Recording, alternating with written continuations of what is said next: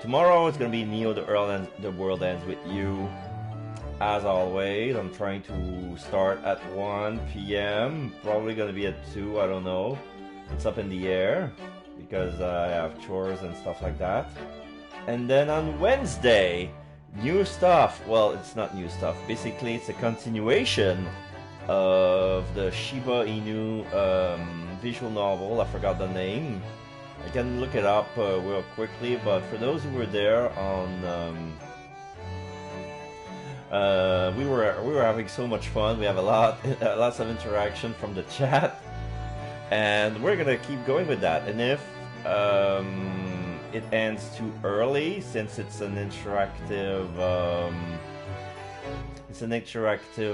visual novel, and you have replayability from making different decisions and having different endings. If it ends too early, we're gonna start AI the Somnian Files. When we raided Jiangxi Elise last week, as soon as she finished Danganronpa 3, she started AI the Somnian Files, and that game reminded me why I bought it in the first place, why I was so hyped to play this game, and now I'm sitting on it because I have to finish other games first before I have to start a new one. I don't like to drop some games because odds are I'm not gonna be able to pick them up again unless you guys really wanted me to. Like the Sinking City, I might do another replay with see what's the different decision. Like, if can we actually escape? Oh, come on, before it's too late. We'll see about that. And then on Thursday, still always at 1 p.m. It's gonna be my French stream. We're gonna keep playing the Dungeon of Nalbuck. I like playing this game a lot, but we only got through the first chapter. So if there's some side quests, probably gonna stop the stream and then end up on that. Friday no stream, Saturday no stream, and then on Sunday it's gonna be a World of Final Fantasy. We need to finish this game. We need to finish this game because that's the only way we ever gonna get to me playing Yakuza Like a Dragon. If you want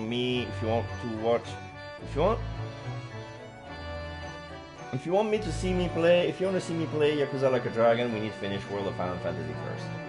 That's the rule. But without further ado, okay, I got my drink, I got my snacks.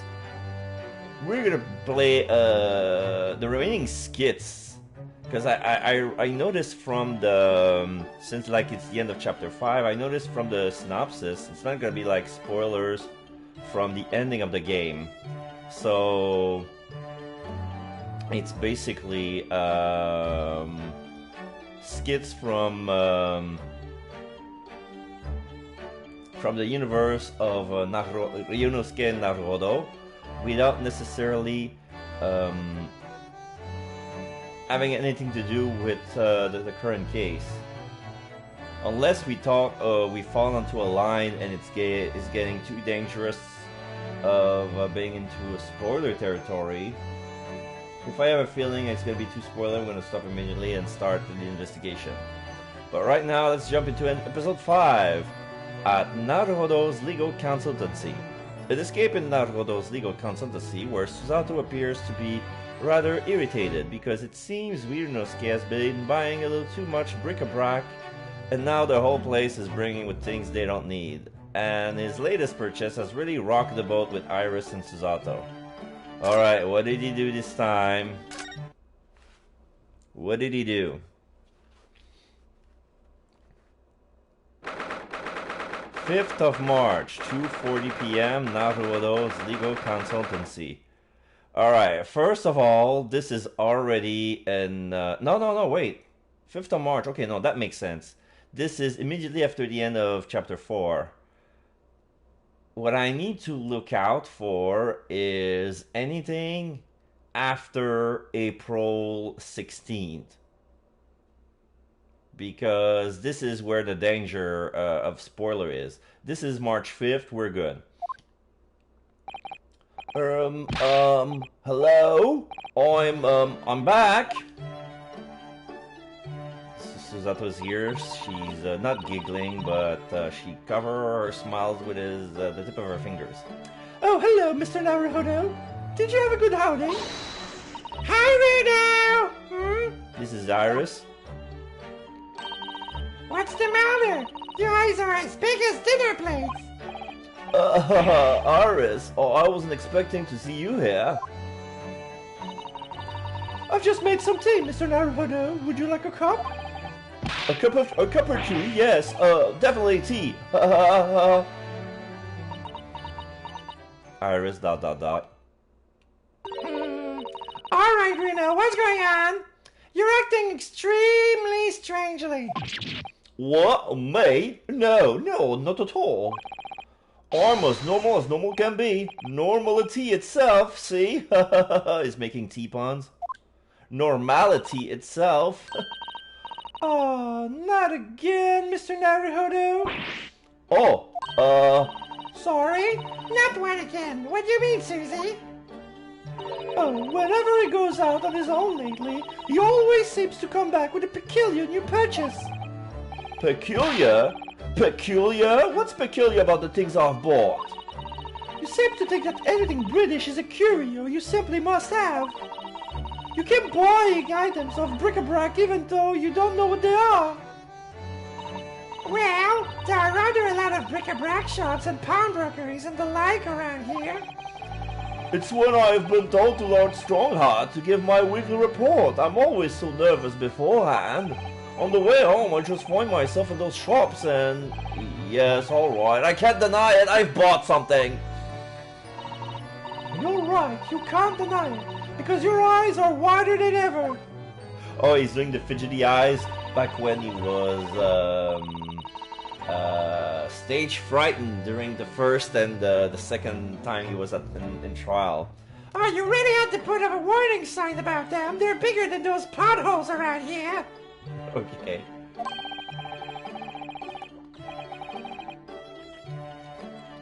It's hard to resist things in the bric-a-brac shop. It's all so cheap. Mr. Sholmes have given me lots of useful advice about how to pick out the real bargains. You must remember, Runo, that Hurley likes to have fun with you. Take his advice with a big pinch of salt. Well, that's true. That thing he told me was a pot stand wasn't a pot stand at all. But I've never had guessed it was a collapsible top hat. Oh, wait. It was a collapsible top hat? I mean, one of those top hats you can incline up and down?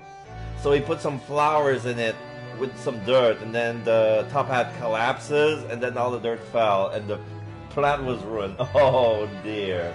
So, what a little rapscallion that Herlock is. No, and I'd never have guessed that you could fill up this once empty room so quickly. Honestly, it's overflowing with things we don't need now. I mean, look at those skills. Not once have you weighted something on them. I know, but ever since I first stood on the defense bench in court, I don't know why, but I just really wanted my own little set of skills. Oh, let's see it then, Mr. Naruhodo. What have you come home with today? Oh, well, it's, one of these. Susato ... What is it? Oh, it looks all dry and shriveled up in a ball. Really, Mr. Naruhodo? What is it? Oh, it's a sea anemone. An anemone? Yes, or I mean, I know it doesn't look like it at the moment. It's all shriveled up, like you said. Aren't sea anemones living creatures? The one that dances around on the seabed? Oh, yes, exactly, the one that dances about on the seabed. Oh, they sell sea anemones in bric-a-brac shops here in Britain. Oh, I don't know whether they normally do or not, but I do know what I bought one today. But why, Runa? Well, yes, for the aquarium, of course. Aquarium. Huh? I don't know that word. Well, according to the shopkeeper, keeping sea creatures in tanks was usually popular here in London before. Oh yes, some people have some beautiful fish in seawater tanks. It's true. Having an aquarium became popular because of the old glass tax was abolished.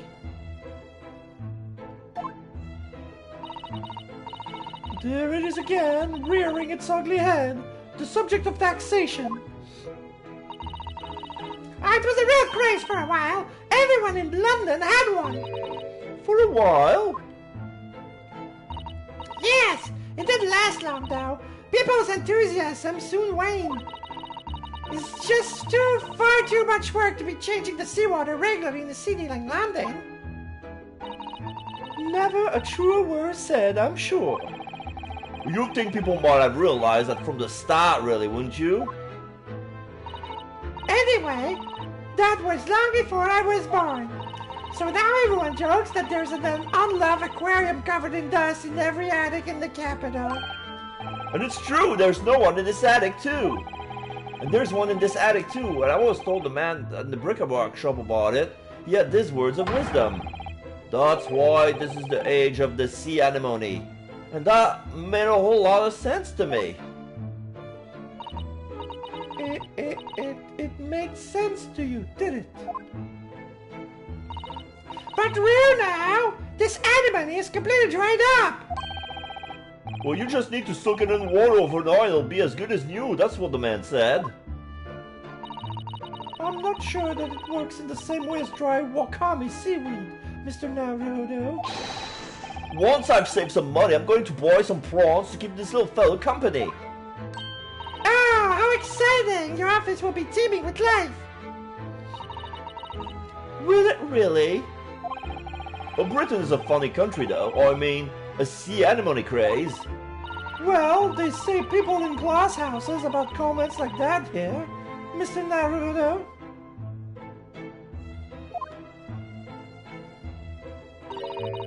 Don't forget that there was a very curious rabbit craze in our own country not so very long ago. A mortifying chapter that people will try to erase from the history books 100 years from now, I'm sure. You know, there was another craze as well before the aquarium one. Have you heard of Edwardian cases? Wardy what? No, I definitely never heard of them. Oh, Listen to her book. they were little glaze cases for growing plants indoors, I believe. Oh, I see, for plant lovers to raise their favorite tropical plants. Oh my god, that was a trend. They were trying to,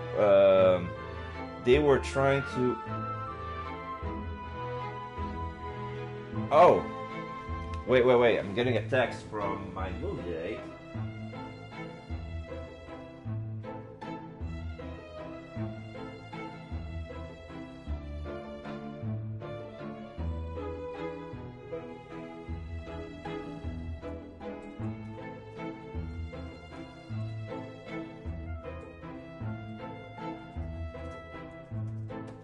Alright, so my movie date had an unexpected, I don't know how to say it, but usually she thought she would have the kids off for today and tomorrow, and now she just heard that she's gonna have her kids tomorrow and she needs some time alone. Alright, that's good. Self-care is important. So yeah, I don't mind if she okay, so movie night in Skenso, so we're gonna be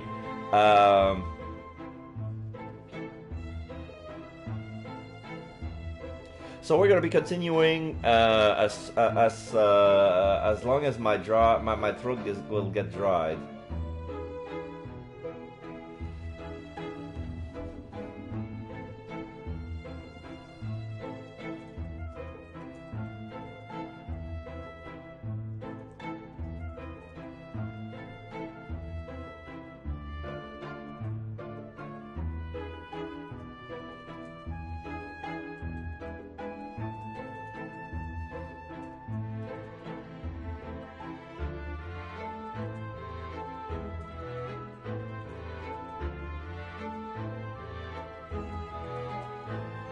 Alright, hold on, I have to get this.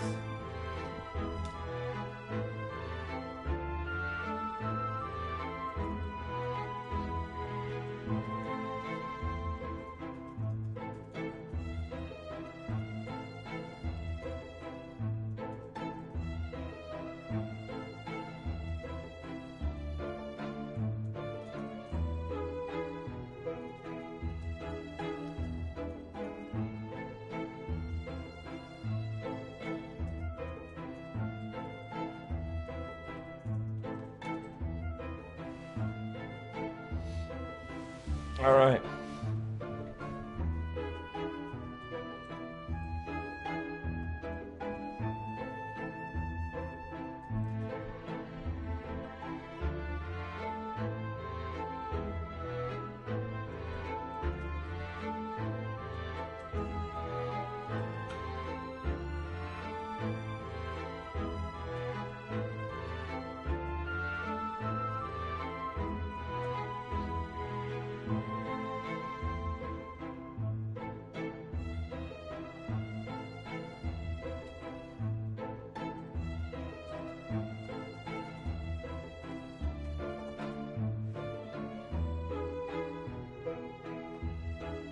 Alright, so now that's been taken care of, let us... Okay, just a thumbs up. Thought she was gonna say something. Alright, alright, so let's continue. Tropical plants. That's right, like different types of ferns. Ferns? Do you mean those rather dull plants with lots of fronds for leaves? They're not dull at all. Ferns are lovely plants. I think people went to recreate the exotic foliage of the tropics in their own homes. So they grew ferns? Or mean ferns? Sea anemones. Londoners suddenly have a knack for the obscure. Well, thinking about it, my grandfather loved the moss on his bonsai. He looked after it better than the trees. It seems like the more obscure something is, the more it interests people. Maybe. Anyway, the Warden case craze didn't last very long. Now most of those little glass cases are just gathering dust, I think. But haven't I seen one of you in your room, Iris? Oh, very observant of you, Susie. Yes, that's right. Mine certainly not gathering dust. I grew tropical herbs in it. Well, Mr. Naruhodo, I really must ask you to stop all this frivolous buying of strange things. Yes, alright, sorry. It's just that, well, think about Mr. Sholmes' room. He has all sorts of peculiar trinkets lying around. Oh, well, yes, that's true, and they seem to be growing in number. Recently I noted a blowpipe, a few barrel crystals set in a twisted piece of gold, a gold-rimmed pince-nez. I spotted a small gramophone record in there. Oh, sorry. Oh, I spotted a small gramophone record in there the other day, so I slipped into the gramophone. But it was just a whispering voice saying, Norbury, and nothing more. Norbury. Is that a reference to something? I don't know. What could it possibly be about? Those old mementos of cases that Hurley solves over the years. Exactly, that's what I want to create in here. Just that sort of atmosphere. Ah, a room full of meaningful trinkets, each with their own unique story, you mean? Yes, that. I knew you understand, Mr. Zato. But, Mr. Naruhodo, none of the things you bought for the room have any connection with any of our cases. Oh, don't they? Well, for example, take that splendid but rather weather-beaten top hat. That wasn't used as evidence in any of the cases we've worked on, was it? Oh! So you have two top hats if you count the collapsible one as well? No, the collapsible one is a pot stand. As far as I'm concerned, anyway. So he's still using it as a top stand. But the other day, when we were in court, they were everywhere, weren't they? Beppo had ones. Bruce Fairplay had one. Heck, even Ladies First, he was a top hat maker. Here in Britain, of course, they're in the mark of a true gentleman, so that's hardly surprising. Oh, wait. That's Iris. Here in Britain, of course, there's the mark of a true There's the mark of a true gentleman, so that's hardly surprising. If a man isn't wearing a top hat when he ventures out the doors, he'll be looked down upon.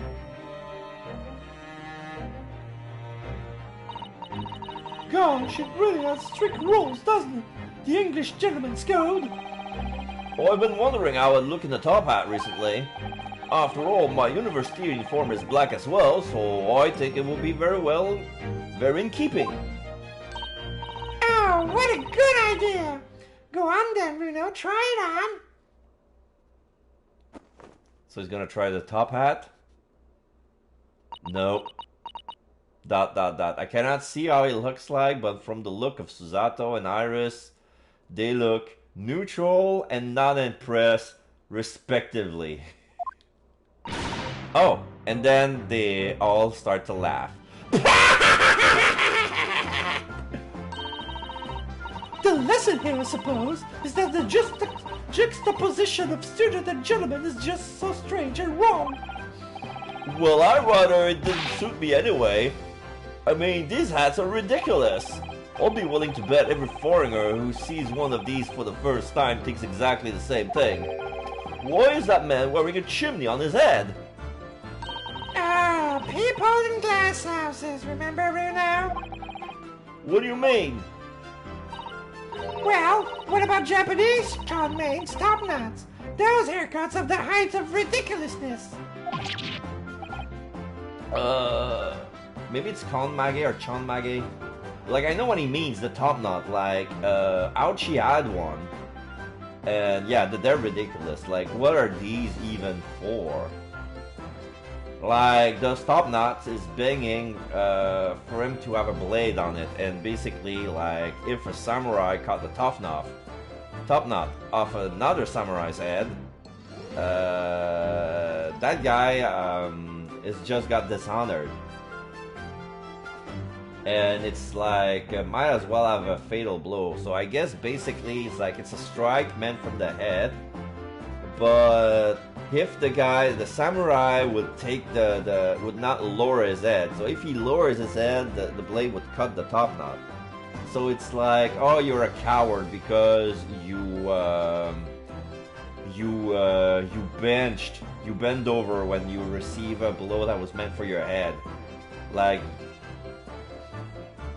either dodge it the other way, but not like submit yourself by showing your neck to the enemy. At least you can take a hat off. Once you have a chon match, it's shone.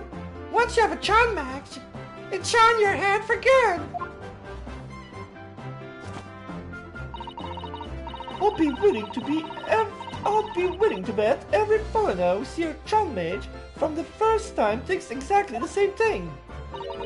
Why is that man wearing a cannon on his head? I suppose that's what it means to have different culture, isn't it? People in glass houses, like, if you live in a glass house, like, you're like, basically I think it means that if you live in a glass house, don't start throwing rocks at other people's houses, because they're the one with the rocks and they're gonna throw it back at you, and now you don't have a house anymore.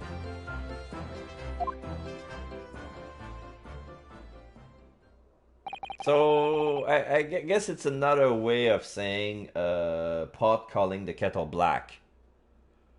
On the subject of hats, the one Mr. Sholmes always wears is really very strange, don't you think?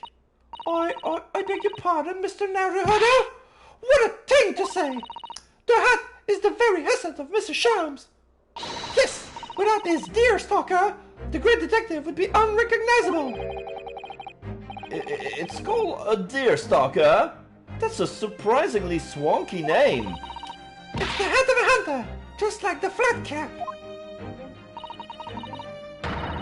I made my mind long ago to visit Regent Street and buy one for myself. Oh, I'm not sure it's going to fit over your hair. Well, I think it's perfect for a great detective who stalks his criminal's quarry. What do you think it's strange about it anyway? Well, you've seen it. It has two brims, one at the front and one at the back. Why do you need two brims on the hat? Surely one at the front is enough, no? One moment, please. Let me read my book. Maybe it'll say why Dear Stalker hats have two brims. If you ask me, it's just Mr. Sholmes' madcap personality coming through. I bet it's so that he doesn't have to think about which way around to put it on or something like that. Mr. Sholmes doesn't have a madcap personality. He always have a clear head.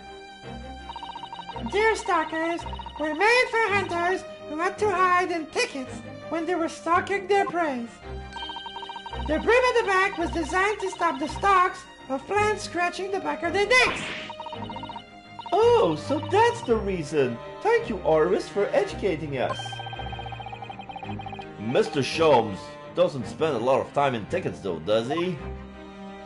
Oh, well, no, that's true. All I'm telling is just his impetuous personality. That's my theory, and I'm sticking to it. Family! Ah, here you all are. This, speaking of the devil. Right now he's not wearing his hat, he's in his indoors attire. So he's wearing his goggles around his neck. Oh, good afternoon, Mr. Sholmes. I have not long since made some tea, Mr. Sholmes. Would you like a cup? I see I've kind of a good time, Mr. Zato. Thank you. Now I have something I should like you all to see. I've designed myself a brand new great detective's hat. What the? There's a brim. At the front, and at the back, and at both sides. 4 brims in total. Your observation is quite correct, my dear madam. I'm a busy man, you say. But with this hat, whichever way I put it on, I shall always have it pointing the correct wing. Oh! With my previous hat, I could, in an impetuous moment, wearing erroneously with the brims on either side. Well, that's impressively clumsy, I would say. And I must regretfully say I think your madcap theory was correct after all. But really, Mr. Sholmes, with brims on all 4 sides like that, wouldn't it just be better to wear a top hat instead? Oh, yes! Then however you put it on, you'll have a brim all around. What? Oh, so true, so true. How could I have been so blinkered to this fact until now? Well, fortunately, I happen to have 2 top hats here. If you just lift the pot off it, you're welcome to try that one over there. He's not gonna offer the second top hat he bought. The one that collapses, like... Indeed I shall, my good fellow. Much obliged. And he's gonna take into his offer. Oh my god. Oh my god, where this is going. ... Oh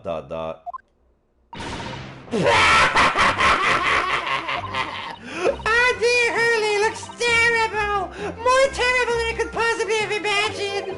Oh, that's not good. Maybe it's because of your long face. Paired with a tall hat, it just doesn't work. Well, I think it's very nice, Mr. Sholmes, even if it will have the whole world in fits of laughter. Ah, we cannot even see him with a top hat. He will look not so bad. I'm trying to imagine it. Oh, it wouldn't look not so bad. I mean, there are some illustration of Sherlock Holmes wearing a top hat. He's not always in his Deer Stalker mode on. Like when he has to be a gentleman or basically, what's the word? Maybe going to...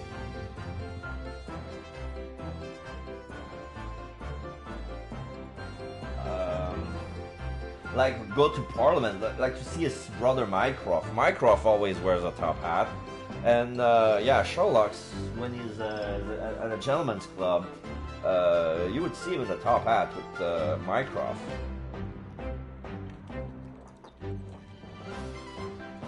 I haven't paid attention to my alerts just yet, and I just realized that during the week I was gone, I got 3 follow, and the Twitch bot, gave me 100 bits. So thank you, Twitch bot, for the 100 grams of shower on my face. And it's funny since like all 3 follows have been erased, so it's probably Haas that was messing with me. I should have never meddled with it. Give me a Deerstalker forevermore. And give me my Regulation University hat forevermore. There's still hope that you'll graduate one day, Mr. Naruto. Don't give up.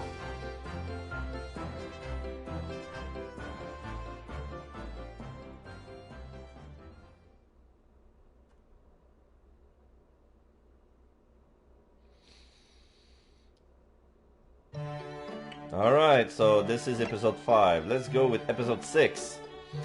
This is in Mr. Natsume's room.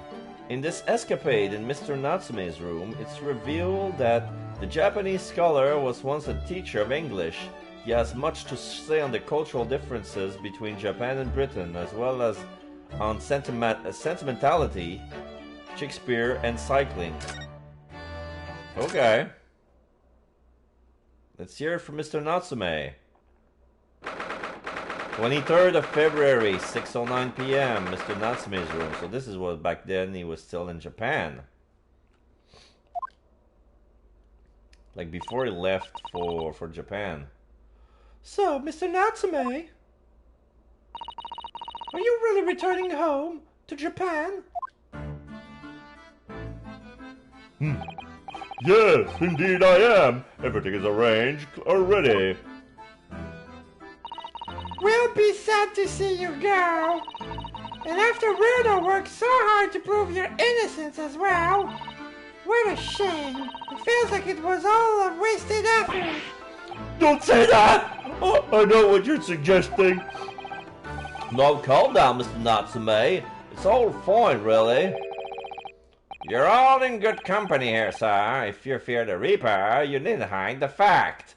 So we have Herlock in the corner of the room where there's all a big pile of books, and is sitting on that pile of books with a candlestick sitting on top of one of those larger books, and he's reading it.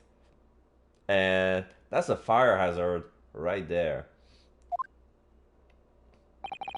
I am a proud citizen of the Empire of Japan. I am not a scaredy cat. Talking of cats, Mr. Sholmes just casually threw one among the pigeons there. A man like me belongs in Japan, not here. That's what I've become to realize. I wonder. A mustache such as yours is eminently suited to London, I would say. There goes Mr. Sholmes throwing another cat in. The moment I arrived in the city, I noticed everyone in London laughed at me behind my back like hyenas. Hysterical hyenas, ha-haing horribly. Ha-haing. Oh, I'm sure that's not true, Mr. Natsume. Oh, but it is. Whenever I turn around and peer around the fog-filled street, all I see is foreigners everywhere. Well, there's you, Rudo, and Susie in here. So that's 3 foreigners out of 5 people. I take your point.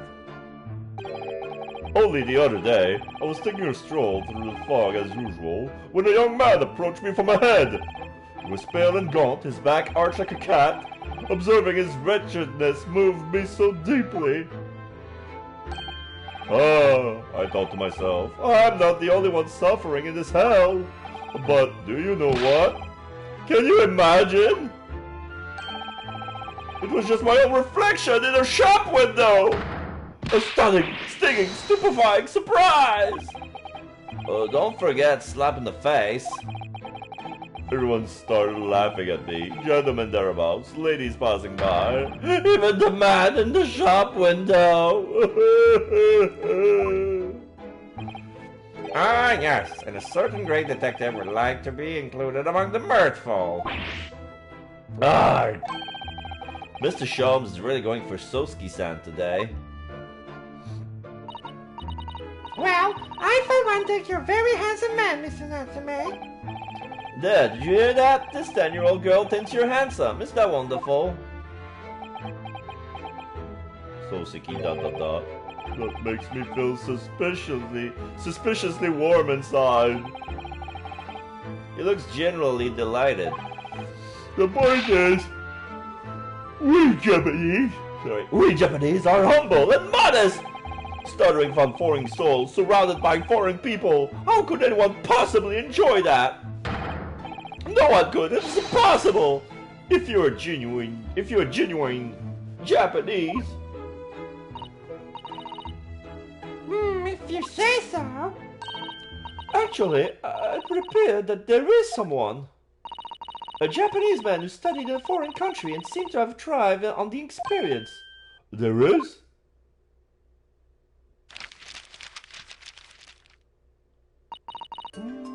Mr. Ogai Mori. I believe he studied in Germany. Mr. Mori? Pray tell us more of the fellow. Well, today he's a very successful author in Japan. Oh, I heard of him. He's the professor who wrote My Hime, isn't he? My Hime? No, not your Hime. Or I suppose in English the title would be The Dancing Queen, maybe? Dance Princess. But yeah, probably the Dancing Queen. Oh, I see. A tale of a woman who waltzed her way to the world, perhaps. You really need to make up a silly translation, you know. It's really officially called The Dancing Girl in English. Oh. It seems Mr. Mori greatly enjoyed his time in Germany. He became so close with a local lady while he was there. Close, you say? Local lady? A compatriot's criminal and contradictory conduct. Contradictory conduct? What do you mean? Well, I suppose your experience of starting a brawl depends to a large extent on your character. Oh, as they say, many men, many minds. Mr. Mori has an open mind, Mr. Natsume a closed one, I see. Possibly a slightly black and white view, do you think, Mr. Sholmes? Well, anyway, if that's how you feel about being abroad, why did you choose to study here? Well, wasn't it to further our nation's understanding of the English language or something? Yes, that's right.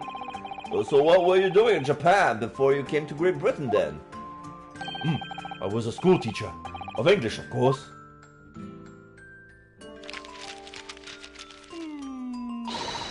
A bit cursory, perhaps, but I managed to discover some information about Mr. Natsume's teaching days. Well, that's just a little outside the field of law, isn't it, Mr. Zato? Well, let me pose you a question, Mr. Naruhodo. If you had to translate the English phrase, I love you, into Japanese, what would you become? Daisuki or aishiteru. Oh, that's easy. Aishiteru or suki desu. Wrong! According to Mr. Natsume's teaching, at least. What? Would you like to explain, Mr. Natsume? Yes, of course. Your research was very thorough. I always used to tell my students that we Japanese don't express ourselves that way. We might say, Suki ga kirei desu ne. Suki ga kirei desu ne. Suki is the moon. Kirei is beautiful. My dear Mr. Natsume, I must interject. Tsuki ga kirei desu ne would translate as, the moon is beautiful, isn't it? Yes, that's what I was about to say. Tsuki ga kirei desu ne. Desu ne is, isn't it? Oh my god. I was not so far. I know that! The point is that we Japanese are reticent when it comes to expressing our emotion. We prefer to show our feelings of adoration, our Suki, by appreciating the beauty of the moon, the Tsuki. Ah, using the Tsuki to express Suki. It's an amusing play on words, I see. No! Or in language you might understand better. Bachomes! It's not a play on words, it's subtle, it's humble, it's fleeting and beautiful, it's art! Isn't it just being shy? My dear fellow, the foreign dancing girl will forever be out of your reach with such an attitude. Imagine how the great Mr. Mori would act. He would win the lady's heart in a flash with a well-pleased and unrestrained "I love you." Arg! That's smooth, Mr. Mori! Am I destined to live in his shadow forever? Or just what sort of man is he in that imagination of yours? The fact is, I just can't settle on this foggy London town with all its foreign inhabitants. I've lost count of the numbers of different lodgings I tried before I found myself here. As it happens, I even lived on Baker Street at one time. No, really? Sao, scholar, lives near there. A man by the name of William James Craig. Sao being Shakespeare. His knowledge of Sao is unsurpassed. He's been a great inspiration to me over the... Forgive the interruption, but am I supposed to be familiar with the Sao of which you speak? Yes.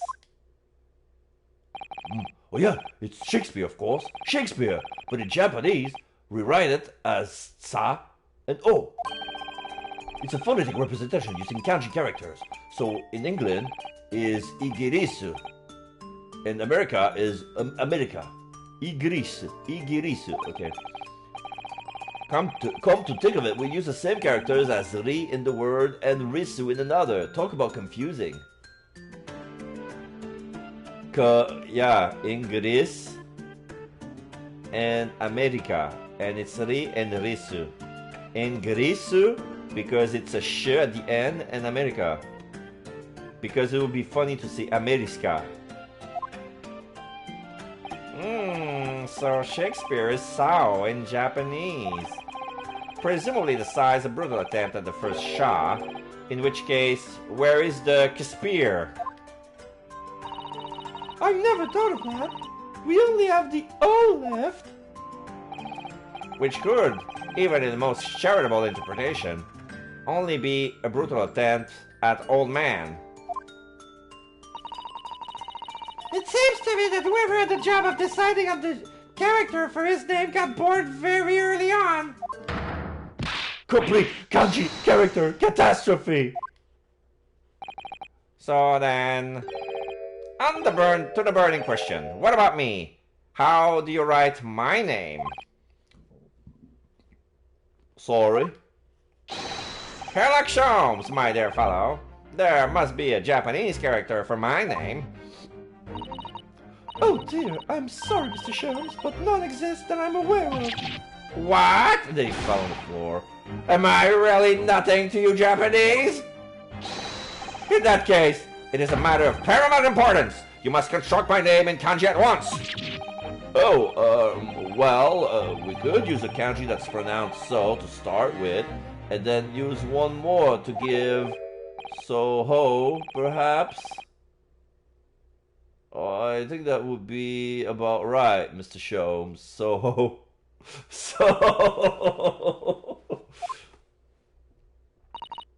But that's almost the same as Sao, isn't it? Yes, you employed the dreaded O. I don't want people to confuse me with an old man who died centuries ago. Oh, I'm sure the world's greatest literary figure would rather not be confused with you either. Well, the world's greatest detective is still youthful and full of vigor. So, about your so handsome? How about so handsome? Oh yes, that sounds wonderful. I'm sure everyone will be calling you that 100 years from now. How can she say that with a straight face? What about the me then, Iris? Perhaps Aihime, since the second character doesn't seem to matter? Love, princess. No, Iris is gonna be. Aihime, oh yes, Princess of Love. That's adorable. That's an adorable name for you, Iris. Stop, please! With a name like that, Mr. Mora is like he can turn up at any moment and rashly declare, I love you! This Mori-san has become quite a character in Sosuke-san's mind. And you, Mr. Naruto, might I venture Kurobozo as a fitting name for you? As in the Dark Monk? Oh, that's very good. Describes you perfectly, Rudo. So you think I'll be wearing this black varsity uniform for the rest of my days, do you? But Mr. Naruto already has a Japanese name. I don't believe he needs another.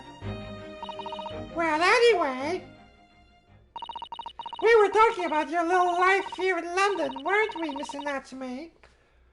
You should just get out and have fun. The landlady has said as much to me too. Mrs. Garridab, but it wasn't fun at all. It was frightful.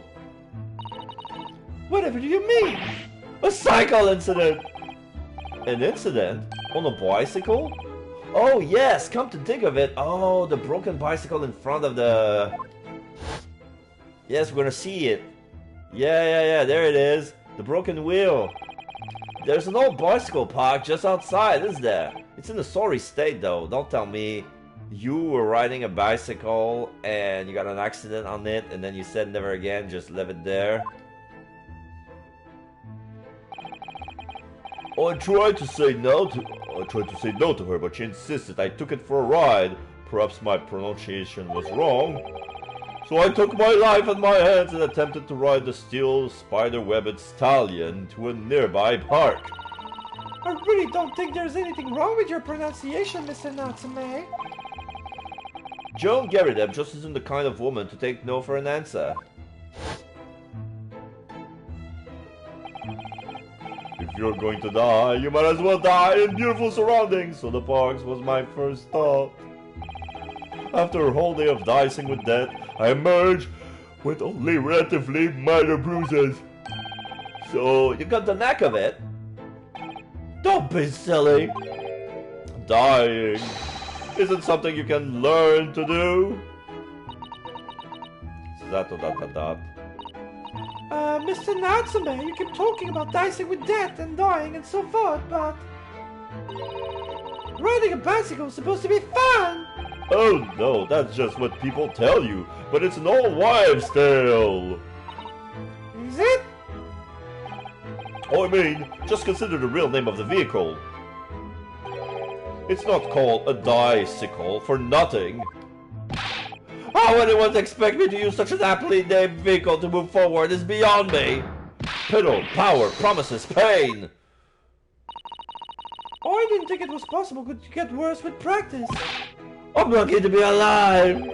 Although, I must say, after looking dead in the eye for a whole week, I did at least manage to mount the steed reliably. And notwithstanding a few wobbles, I found I could make progress in the forward direction. What a triumph. Deduction is much the same, actually. When first presented with a problem, the mental exertion of trying to solve it leaves to only bitter disappointment. But after a week of picking one's way of carefully along the path of reasoning and thought, one begins to see results. So, is that why all of your off-the-cuff deductions always seems half-baked? What a wonderful insight into your extraordinary mind, Mr. Sholmes! Unfortunately, after wobbling down the street, I noticed there were little stones everywhere. Death traps. Not that way, I said to myself. But the wild vehicle wouldn't listen. It wobbled me on and on down the street. So of course I hit one of those deadly stones and the crazy colt threw me. It's just my luck. Dicycle are the epitome of my pitiful life. Or I wish I could disagree.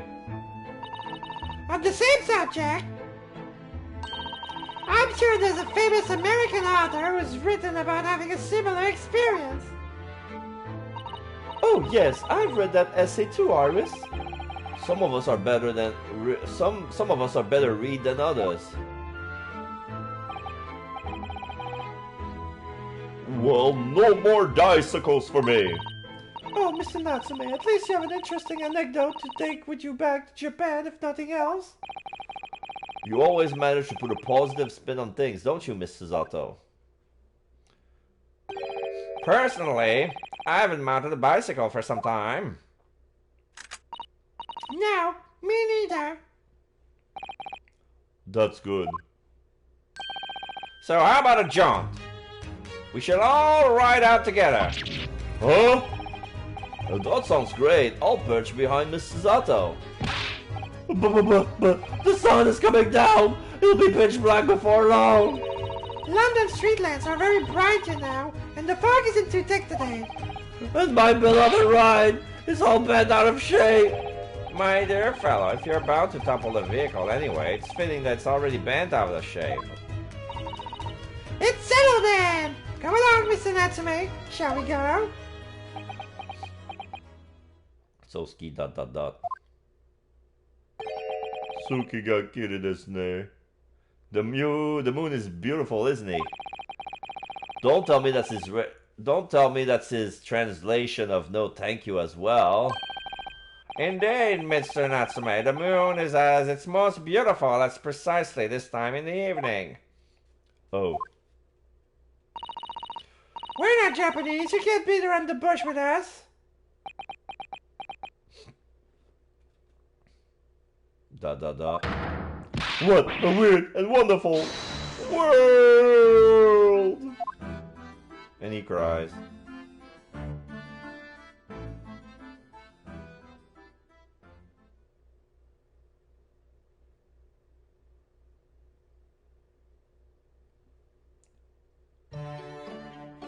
Alright, on Briar Road, and then it's in the Bailey.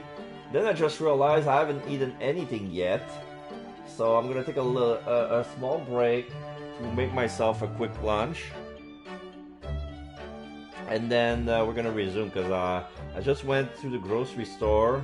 I wasn't hungry then, but since I was on my bike, I think and then when I played, I think I grew an appetite. So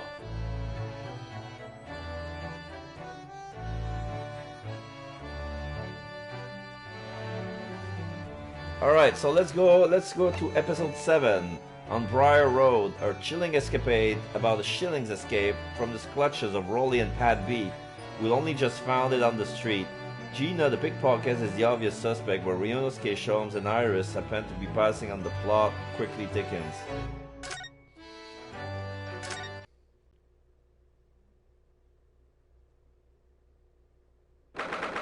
30th of April. Okay, no. 30th of April is too early. It's too late. So let's go back to escapades. Save your current progress. Oh, let's say yes. I'll take this one, the second save. Save complete.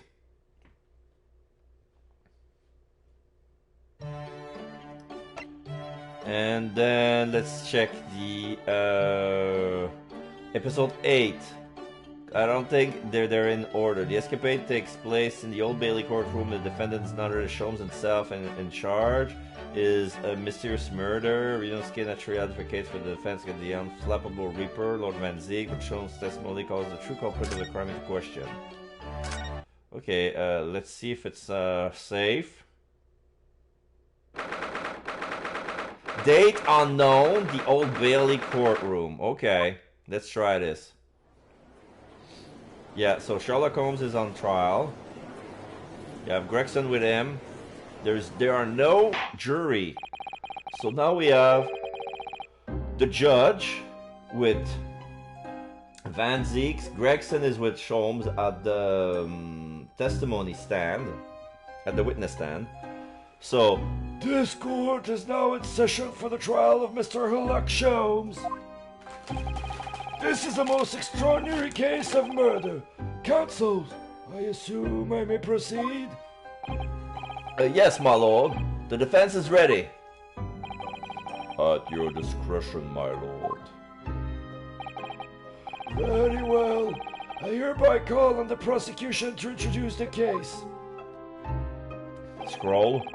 The incident in question took place 2 days ago, late at night, when the ground was blanketed with snow. The location of the incident was the residence of the accused, Mr. Herlock Sholmes. Indeed. The now famous address of number 221B Baker Street, was it? The address may have enjoyed fame once. The address may have enjoyed fame once, my lord, but will henceforth endure infamy for this grim crime. Gregson? Yes, sir. Well put. The victim, a certain Madame Rosie, was found asphyxiated on the accused's sofa. My word. Objection. But it's unclear as to whether the victim was actually killed in the defendant's suite or not. After all, when Mr. Sholmes left the room for only a brief moment, Madame Rosie somehow vanished herself out of his room completely. Vanish herself, Consul? The victim? Quite true, my lord. There is but one adjoining door between my drawing room and the kitchen. Yet having brewed some tea in the kitchen, I returned to find the room completely empty. There was nobody else present. Ordinarily, my fellow lodger, Iris, would have been at home. However, on the day in question, she had been invited to a meeting of a scientific society in the city. I'm afraid you have a propensity for exaggeration, sir. You claim the victim vanished herself, but really, it seems to be entirely plausible that she chose to leave via the main entrance to your suite. As it happens, my lord, the door of the accused room was locked at the time from the inside. Very true, Inspector. As such, I can say with considerable surety that the victim did not leave via my front door. But what about, aha! Yes, she could have snuck out through a window. Objection! The windows in the room were not locked, it's true, and the victims had the opportunity. However, there was a snow hollow on the building outside, and not a patch of it has been disturbed. Would my learned friend care to explain how the victim could have left without leaving a trail? So the victim, Madame Rosie, somehow vanished from the scene before she was killed. Naturally, I was alarmed by the sudden disappearance of my guest. So I summoned this gentleman who resides in the attic room above my own, and we took a cab to Scotland Yard. I can confirm that the defendant called for me, and I saw his suite on my way downstairs. And yes, I'm quite sure it was empty, just as Mr. Sholmes have said. When we reached the yard, its very detective happened to be there. Well, yes. You see, I was just in my office for a while, having got back from some important business. And then, having explained the situation to the inspector, we traveled back to Baker Street together. At that time, there were no footprints in the snow around the building other than the ones we've made. Do I take it then, Counsel, that you personally witnessed the scene where the incident took place? No, my lord. I went straight to bed in my room in the attic. Inspector Gregson, however, was met with a most blood-curdling sight. On Mr. Sholmes' sofa, the vanished Madame Rosie, motionless. So the victim was already dead when you discovered her, Inspector? No, my lord, not dead, but not far off it. She mustered all her remaining strength to say these dying words. That rotter, Sholmes, will be the death of me. Ah, yes, I overheard that remark at the time, too. delivered in a rasping voice full of malice. No! Those words indeed proved to be her last. The victim expired moments later down the sofa. Scroll. The cause of death was identified as damage to the respiratory tract as a result of strangulation. Rubble, rubble, rubble, rubble. Pray, does the accused dare to contest the inspector's account? Certainly not. In fact, the inspector has done an unusually fine job of summarizing the salient points. Sholmes will be the death of me. Damning departing words indeed. In her final moments, the victim named her killer. You, Mr. Sherlock Sholmes. Objection! But the defendant has no reason to take the victim's life. Perhaps you could tell the court, Mr. Sholmes, who exactly this Madame Rosie was. Ah, yes, of course. Did I never mention her to you? I'd extended an invitation to her that evening, though she is loquacious in the extreme. The most trivial of matters quickly becomes a quarrel. I was only too pleased to leave her presence to make tea. Right. It would appear, then, that the accused did in fact have a motive for silencing his heuristic guest permanently. Objection! Putting that tenuous motive aside, what about the other mysteries surrounding the case? I'm inclined to agree with the defense. There remain of some number of inscrutable details. The victim has alleged disappearance and subsequent reappearance, leaving no trail of footprints, for example. That's right. The crime described by the prosecution could never have happened. Yet the victim named the accused in her dying breath. It seems to me that my learned friend has overlooked a significant detail here. Nonsense! What have I overlooked? The man in the dock, the so-called great detective, all too frequently makes the following bold claim. There is no crime beyond the realms of possibility. No mystery beyond my powers of reasoning.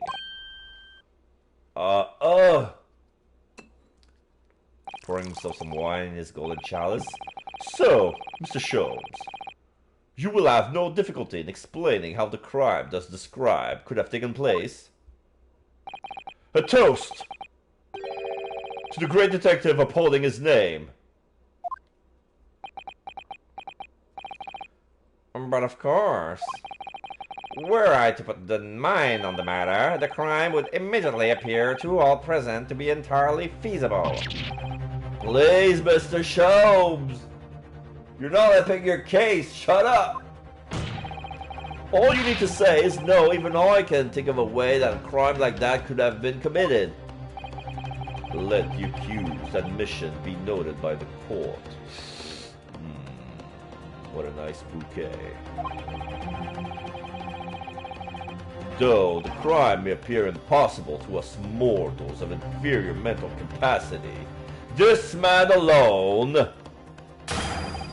claims to know exactly how it was done. Hold it! Now hold on, that's a very fragile argument. Like the glass you just broken in your fingers. Thank you, counsels. I believe I have heard more than enough to proceed to my adjudication. The accused great detective did, in some inscrutable manner, willfully murder the victim, Madame Rosie. I therefore find the defendant guilty! This man be taken from this courtroom, and in some equally inscrutable manner be sanctioned for his crimes. Court is adjourned! Oh no. Hold it! But the gavel has been banged. There's no hold it, it's over. My lord, please. The truth about the mystery surrounding this case. are known to another besides the great detective. What's this? On my words, Mr. Naruhodo, you are coming along wonderfully. You've deduced a fundamental truth about this case, I believe. Which would be, Detective? That the truth of this case is known only to the true culprit, obviously. Is that so? Is that not so, Gregson? Huh? What? Well, I suppose, yes. You don't mean... Are you suggesting, Mr. Sholmes, that you have an idea as to what actually happened that night? An idea, my dear fellow. I could explain the entire incident from start to finish with not a single detail omitted. Objection! It seems the detective has failed to grasp the situation. Pray, Mr. Reaper, which of us has truly failed to grasp the situation, I wonder? Answer me this, then. You claim that prior to the incident, the victim suddenly vanished without a trace from your room? If so, how exactly did Madame Rosie disappear? Why, naturally, via the window. It was ajar, after all. Well, that can't be. The room is a whole story above street level, and anyway, no prints were found in the snow. And there are any numbers of ways one could avoid leaving tracks in the snow, surely. Such as flying, for instance. A fatuous notion. And to where do you propose the victim flew, Mr. Sholmes? Is it not entirely plain? To the culprit's abode, of course. For having left my suite, that is clearly where Madame Rosie was murdered. Take a moment to consider the cruel irony, if you will. By her own volition, she flew directly to her death. Objection! Do you forget, Detective, the victim's corpse was discovered on your own sofa? No doubt because her killer carried her back there. But what about the lack of footprints in the snow again, then? There just weren't any. Other than our own, from when we returned home ourselves. If by our footprints you refer to your own and mine, you're quite right. But there were those of another. On the night in question, there was one other person who could have conveyed the victim to my sofa. What? Good gracious! To whom do you refer, sir? A man who's somewhat unavailing present at the scene of the crime would be questioned by no one. Unavailing? Oh, you don't mean... Indeed I do. A man who hastened to the scene directly upon learning of the incident of Scotland Yard. Namely... you, Inspector Gregson! When you arrive at my address on Baker Street, you are carrying the half-dead Madame Rosie with you. You waited for a suitable opportunity and then laid the victim on my sofa. You did what? Rubble. Objection! But we were in the inspector when he arrived. How could he possibly have been carrying the victim? We would have noticed. My dear fellow, a most obvious answer presents itself, does it not? The inspector is rarely, if ever, without his overcoat. The victim was simply conveyed in one of its many pockets. Alright. So Miss Rosie is not even human? But he speaks. So it's a parrot? ... Panzik ... Judge ... I failed to see what makes this detective great, but I can say one thing with great certainty. A human body cannot fit into the pocket of an overcoat. Sholmes ...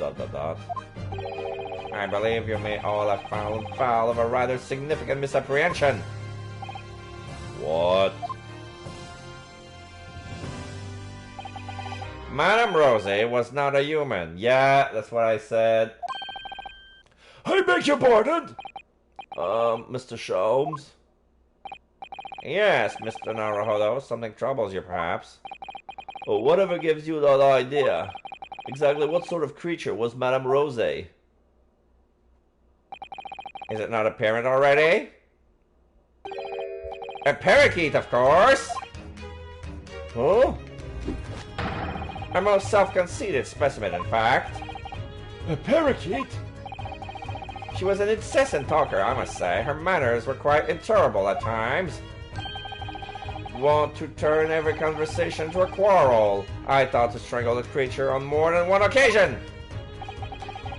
You had a quarrel with a parakeet. But of course, why else would she have chosen to fly from my window so uncordially that evening? To the abode of the inspector here besides me, no less. To Inspector Gregson's abode, but why? Because that was the parakeet's home, naturally. What are you? And the inspector was called away from town for some days, so it was arranged I would look after the bird. But it would appear that she was overcome with a sudden yearning for a keeper. Thus promptly her flight from my comfortable suite to the inspector's office at Scotland Yard. Well, Gregson, I believe it's high time you explain. Give us your account of what happened that night, sparing no details, of course. Gregson, Inspector Gregson? It was an accident. Van Zeke, exclamation mark. I got back from being away that evening, you see. I just walked through the door of my office. I never imagined Madame Rosie would be on her way back to the yards as well. I slammed the door shut behind me, just as she was trying to fly through it. So Madame Rose, she got sandwiched between the door and the frame and fell to the floor. Never to move again. Because of me. Van Zeke, Well, I never. I had to do something. And just when I was trying to think of a plan, you fellas arrived talking about some incidents at Baker Street. I had to have Madame Rosie in a hurry, so I stuffed her in my coat pocket and got in a cab with the pair of you. Judge, Sholmes, Van Zeke. What could possibly have motivated you to behave in such a manner, Inspector? Gregson, Lord Strongheart, sir. What? Lord Strongheart? Please tell me I didn't hear that right. It was the Lord Chief's Inspector, Lord Chief Justice, who asked me to look after the bird in the first place. She's been living with a pigeon at the Supreme Court until then. But apparently the other birds had started to pick on her. So for the past 6 months or so, I've been carrying her in my office at the yard. I see. If anything happened to that bird, just imagine. No pay attention, no pay and no time off to the rest of No pay and no time off for the rest of my career. You mark my words. That's what is gonna happen. That's why well... But the victim's dying words, Inspector. The court heard earlier that Madame Rosie spoke the name of her assailant on her deathbed. That rotter, Sholmes, will be the death of me. Indeed she did, quite uncalled for, wouldn't you agree? But those words are your true feelings, are they not, Inspector? Clearly you speak of me as often at your office at the yard in this disparaging manner. A manner that the merry parakeet took much delight in mimicking. Well, come on! Well, I mean, have you read this month's editions of Rats Magazine, eh? I'm... sorry! This is all absolutely true? Rubble. Fade to white.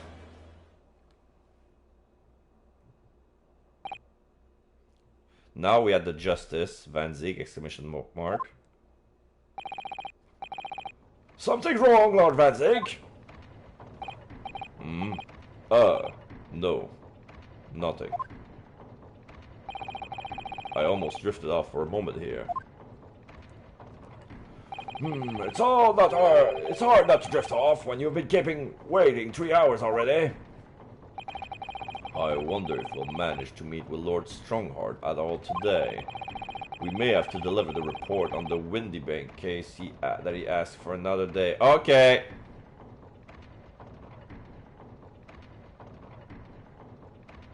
Okay, this is where we end. This is where I need to get out. I'm gonna use that same save because this is an unknown, but it happens right after the Windybank incident, which well, still in the middle of the investigation. So this is gonna be all for the escapade for today. We're gonna continue with Briar Road and in the Bailey when I'm gonna be finishing chapter 5. But right now, enough dilly-dallying. We're gonna continue. Not that save data. Load game. This one. Start playing from this save data. Yes. Alright, so I'm gonna make a little snack and I'll be back. So now we're on the 16th of April, 1:26 p.m. Windybank's Pawnbrokery. I have a bag of chips. I'll keep it for if I have to talk while eat while talking. When I have a cutscene with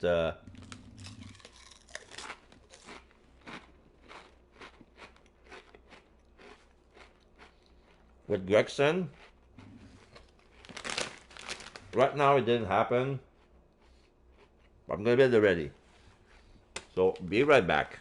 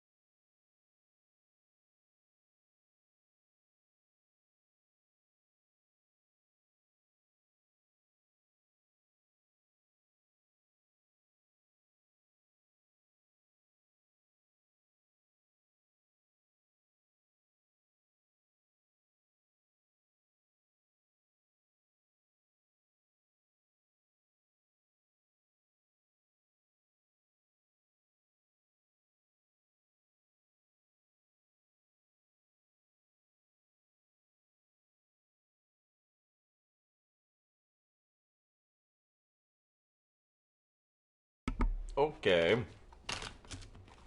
I had a quick salad to eat. Interesting.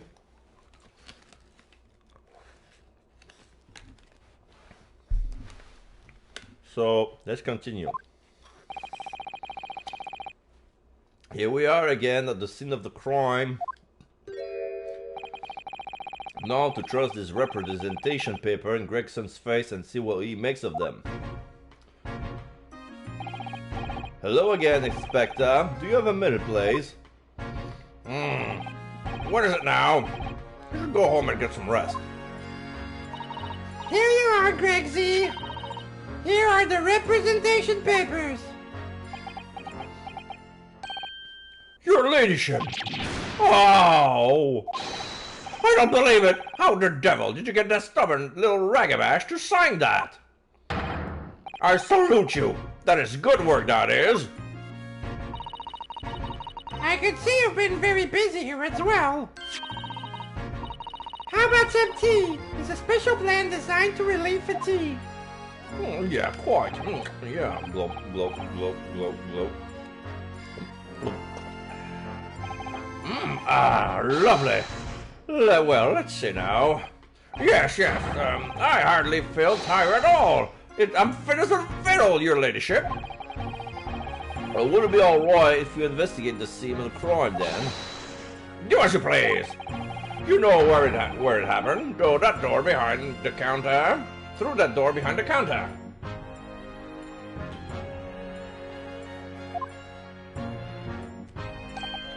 Yes, the storeroom.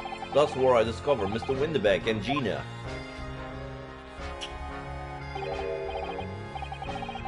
You're right, well, I'll be getting back to business then.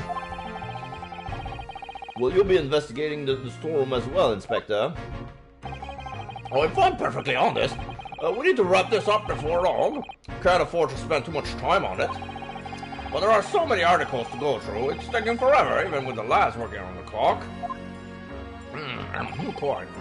Which is a problem, because there's another case of the yard needs to investigate urgently. That must be what Lord Strongheart meant by far more serious matters before.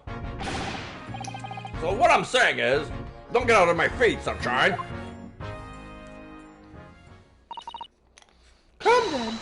Let us not waste any time. Okay, now we can see, we're gonna examine everything. There are three, oh shit! I just realized there's blood on the calendar, the frame is tilted. I don't know if it's broken. There are 3 cops who are exploring a lot of stuff. So let's start from the right and then make our way to the left. So let's examine. Oh, look here! Oh, there's a bullet! Oh yes, a bullet hole. Now I can see the bullet is still lodged in the wall. That's weird. There's a bullet in the golden frame that moved the pieces of paper on the calendar, but there's spatters of blood. But that's weird. Like those splatters, from the look of it, the blood doesn't seem to be the bullet doesn't seem to be stained by the blood. So I believe that the traces, the smidge of blood was there first, and then the gunshot was thereafter.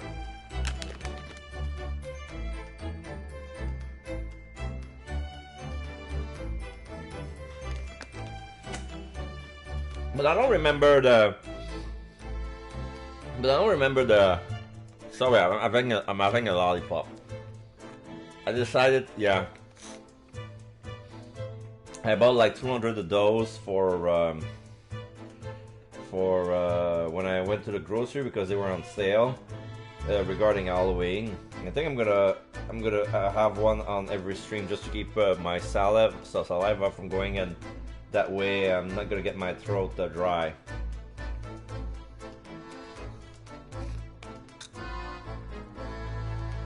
So Yes, a bullet hole, and I can see the bullet still lodged in the wall. Presumably, Mr. Windybank wasn't practicing with his revolver in his spare time. Ah, well, Mr. Sholmes likes to practice in his drawing room whenever he can. He's very patriotic like that. Sorry? It's all there in the adventures of Sherlock Sholmes, you know. Isn't that right, Iris? Ah, did I write something like that? Partly in jest, perhaps. In jest? Well, he doesn't do it often. It's quite a dangerous pastime. He doesn't do it often. He shouldn't even do it once. She puts her goggles on. Forget that for now, Runo. Let's examine this bullet.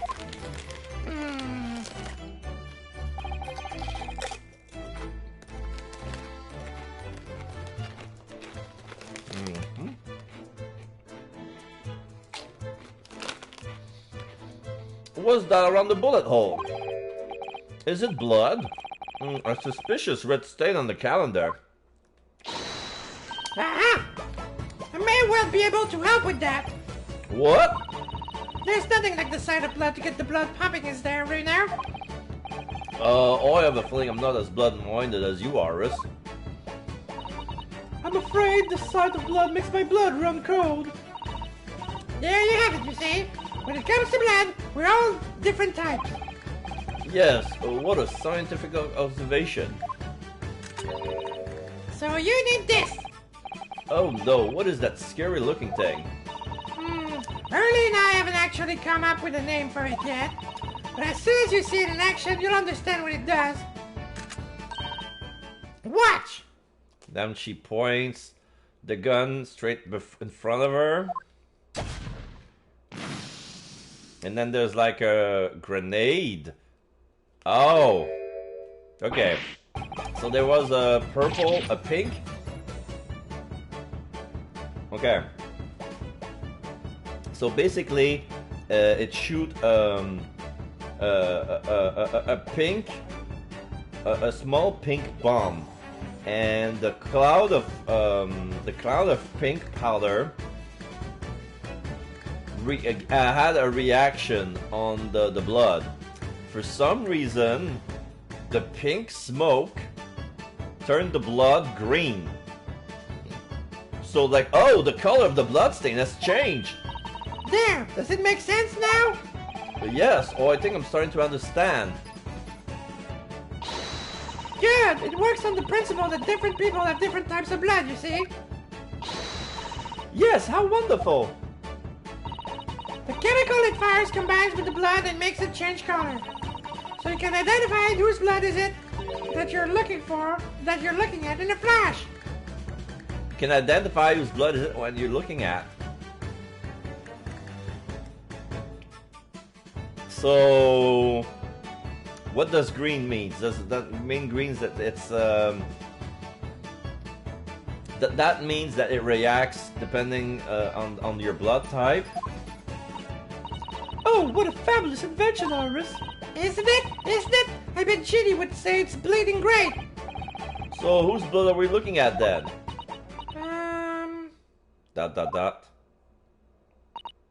Well, all the chemical does is turn the blood a different color, so just find someone whose blood turns the same color and you'll know who it belongs to in a flash. ...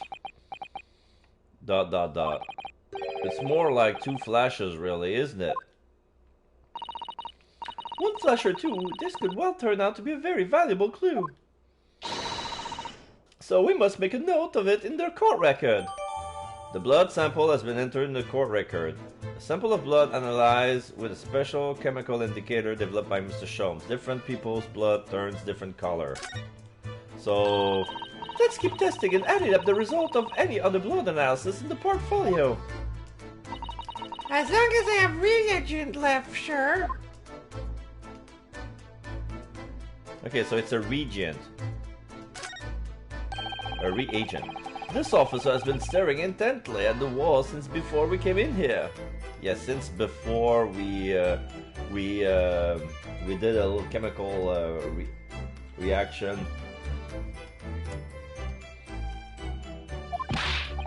Shh, keep it down.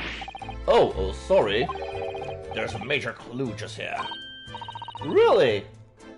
Then we must tell Grigsy at once. But as soon as I report it, that'll be it. I'll be stuck here even longer. Stuck here? What do you mean? I haven't been home in 2 days already. I need another constable to relieve me and take over my shift. They really have a tough time, the British police. That doesn't stop us investigating, though, does it? No, I suppose not. I'm fairly sure it was the calendar he was peering at.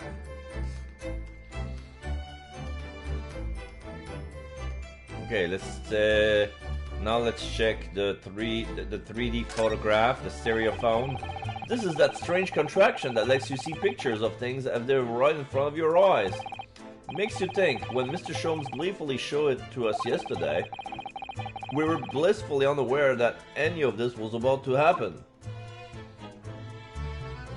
Okay, so let's check the counter. The shelves are where the pawnbrokers put articles that have been forfeited on display for customers to buy. Yeah, it's a really strange miscellany, isn't it? I mean, who would buy this horse statue, for example? Well, sometimes you can find some real treasure among all the junk, you know. ... You're right, Bruno. Oh, it's just, well, it looks like a collection of useless junk as a whole, but when you pick up individual things, you can't help wishing you owned them, even that horse statue. That's exactly how the pawnbroker works. They're very clever.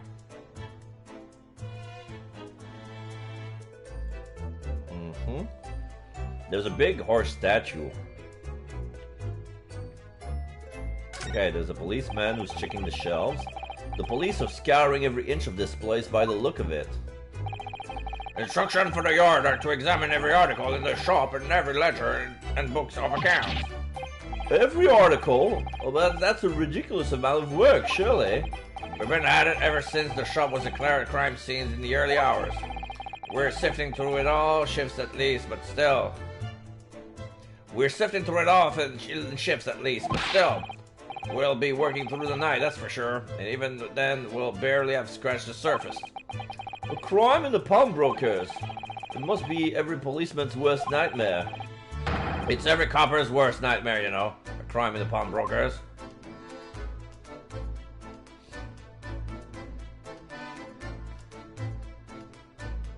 Okay, so let's check the music box. That's a music box. Do you have them where you come from right now? Yes, but I've never seen one as large as this in Japan. Oh, well, this will be a treat. Shall we have a listen?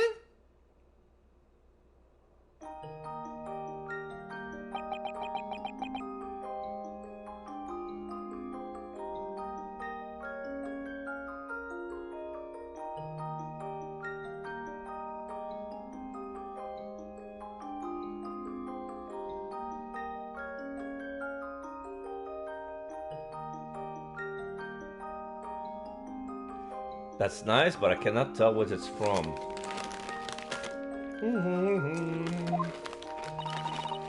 What do you think? Isn't it a pretty sound? It's a beautiful sound, yes, but it's a little hard to enjoy when all the policemen in the room are giving off your fierce looks.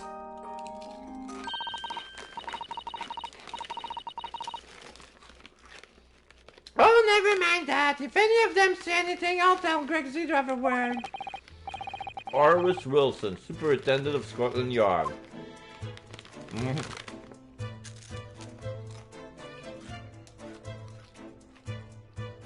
Are we done on this side?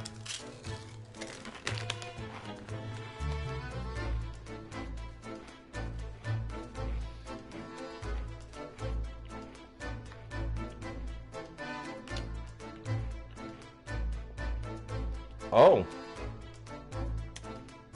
There are no checkbox on the calendar for some reason.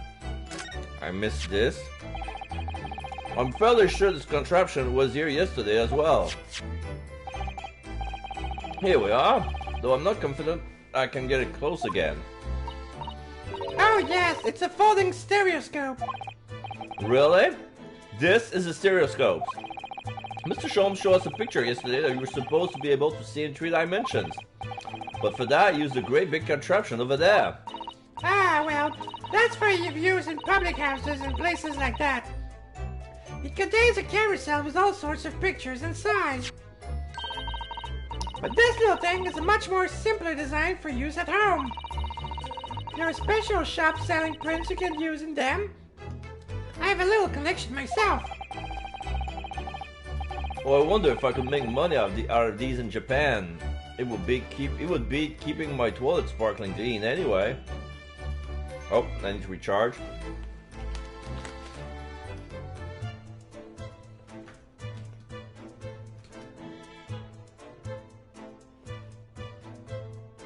Uh-oh.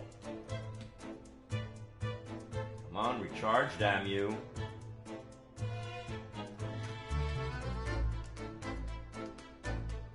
And the other is supposed to be recharged as well. I don't know if I...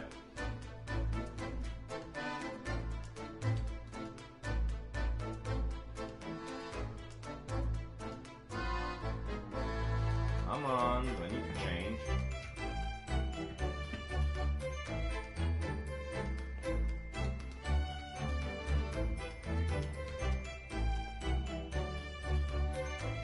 I'm starting having trouble with my controllers. It sucks. Okay. Please tell me the other one is fine. Okay, it's fine. Okay. It will be keeping my toilet sparkling clean anyway. That's a weird statement.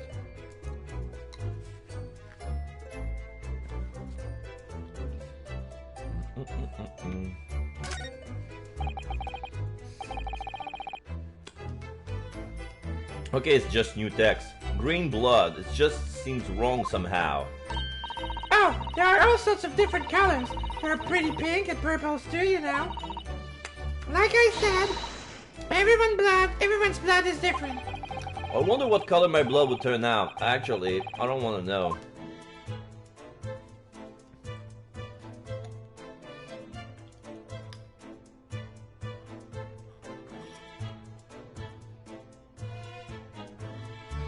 So does that mean, can I check the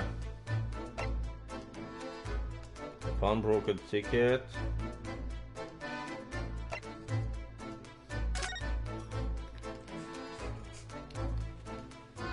I never see the piece of paper from the representation. Representation writ. I, the underside, agree to legal representation by the lawyer named hereunder in regard to the following incident. Defendant Gina Lestrade, alleged offense, murder of Baker Street pawnbroker. Date of trial, April 17th of April, 10 a.m. Attorney-in-law Ryunosuke Naruhodo. Okay. So blood samples, portfolio. Name unknown, location Windybank's main shop, color green. It's like a slimy green. Okay, so let's check on the other side. There are some pieces of shards below. Can I go? Oh, I investigated thoroughly, but I can't find anything out of place. Okay.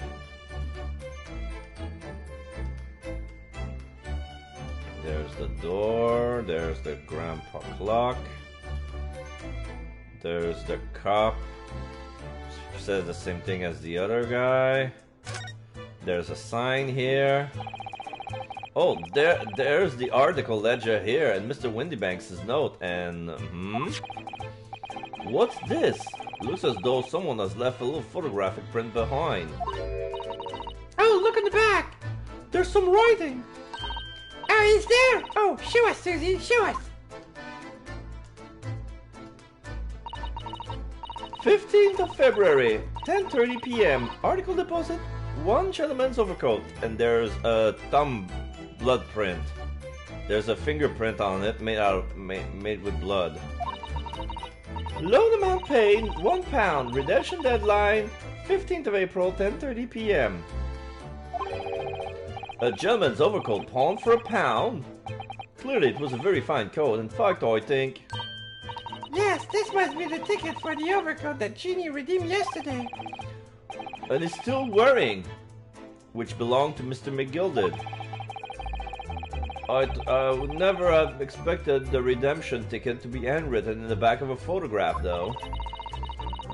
It seems Mr. Windybank just used whatever piece of paper he happened to have on hand. But this photograph of a cat looks very familiar, doesn't it? I'm sure I'm seeing this exact picture somewhere else recently. Let me check the court record, because I thought I had it with me.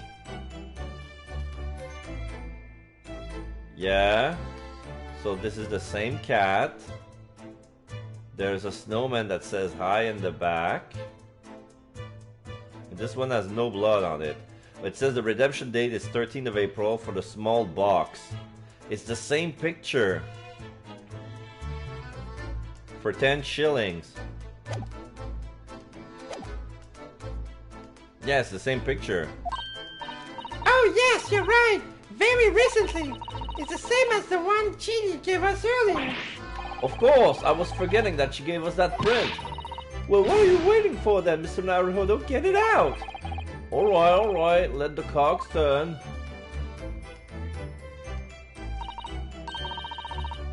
Yes! They're exactly the same!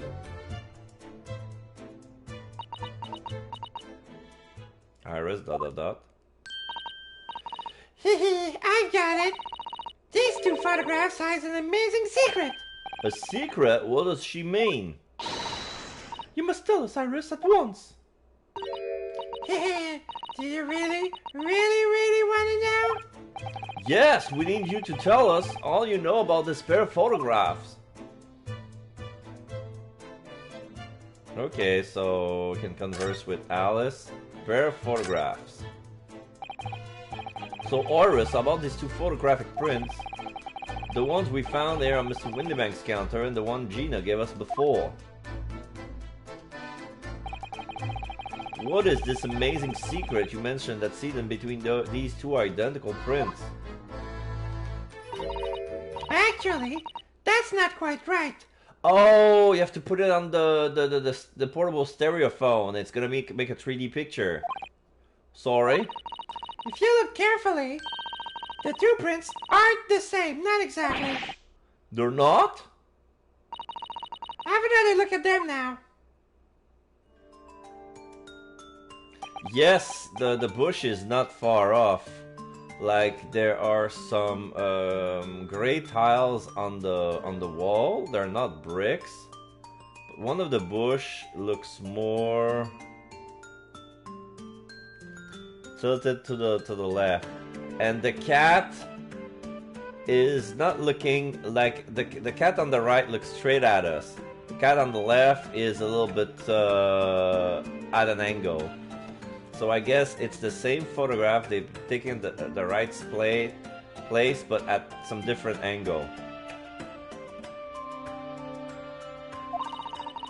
Can you see that they're just slightly different from each other?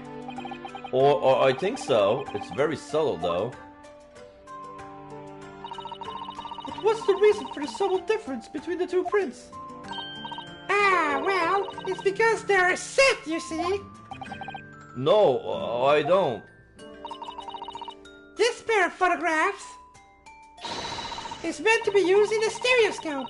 Everyone in London is raving about them at the moment. A stereoscope. Why do I feel as though I've heard that word before recently? Oh, yes. That's what Mr. Shum showed us yesterday. You see? There it is, just over there. Oh yes, of course. That magical machine that makes picture look almost real enough to touch. Well, actually, it's quite possible to see the same depth in picture even without one of those contraptions. What? Really? Do you know a pair of flat photographic prints can appear to have any depth in the first place? No, I have no idea. Oh, wonderful! Then I'll be able to tell you. She's over the moon, bless her. Should we let her explain though? We really need to carry on investigating the scene. I, for one, simply have to know. How stereoscopic prints works. How to view stereoscopic prints. I want to check the broken plate on the floor. Oh no, it's not a broken plate. I think it's shards from the oil lamp that's sitting on the counter. Have you ever considered, Bruno, how our eyes see depth in the world around us? Well, I just opened them and it works.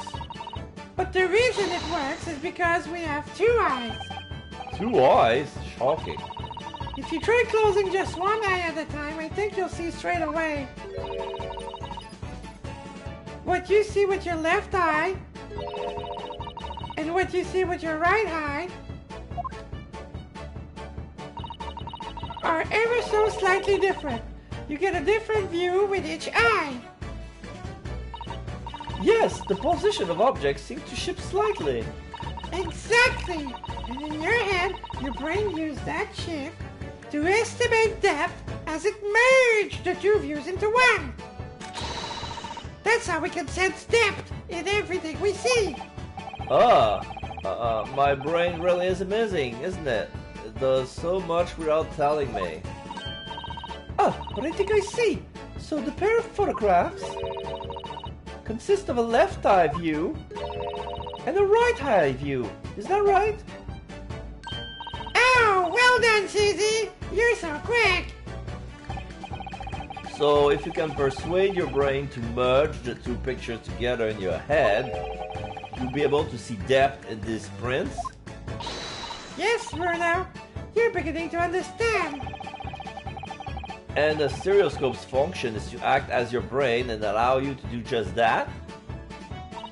Yes, but as long as you have 2 images, 2 eyes, and 1 brain, you can actually do it yourself without needing a stereoscope at all. You can? Really? How to view stereoscopic print?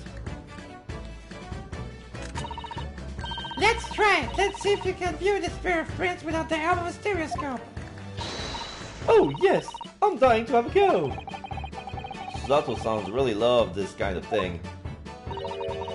You need to be able to cross your eyes. That's the main thing. Can you both do that? Cross my eyes? Oh, I think I can. Watch me. And see if you can copy.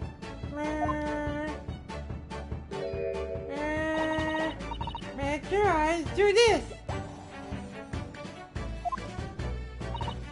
Alright, let me try.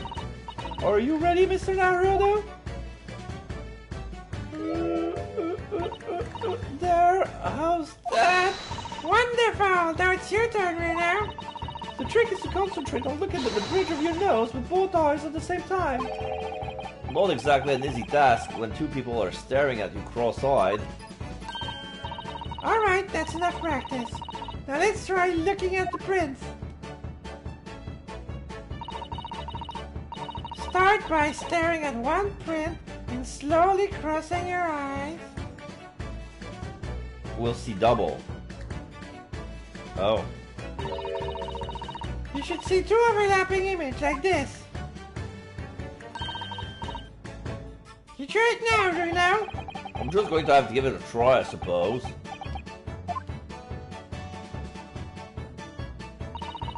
Did the print split into 2 images for you? Now, the next step is to put the pair of prints side by side like this and then try crossing your eyes again. That way those 2 will merge into 1. Trying to do it right now. Kind of hard, but I guess the game will show it for us. The prints should slowly merge together until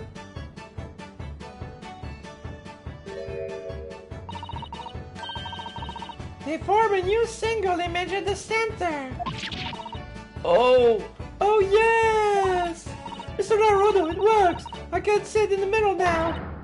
It's so real. Oh, I could look at it all day.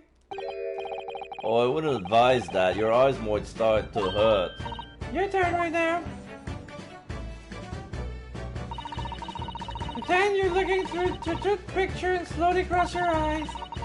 Keep adjusting the position of your eyes until the two images overlap exactly in the middle. Like, this is it? Dot dot dot.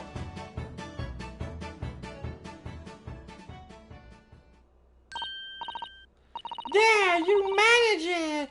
So now you know how to stereoscopic image works.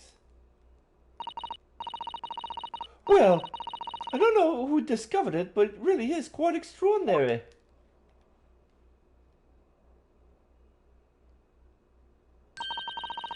So what do you think of these stereoscopic prints then, Bruno? They're certainly amazing, but it isn't exactly to get the knack of viewing them properly.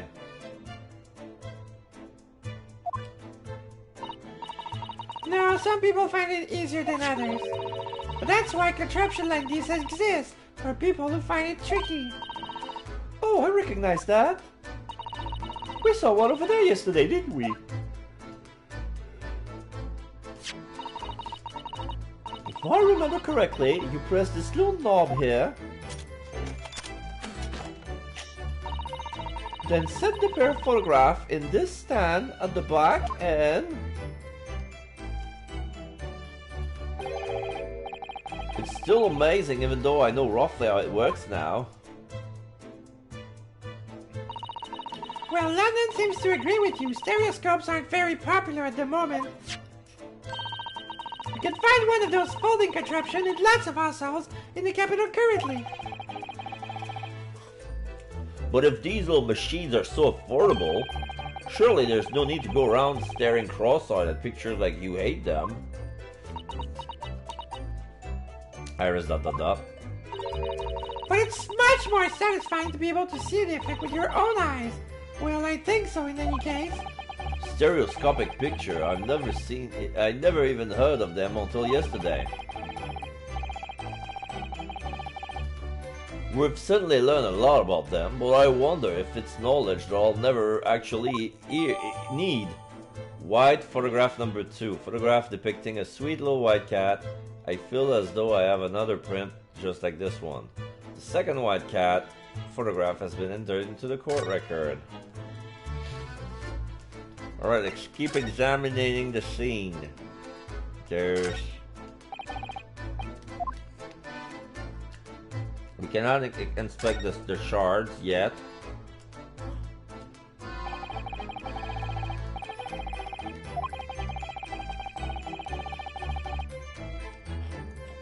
Have I read that?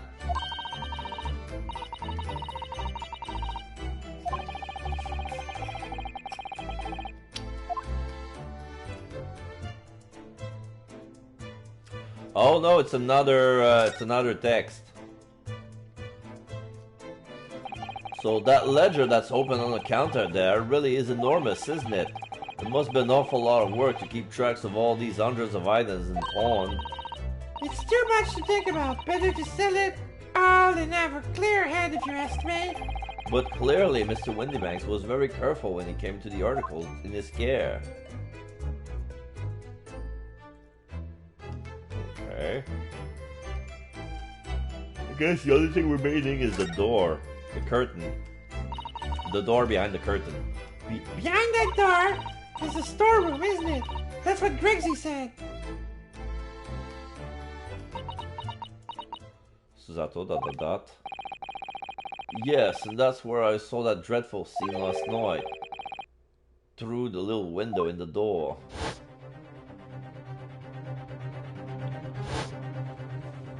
Yeah, we see Windybank, and then we see Gina collapse with the gun in her hand.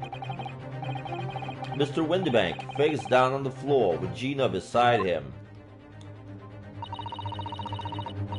As the excused legal representative, you have the right to examine the scene, Mr. Naruhodo.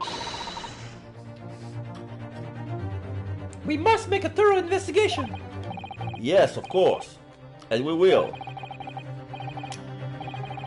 Behind that door. That's the real scene of the crime.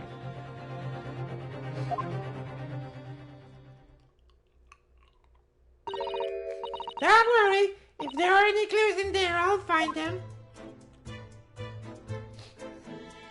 Okay, so now we can move.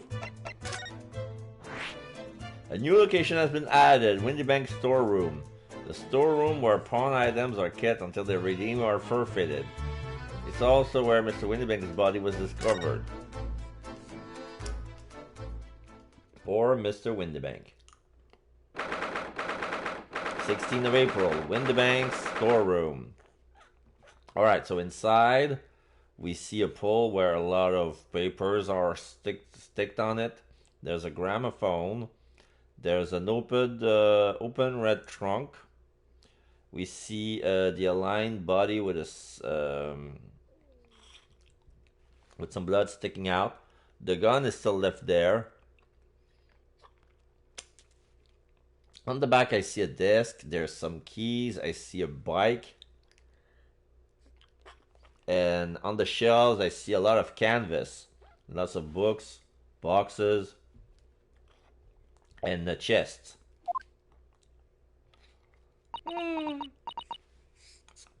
Iris ...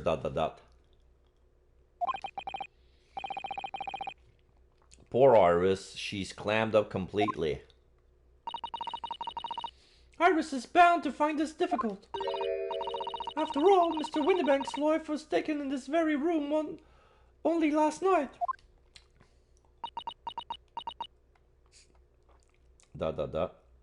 Iris ... Gregson!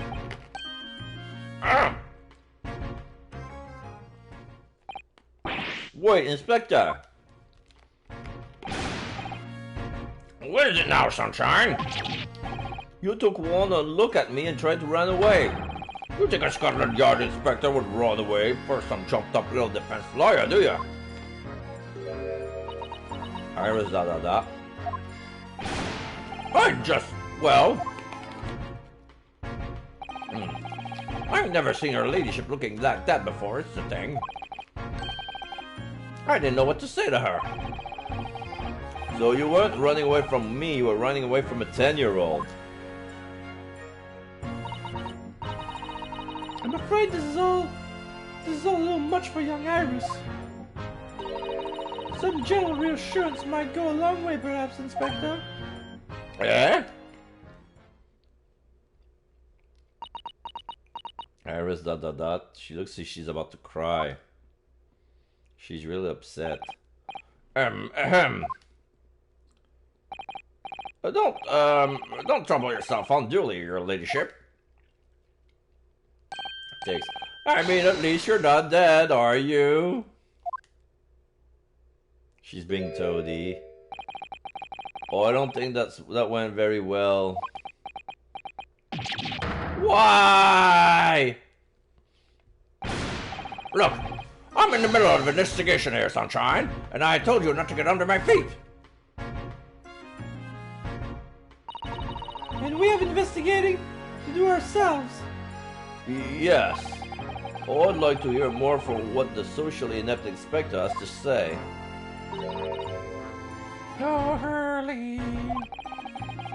And inquire into how Mr. Sholmes' operation is going. Alright, so here we can examine the scene. We're gonna talk with Gregson after that. So, let's look at the top left. Look at all these articles that has been deposited. The room is stuffed full of them. I can't believe how many there are. A bicycle, a gramophone, musical instrument, even some enormous paintings. Look! Pieces of different people's lives quietly gathering dust in here together. There's something very peaceful about the atmosphere in here. Or at least there would be if not for the chalk outline on the floor and the policemen shuffling around. Oh. Not much I can do about that, Sunshine. Not much I can do about that, Sunshine. Alright, so that covers all that part of the screen, okay. Bench. Okay, red chest.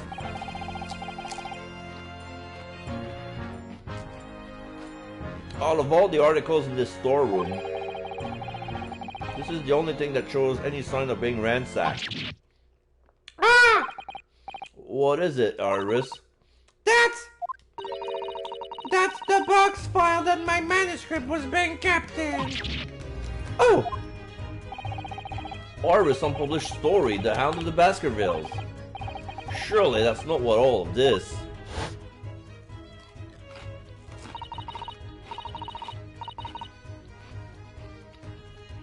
Sorry, Iris, but if you ask me, he sold it. Without telling you. You must check inside the box at once. Yes. You're looking at it, dot dot dot. Ah! It was there! Iris' story was there! Really, it was? Well, that's good news, isn't it, Iris? Yes. I mean, of course I believe Artie when he said he deposited there, but still. It's a relief to actually see it. Really? Because that's not very well hidden. Frown. Iris dot dot dot. Iris's manuscript has been entered into the court record. A long unpublished story that Mr. Sholmes deposited at the pawnbrokery of the victim, Mr. Windibank. It's entitled The Hound of the Baskervilles. Let's check this. Iris Wilson, The Hound of the Baskerville. That's a lot of pages. I estimate around 750 of them.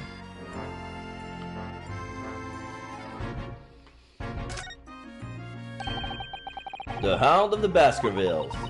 Dot dot dot. How did Zato-san know the exact title of his unpublished story? Dot dot dot. I suppose I just have to wait until she's ready to explain to me. I'm so sorry.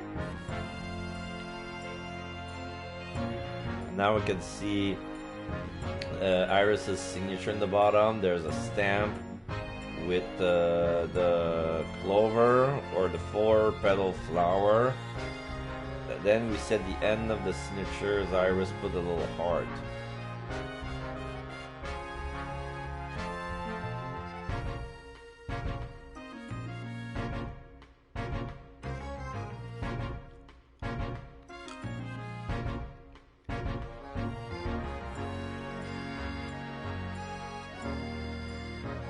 No, that's all there is to check here.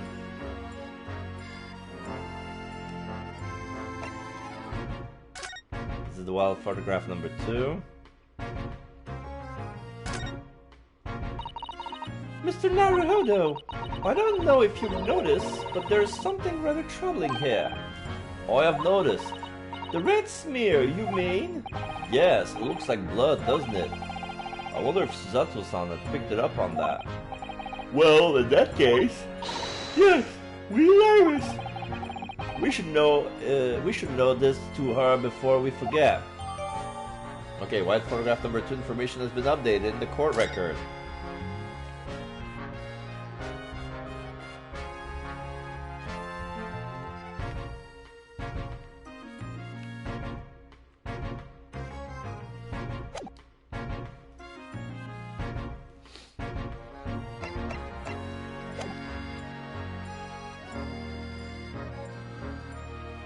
What else we have here? Okay, let's check the chalky outline and the puddle of blood. The police have marked the position of the body with a chalk line.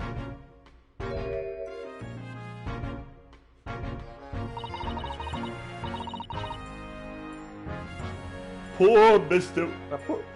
Sorry. I'm sorry. Poor Mr. Windibank. He was a nice old man. Well, he was shot just once, through the heart. Most likely the fellow died instantly. He wouldn't have felt a thing.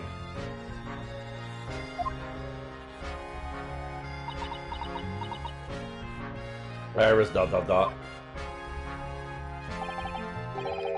This must be his blood then.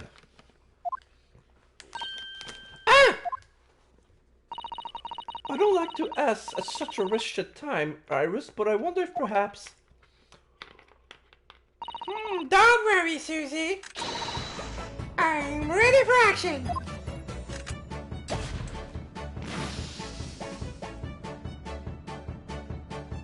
Yep. The blood changed color, but it's blue. So now we know the color. So now we know the color the chemical turns when it reacts with Mr. Windybank's blood. And it doesn't match our analysis of the blood stain we found in the main shop. No, but let's add this sample to the others we already collected anyway. The blood samples portfolio has been updated in the court record. So we know it's Windybank's.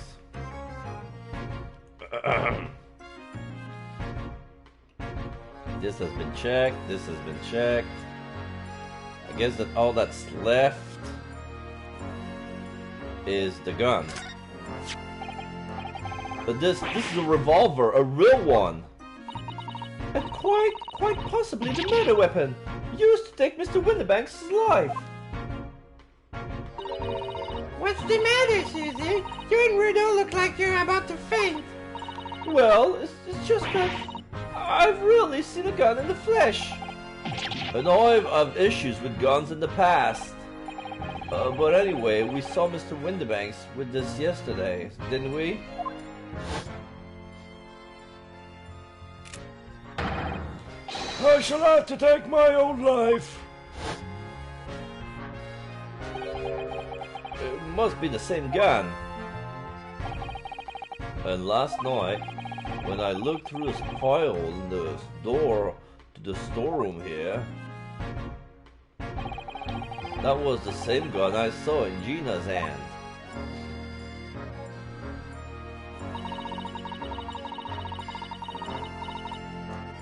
Mr. Windybank told us that he only ever had a single bullet loaded in his revolver, didn't he?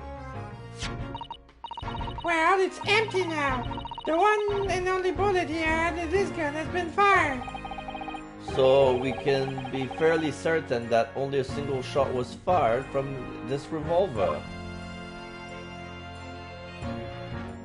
But we have not yet determined if the bullet fired from this gun is actually either the one that killed Mr. Windybank or the one that's been shot into the calendar. So it's one or the other. So Oris. Don't worry, I'm alright. But we must find the true culprit. Yes, absolutely. There. So now we're done examining. Now we're going to converse the scene of the crime. So, Inspector, what do you make of the crime scene here? Shaw, you've got eyes, haven't you? Use them. It is what it looks like. Nothing more, nothing less. Iris, could you lend me a hand? So, Gregsy, what do you make of the crime scene here? Oh, yes, your ladyship. Do allow me to humbly explain. Last night, shortly after the hour of 1 o'clock in the morning, Scotland Yard police attended the scene. The one and only door to this room was found locked from the inside. So it was locked from the inside. The lock appeared to be broken now, though. Was the police officer... What was that the police officers doing? Quite right, madam, quite right. We took the liberty of smashing the door in as humbly as possible. Oh! As you can see, the victim is discovered prostrate on the floor, thuswise. Was discovered prostrate on the floor thuswise. And next to the aforementioned body, we discovered the vile gutter girl. Are you talking about Jeannie? She's my friend, you know, Inspector! Gregson, Well, Mrs. Straw, the hapless girl, was curled up on the floor, dead to the world. She's still alive, you know. Yes, when I saw her, she appeared to be unconscious. And I'm afraid to say she has the gun that was used in her hand. No! Presumably, it's the gun that's still down there on the floor now. In her pocket, we found the key to the door as well. What? The key to this? The key to this storeroom? Because, not Gina. Iris has a reaction, so that's why I thought that she was talking. And you say the storeroom has been locked from the inside, Inspector? Correct. All of which leads her ladyship's friends. And something of a sticky situation, I'm afraid.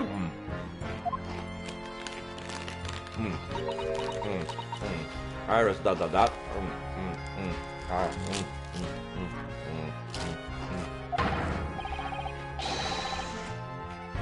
Obviously, my personal opinion is that it's all sort of misunderstanding. Of course it is, Inspector. Of course it is. Sholmes operation.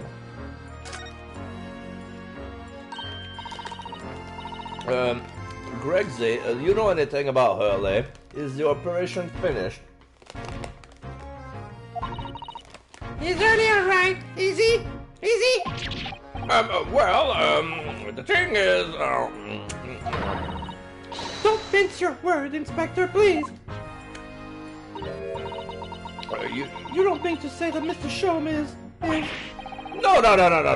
The operation's done and dusted.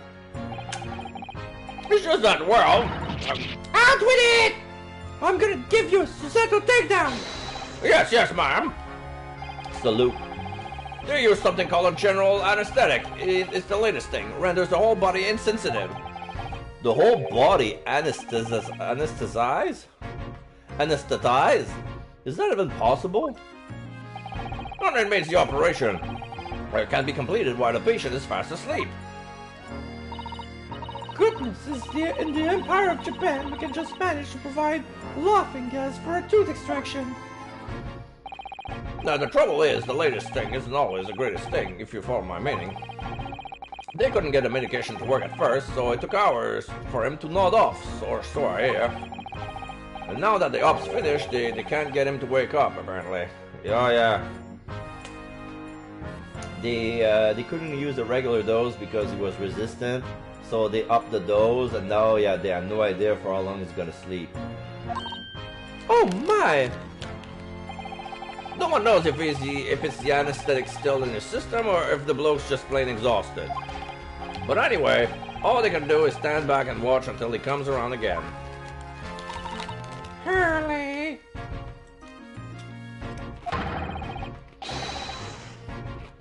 The moment he opens his eyes, your ladyship, I swear I shall get word to you.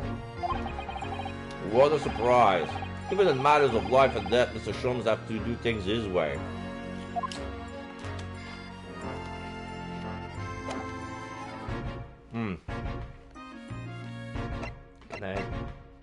Can I present stuff?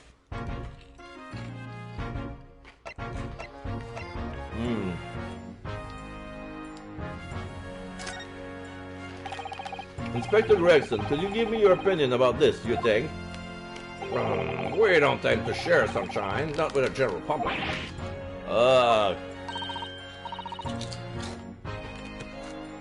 In that case, Gregsy, how about some herbal tea? Glug, glug, glug, glug, glug. I'm gonna drink with him.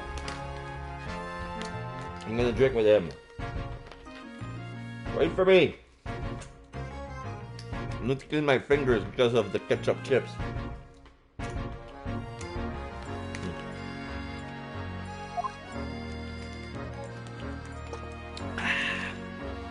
There you go.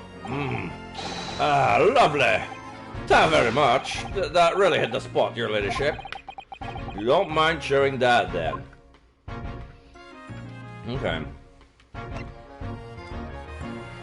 The ticket for the coat. This is the ticket for the box. Is £1 for a coat too much? Okay, let's I was gonna say the same thing.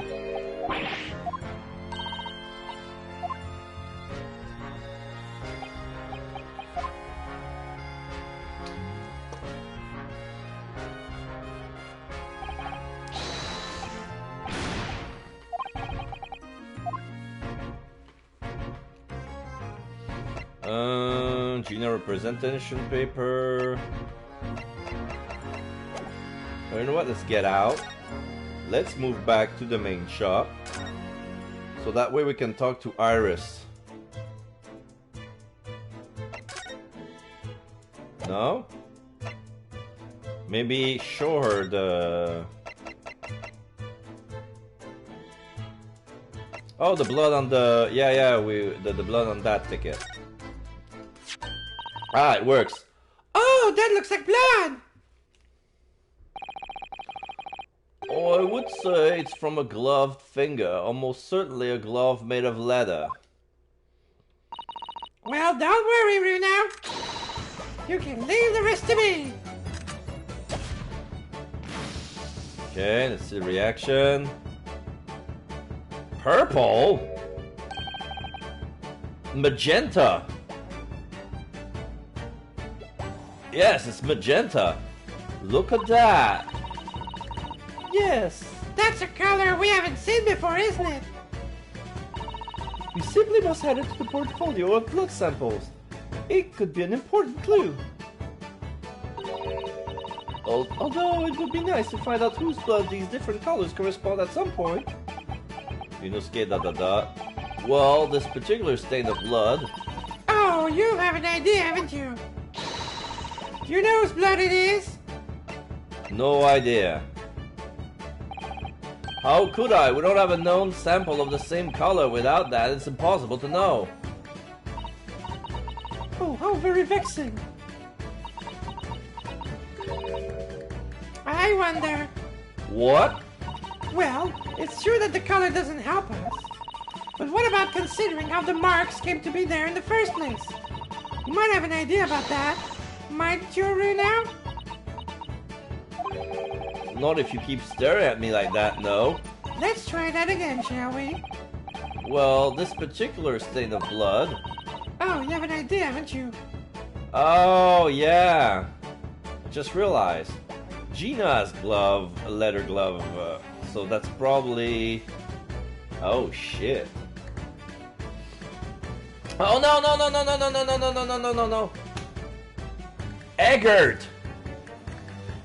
Eggert pricked his fingers through a glove. Alright, I have an idea. Do you know whose blood this is? Yeah, I think I do. Yes, I have an idea whose blood it is. Not from the color it turned, but with a little deduction. That's right. I think it's clear. Iris, you know as well. You first, Runa. Who do you think it belongs to? Alright, I believe that this is the blood of Magnus McGilded, Gina Lestrade, Trice Fire Mason, or Pop Windebank. Oh shit. Oh no, but.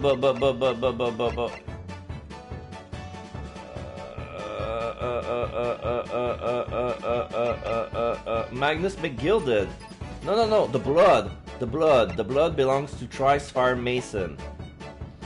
Yeah. Okay, so it was about the coat, not about Egger. All right. So I made the wrong deduction. Okay.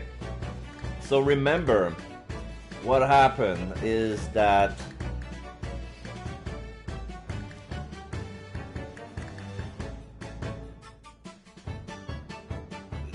when the Trice Fire Mason was killed, McGilded asked for the coach to pawn the coat for him and to give back the ticket with him. So he pawned the coat, he got back, he gave the ticket to McGilded. McGilded took it, and he had gloves, and there were blood on his gloves. I forgot on which hand, but from the print, I would say the right one. So he had blood. So this blood belongs to Trice Fire Mason. Trice Fire Mason. You don't sound very sure of yourself, the way you trailed off there. Well, it was 2 months ago now, that case. And of course, I've never met the victim, so I'm struggling to remember his name. He was definitely thrice fired, though. The victim of the omnibus case? Yes, his name was indeed Mr. Trice-Fired Mason. That would mean that this bloodstain was left on the ticket 2 months ago. Yes, I think it was. Gina brought this ticket here to Windibanks yesterday. I'm suggesting that the bloodstain was already on it at that time. So it's a smear of blood from the time that Mr. Mason was killed 2 months ago. Something else is coming back to me now. Mr. McGilded was also wearing leather gloves that night.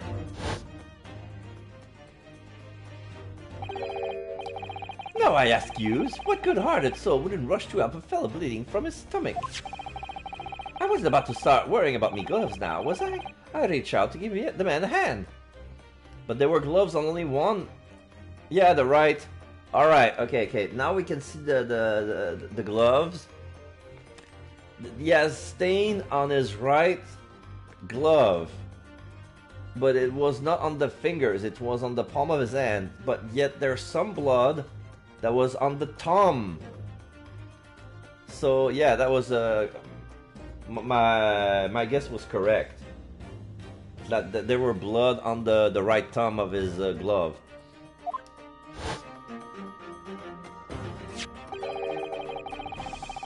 It certainly does look like a leather glove thumbprint, this mark. But we know that Mr. McGilded had no injuries at the time, anywhere on his body. From which we can conclude that any blood on the glove belonged to the victim, Mr. Mason. Mr. Naruhodo, you sound like Mr. Sholmes. Minus the quirky slip-ups, I hope. Yes, I think you're right, Rudo. Very well, let's make a note of this.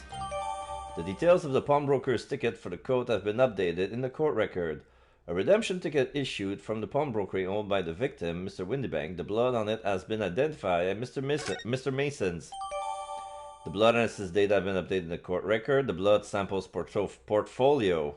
So now we can ID. Let's check the samples. 1 of 3. Unknown green. Trice-Fired Mason purple. Pop Windibank blue. This has been location Windibank's storeroom. Pawnbroker's ticket coat. This is Windibank's main shop. So we still have... So I guess the green blood must be the assailant. Yes!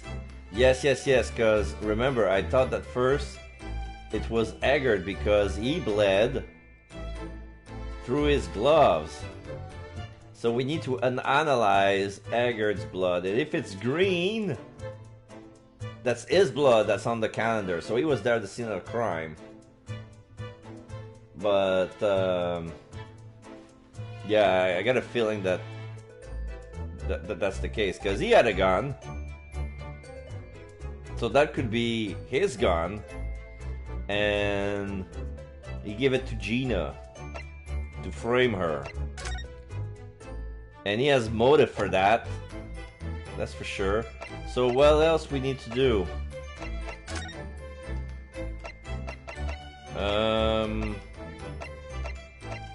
We have a lot to go. Lord Chief Justice Office, Saint Sinners Hospital, Prison, Sholmes Suite, the Legal Consultancy, Baker Street. Let's go outside for a bit. See if we're... No, there's nothing. There's a coach there. Police coach. There's still a Scotland Yard carriage outside Windibanks. I never imagined we'd be investigating a case so close to home. Poor Iris, she's very upset by all of this. I'm sorry I was there, I should have done more. None of this is all your fault, Rudo. So please don't apologize. But It's the criminals are to blame for all of this. So let's investigate and work out how to catch them. Yes, you're right.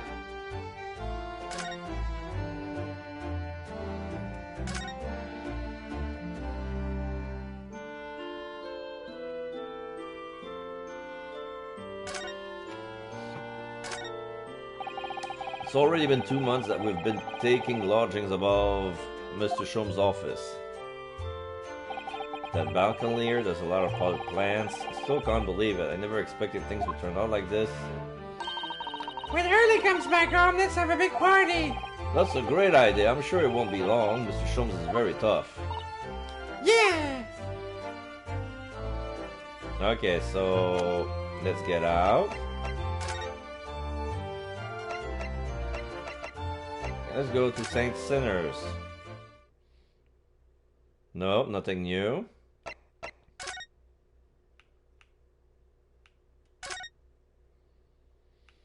Oh, I didn't expect this side of the room. There's some crutches there. I wonder what these are. Do you have any idea, Iris? Oh, haven't you ever seen crutches before? Let me explain. They're for people with leg injuries, to help them walk. You hold one under each arm, you see? Oh, right. I thought they were weapons of some sort. Why would there be weapons in a hospital? I thought maybe a fighter had been injured in the battle contest and been brought here along with his weapons. That's surprisingly plausible.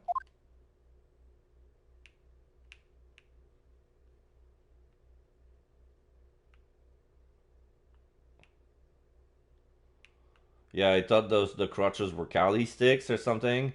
Very long Kali sticks. This must be Mr. Shome's bed. Poor Hurley. I know. I look as stiff as a board, doesn't it? Oh, I don't think that will bother him. No? I often find him asleep face down on the floor, completely dead to the world. Oh, I think I'd call the police if I discover someone like that.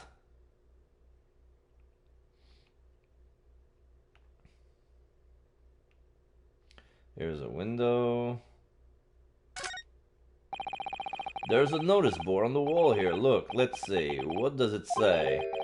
Thought of the day. On seeing any vermin, calmly and discreetly inform matron. Oh yes, they have rats and mice in hospital like this. They'd love to feast on all the medicine. If you don't deal with them, there's nothing left to treat the patients. Rats and mice? Oh, I see. This is a rather old building, I suppose. But the doctors and nurses are all very good, I hear. I certainly hope so, for Mr. Shome's sake.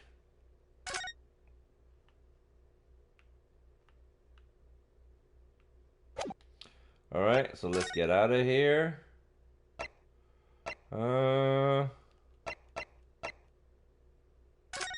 Let's go back to the main shop. Did I overlook on something?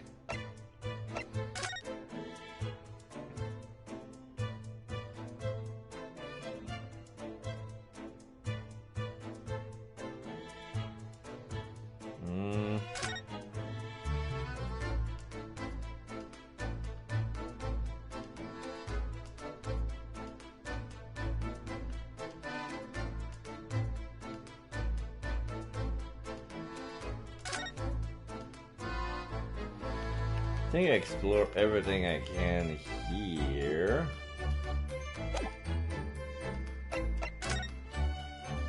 Let's go back to the storeroom. Did I overlook something there too?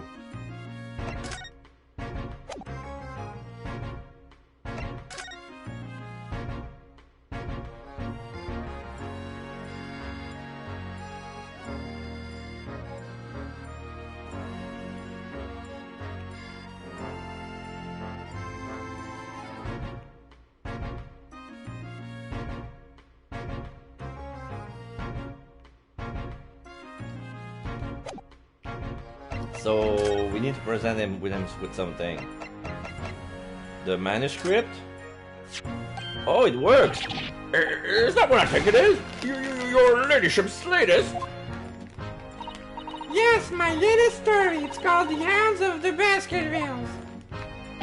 Oh, most fascinating title, your ladyship. Fascinating. And I don't suppose. Would there be any mention of my humble self in the tale this time? Good question. I can't really remember.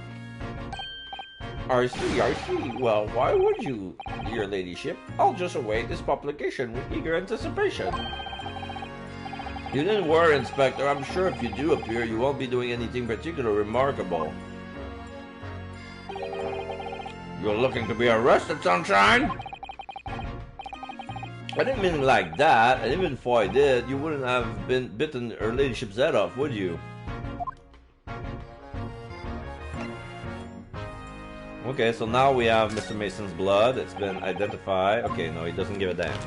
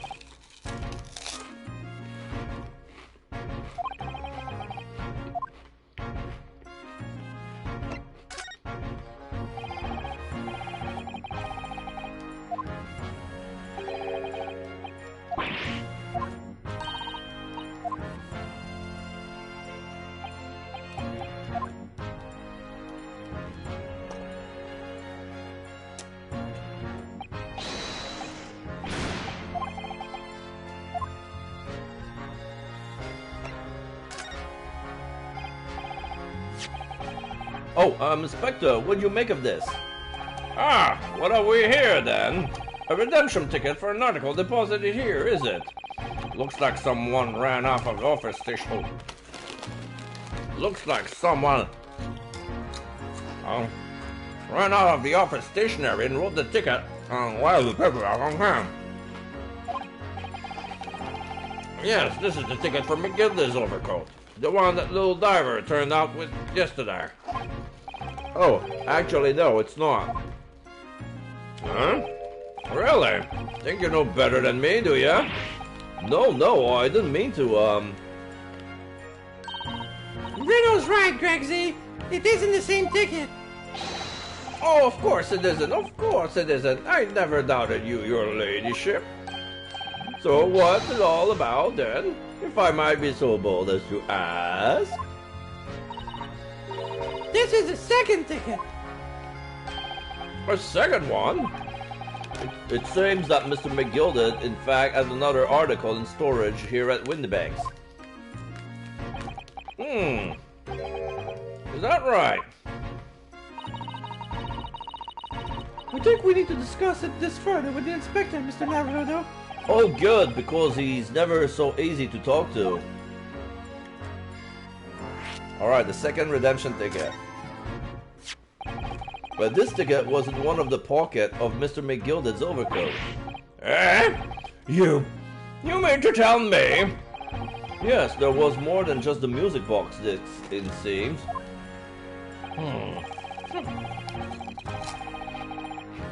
I should have insisted on the lad taking it back to the yard and examining it properly. Well, according to the details on this ticket, Mr. McGilda deposited another article here with Mr. Windybanks. Yes, I can see it written here. A small box, was it? Do you have any idea where it is, Gregsy? Any idea at all? It's another article belonging to Mr. McGilda. It could be an important clue. Well, yes, I suppose it could be. Iris ... Please stop looking at me with those big turquoise eyes, all full of hope and expectation. It's too much pressure. I'll lose my marble, I will. I go bark.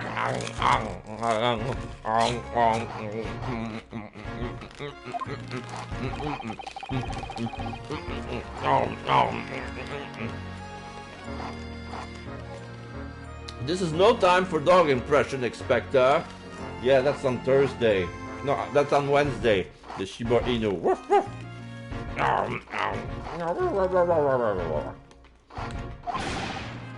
That's enough sauce from you, Sunshine. Gregson, dot dot dot. There is one thing that springs to mind. According to this ticket, the redemption deadline's already passed, hasn't it?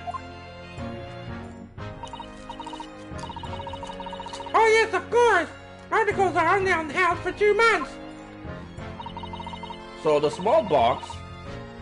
So the small box will no longer be in here then.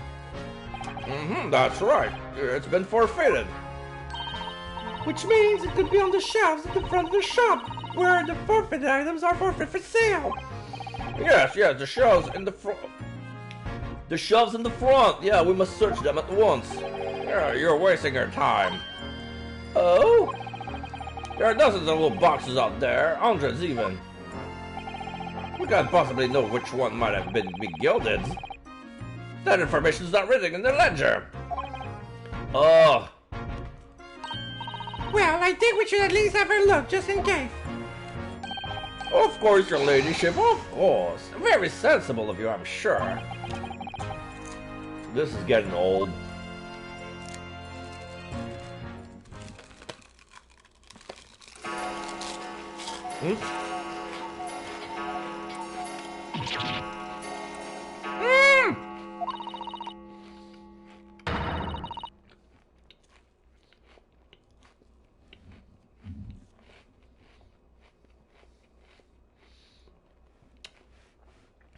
I nearly jumped out of my skin there. How could Mr. Windibank get such a wicked trap? Oh, I thought he set up to scare anyone. I just noticed that there's something to be lodged inside of the grandfather clock. I don't know if it's the clockwork, but it doesn't look like clockwork. It looks like a little golden box. Is that really the time? I think perhaps we should play Gina another visit soon. Oh? Her trial is tomorrow. We must establish whether or not you will be defending her. I think we should ask her one more time. She may have changed her mind. Oh, dot dot dot. Don't you remember her now? You told her she could rip off the representation paper if she didn't want you to be her lawyer. Really? Did I say that? Yes, You did! the deadline for submitting the paperwork is fast approaching. In that case, we had better hurry back to the prison and talk to Gina again.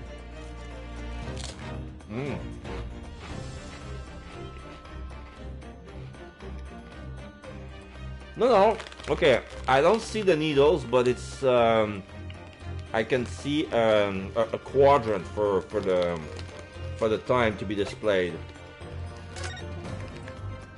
So it could have been how the clock has been displayed.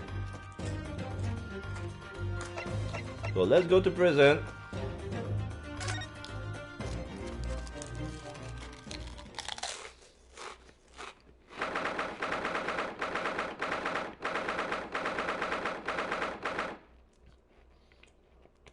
So 16th of April, 5:41 p.m., local prison, cell 13. Oh. Oh, Gina, good, you're back. I just realized Gina doesn't have any gloves. Oh! Dot dot dot. The police must have finished questioning her then. Oh, how was it, Ginny? Was it awful? Eh? Oh, didn't bother me. Thank you for the papers you signed before. I meant we were able to investigate at Windibanks. It meant. Oh, alright. Gina, dot dot dot. Don't you want to know how we got on? We've been ever so busy. Gina, dot dot dot. What's the point in asking? Won't change what everyone's saying, though I did it. That's not. Gina, dot dot dot. Gina, we came to ask you for your final decision. Eh? What decision? About tomorrow's trial, will you let me defend you or not? Exclamation mark. I must submit the paperwork now if you'd like Mr. Naruhodo to represent you. Right, oh, I see. She's really lost her fight all of a sudden. Well, I know what that feels like. The worry is just so hard to bear. Okay, we converse with her. What we uncovered.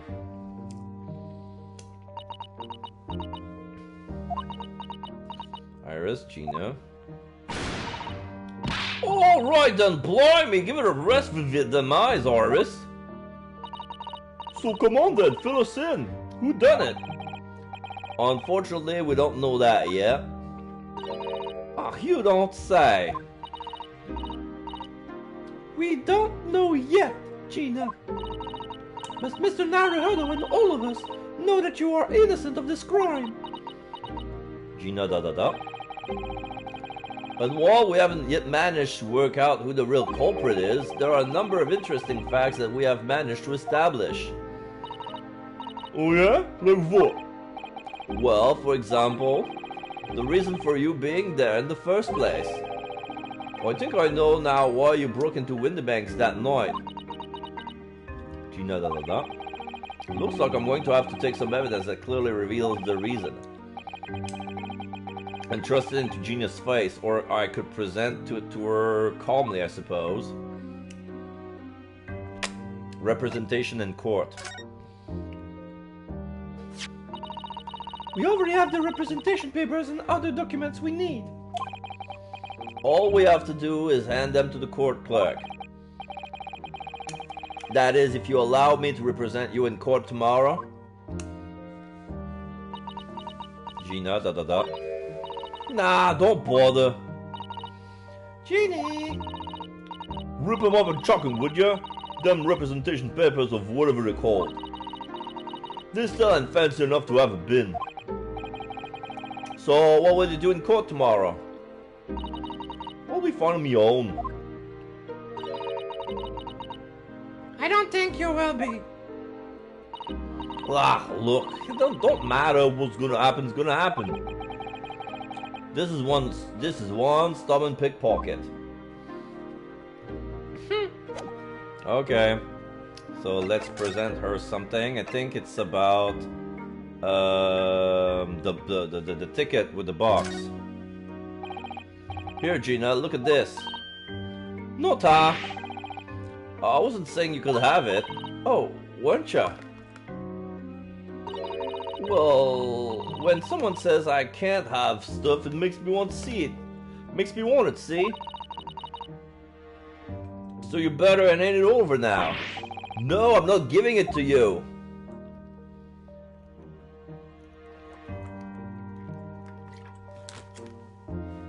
Okay, so let's try the pawn ticket for the coat. Yes. Do you see this pawnbroker's ticket, Gina? It's the one you took to Windybanks, isn't it? The one for that black overcoat that you're wearing now. Huh? What? That? I don't know. They all look the same to me, those tickets. Surely not. Well, this one has a very obvious mark on it. That would appear to be blood. Eh? Does that ring any bells? I don't know. It all looks the same to me, blood. And they all sound the same to me, these answers. Suspicious. We found it in Mr. Windybank's storeroom. The manuscript of Iris' latest story. Oh, right. Well, that's good then. Curiously, the storeroom at Windybanks showed no signs of being ransacked for items of value or the like. With one exception. The box file that housed this manuscript.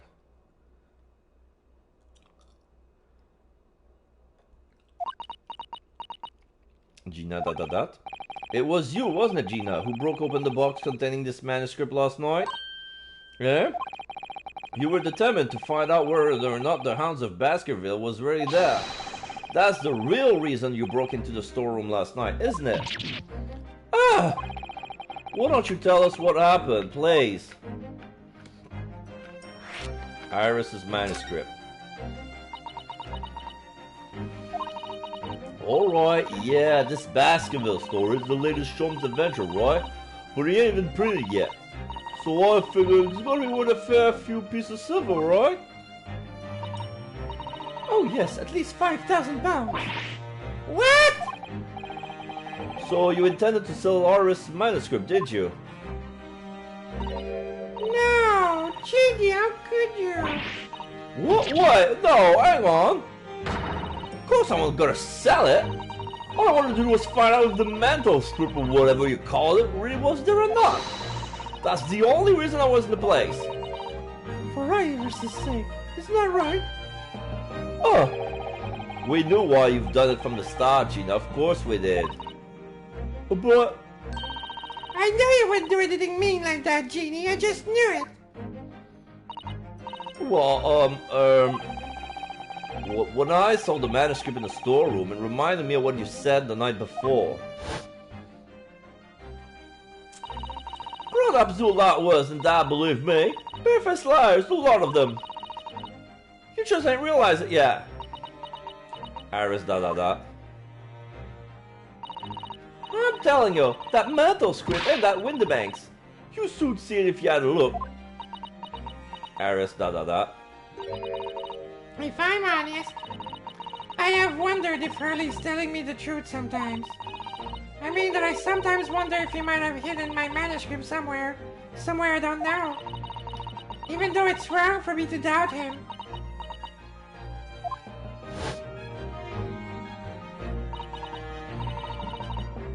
Oh, Genie, that was so sweet of you! Gina, alright. I'll tell you why I did it. Just stop looking at me like that, Iris. Reason for breaking in. It wasn't because of Iris. That's not why I did it. I just wanted to know the truth, that's all. I wanted to know if Mr. Sholmes was being honest. If he'd really deposited the manuscript at Windibanks. It's like I told you the night before. I never had a father. But Iris's lot ain't like mine. She got her dad, only she can't see him. But I reckon that's gonna be harder. That's why she write her stories. They're all her dad, really. That's what it sounded like to me anyway. Last night when I was listening to what you were saying. Stories about Daddy? You mean they're not the adventures of a great detective, so much as the adventure of a great detective and his trusty partner? Well, that's how I see it, yeah? You're so thoughtful and so kind, Genie. Yes, and we never thought any differently, did we? Look, give it a rest, will ya? I hate all this chummy nonsense. You hear? I hate it. I don't trust no one, right? That's how I work. Because if you don't trust no one can let you down. So leave me alone. Go on, Scapa. Ryunosuke ... I hadn't noticed until now, but it's unmistakable right there on both sleeve of that overcoat. There are some stains. It's brown smidge. Is that dry blood? Or some very suspicious red stain. They're brown. That's dry blood. What? Why you looking at me like that? Oh, I think it might be worth presenting some of our other findings at that area to Gina now. Alright, so let's present the blood samples. Those stains on the sleeves are your new coat, Gina. They're blood, aren't they? Not that I know whose blood yet. Oh yeah, it's McGilded's coat. So he has blood on both sleeves. So if we can analyze them, and if it's purple as well, we know it's Trisfire Mason. We have proof that McGilded actually killed Trisfire Mason. What? Blood, Mr. Naruhodo? You don't appear to have any obvious wound yourself, though.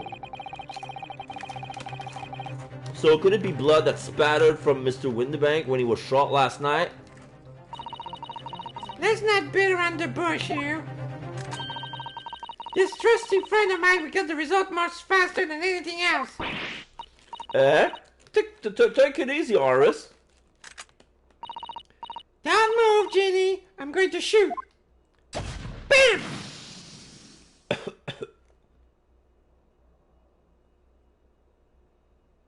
Oh my fucking god. There are even more blood that I didn't see in the black overcoat. Now everything is reacting purple. All his chest area is purple. You have purple on the sleeve. Not just the turn sleeve. All of it. My goodness. My goodness. Oh. Oh my. What the? Forget the sleeves. The whole coat is covered in blood. Of course. The black color of the fabric was masking the stains. That's why we haven't seen them until now.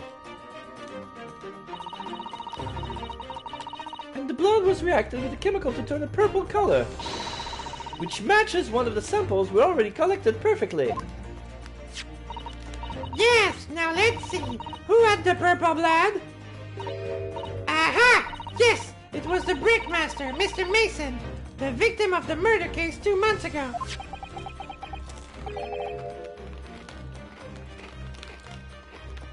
I knew it. What are you all about? The victim? What do you mean? Zato. It's a rather uncomfortable situation, Mr. Naruhodo, but I think this makes things quite clear. It means the omnibus case is finally solved. The truth about who really murdered the brickmaker, Mr. Mason, is revealed. Oi! Would someone explain what's going on? Stop telling half a story. Suzato da. Oh yeah, now we can start with Iris. The truth of the omnibus case. We can see now that the victim's blood is all over Mr. McGilda's overcoat. But in the trial 2 months ago, the defendant said in this testimony.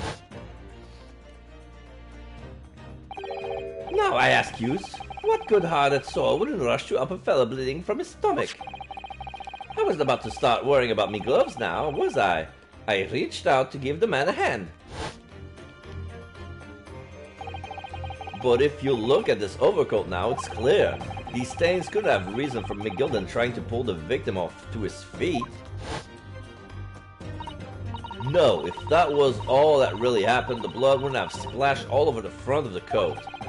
The only explanation for this pattern of blood is it splattered over McGilden's coat when he stabbed the victim in the stomach. I've tried to run from the truth for long enough, but there's no escaping it now. The true culprit in that case, Mr. Mason's killer, was Magnus McGilded. But he's dead now.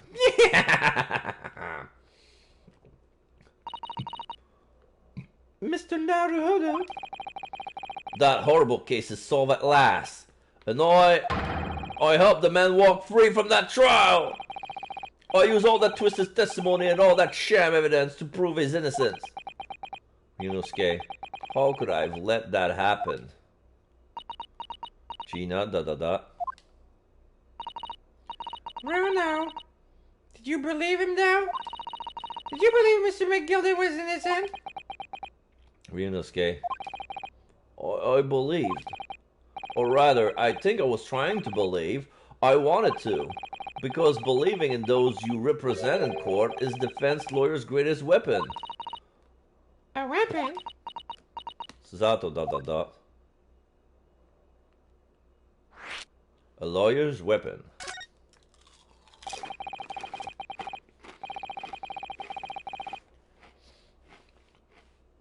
Before we came to Great Britain, a great friend of mine taught me a valuable lesson. You mean Kazuma-sama? Yeah. Listen, Ryunosuke. We lawyers are only human.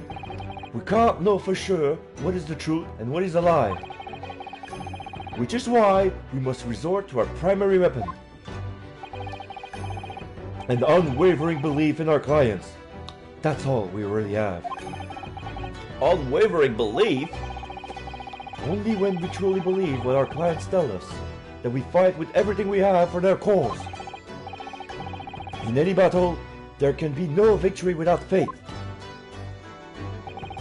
So I believe you, unwaveringly.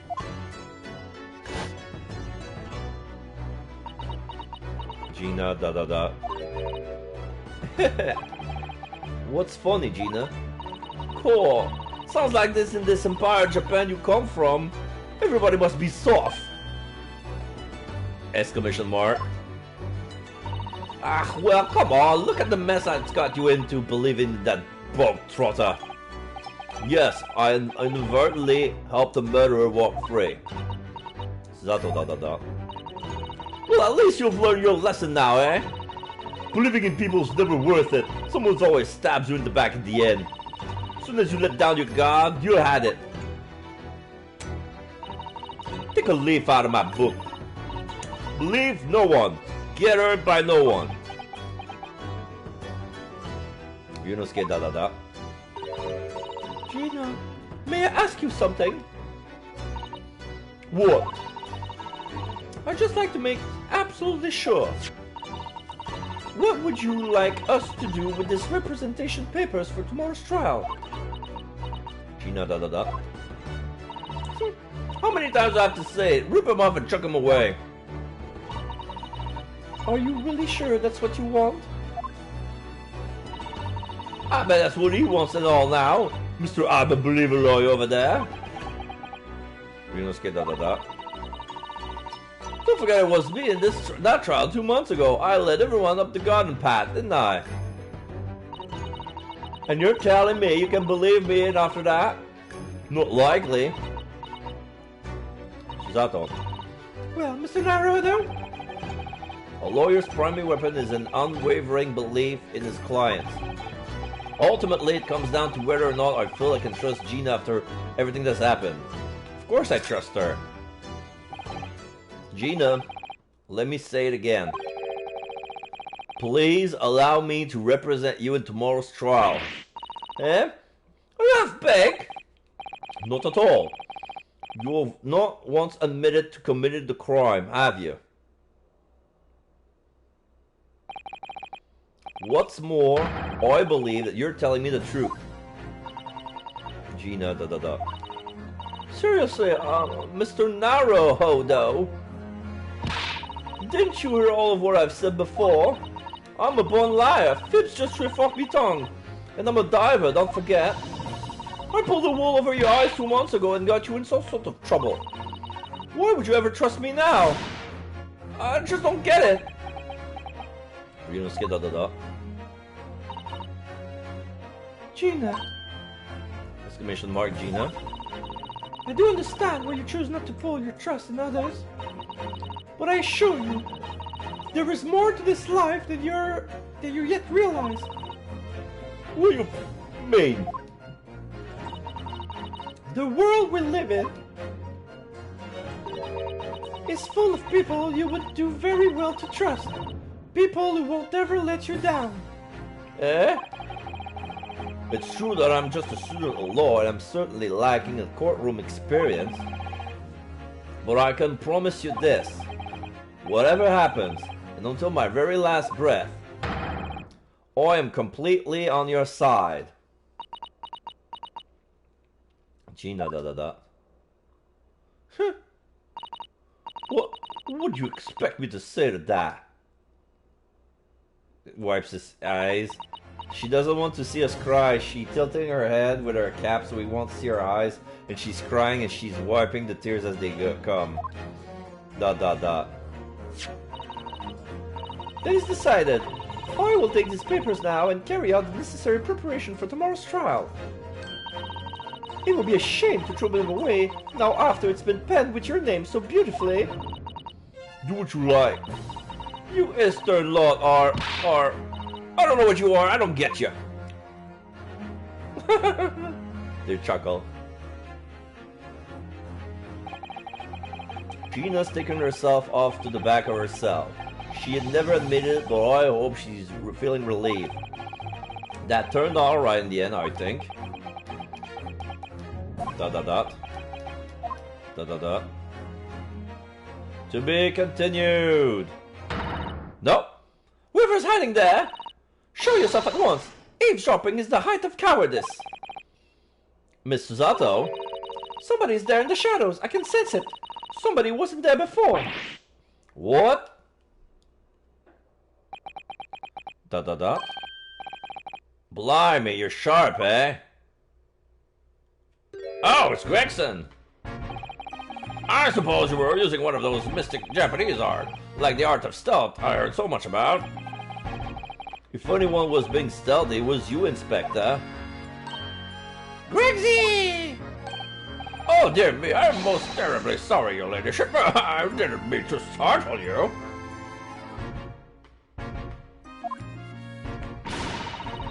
How long have you been listening in on our conversation? Good grief! Listening in? Oh, no. I just got word that there was some visitor who were refusing to leave even though it was after hours. I assure you, your ladyship, I only just arrived. This very minute, not a moment earlier. That's all it is, nothing untoward, nothing at all. After hours? Is it that late already? So then, I humbly excuse myself now, your ladyship. Ta-ta, toodaloo, cheerio. All the best. Bye and bye. Bye and bye. Okay. Bye and bye. Because by and by, it's another way to say by the way. And he said bye before that. So it's like bye by the way. Bye and bye. That's a lot of farewells and not one of them appropriate for her ladyship. Oh, but I wanted to have a chat. I'm terribly sorry, but time is pressing at the minute. Quite. Oh, I see. That's a shame.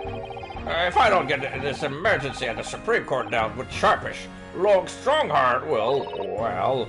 Emergency? Lord Strongheart? Nothing. Forget I said anything. Anyway, I'm off. Alright, Gregsy, if you have to, but let's chat soon. Delighted, a charm, I can't wait. If you please, my pleasure. Well, that's a lot of pleasantries, and not one of them sounded sincere. Gregsy's so funny. He says such silly things. It's certainly entertaining to see an inspector of the police fawning to a 10-year-old girl. But anyway, I wonder what this emergency is at the Supreme Court. I must attend to the court clerk's office now before it closes. Yes, of course. Thank you, Mrs. Otto. Dot dot dot. And then she bows.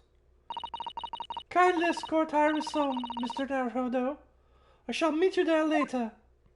Yeah, because tomorrow you're gonna leave for Japan. And so our investigation came to an end. Susato-san went to file the necessary papers for my defense of Gina the following day. And then it hit me. I could no longer suppress the wretched feelings that had been gnawing away at my insides. Tomorrow, Susato-san would be leaving Britain and making her way back to Japan. 16th of April, 11:13 p.m. Naruhodo's legal consultancy. Naruhodo-san, it's been a very trying day, hasn't it? I do hope you're not too exhausted. What about you, Susato-san? Today has been even more trying for you, I'm sure. Mr. Shom was shot before our eyes. Gina was arrested. All on the back of the news that her father has fallen ill and that she must return to Japan at once. I hope your father recovers soon. Thank you for your kind words. Dot dot dot. Dot dot dot. I wonder why it is that so many thoughts rage in my head like a storm, and yet I seem unable to find the words to express any of them. I know exactly what you mean. Anyway, I have one final task to complete as your judicial assistant. Once that is done, I shall make preparation for my departure tomorrow. One final task? Going to Japan? It's just 2 months since we arrived in London, but we managed to establish this office. It was finally feeling as though we were settling in. I would be lying if I said I felt no regret. Oh, I'm so sorry, Susato-san. It's just so sudden. I really don't know what to think. I have no time to gather my thoughts. Dot dot dot. I know we've only been here a short time, but in my limited experience in the courtroom, I feel I've learned something. And what would that be? It seems to me there are many facets to people's personalities. Facets? And like a jewel, the lights plays off them in a complex patterns, illuminating their actions and their motives. But we see only one small number of the total facets, and what is illuminated is only a part of the whole story. Zato da da da. What lies in the shadows then? What do those facets we cannot see look like? Perhaps there are some paths we'll never lay eyes on, for as long as we live. That's so true. Sometimes I feel as though I'm so blind to so much, but I keep hoping that one day it will all become clear. That all the facets will be illuminated and I'll finally understand how everything fits together. Naruhodo-san. I suppose what matters is that we keep our eyes open and keep moving forward, even if the way sometimes seems dark. Zato da da da. It's amazing to think it's been just 2 months. You've grown so much. Sorry? I've what? Oh no, that was nothing. Unimportant. Tomorrow's departure. Do you know what time you'll leave London in the morning? Yes, I picked up my ticket earlier. I shall be leaving here at 4 a.m. Oh, I see. Well, I'll escort you to the station. Absolutely not! Sorry? I'm sure you realize why I couldn't possibly let you do that. You have a very important day ahead of you tomorrow. Gina's trial. Yes, I know, but... Every word you utter will have the potential to determine Gina's fate. Exclamation mark. You must get as much rest as possible. Even though, like me, I'm sure you will find it hard to sleep. Bows. But please, for me, do try. One final task. You mentioned one final task a moment ago. What did you mean? Oh my, I nearly forgot.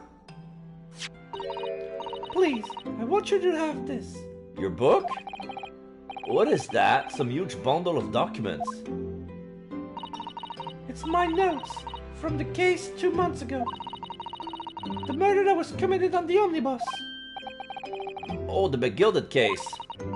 Seems to me that this case of Mr. Windibank's murder, of which Gina is accused, is very much tied up with that omnibus case, in ways that are not yet completely apparent.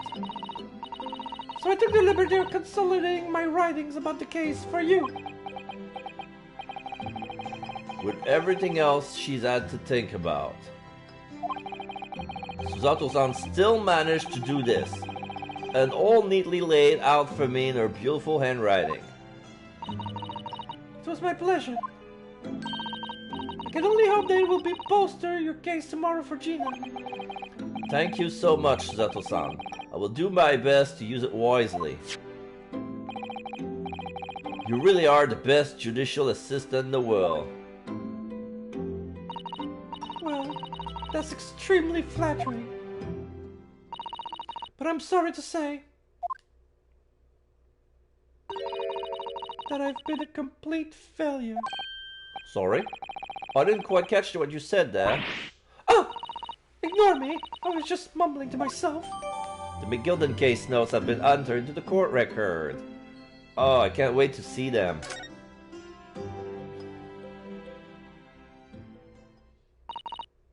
Well, it's getting rather late. I think you should go to bed. I think you should go to bed now, Naruto-san. I must finish packing up my things in my room. Susato-san, I wish you the very best of luck tomorrow. Good night. Then she leaves. Wait! There's something I need to say. Ay-ya! I got tossed. What? What was that? A secret technique of mine. The Susato shutdown. Shut down? Susato da. Please, I implore you. If we have to voice our goodbyes, I won't be able to hold back my tears. Then she leaves.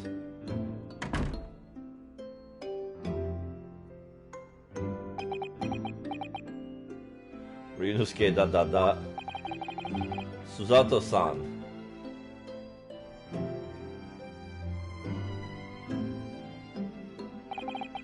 It truly had been a trying day. On our feet for hours, getting Gina to open up to us and learning the truth about that nemesis of a case. Physically and mentally, I was exhausted, and yet the idea of sleep seemed impossible. But I forced myself to close my eyes, and as a cacophony of scenes of our lives here in London played through my mind, eventually, my fatigue triumphed, and I fell into a deep sleep. ...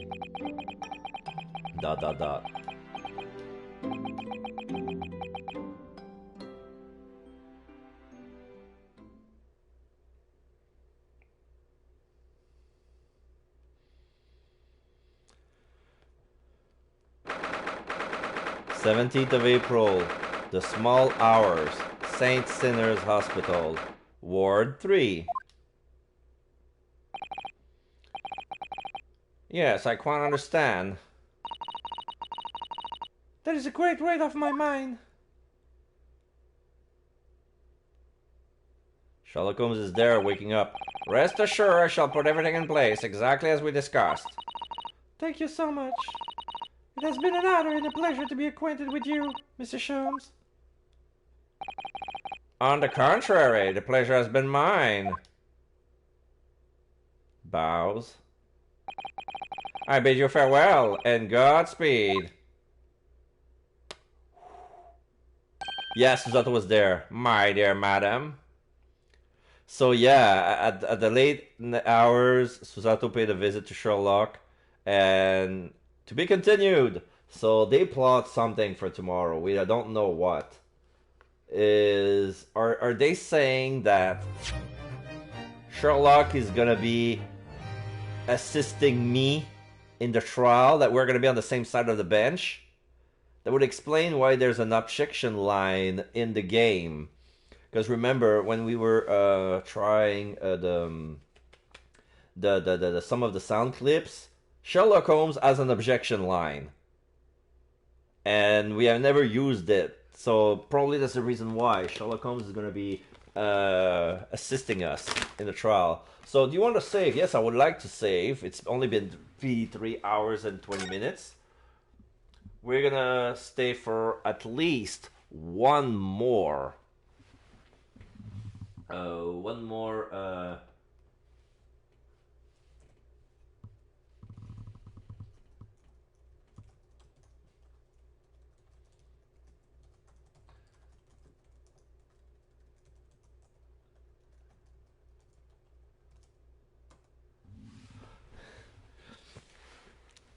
Yeah, it's been sorry, because I was talking to my movie date. Like she had visit in her place. She needed time for herself, and I kind of convinced her to install Twitch and watch me. So she's probably gonna be part of the trial. Anyway, part of the chat. We'll see about that. So yeah, I mean, it would be nice that he's gonna be with me, part of the bench, assisting me and everything. But it's like kind of weird that Susato is like doing this behind our back at the late hours of the night. So we're gonna be saving here. Save complete.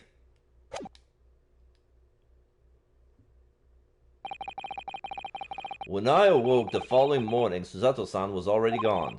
Outside the window, the rain came down in sheets. And so began an even longer day than the last, one that I would remember for the rest of my days. 17 April, 9:32 a.m. The Old Bailey Defendant's Antechamber. Gina's there. Good morning, Gina. Gina ... Of course she's not looking at me. Oh, I'm determined to prove you're innocent today. I'm sure we can do it. Huh, so where's your friend then? Sorry. You know, her in the fancy dress.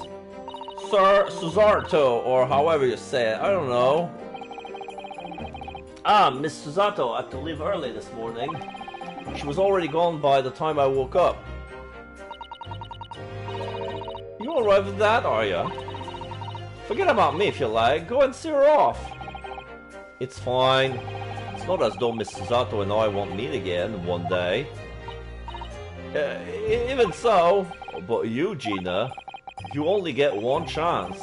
This trial today is all we have. Good morning, Yoto.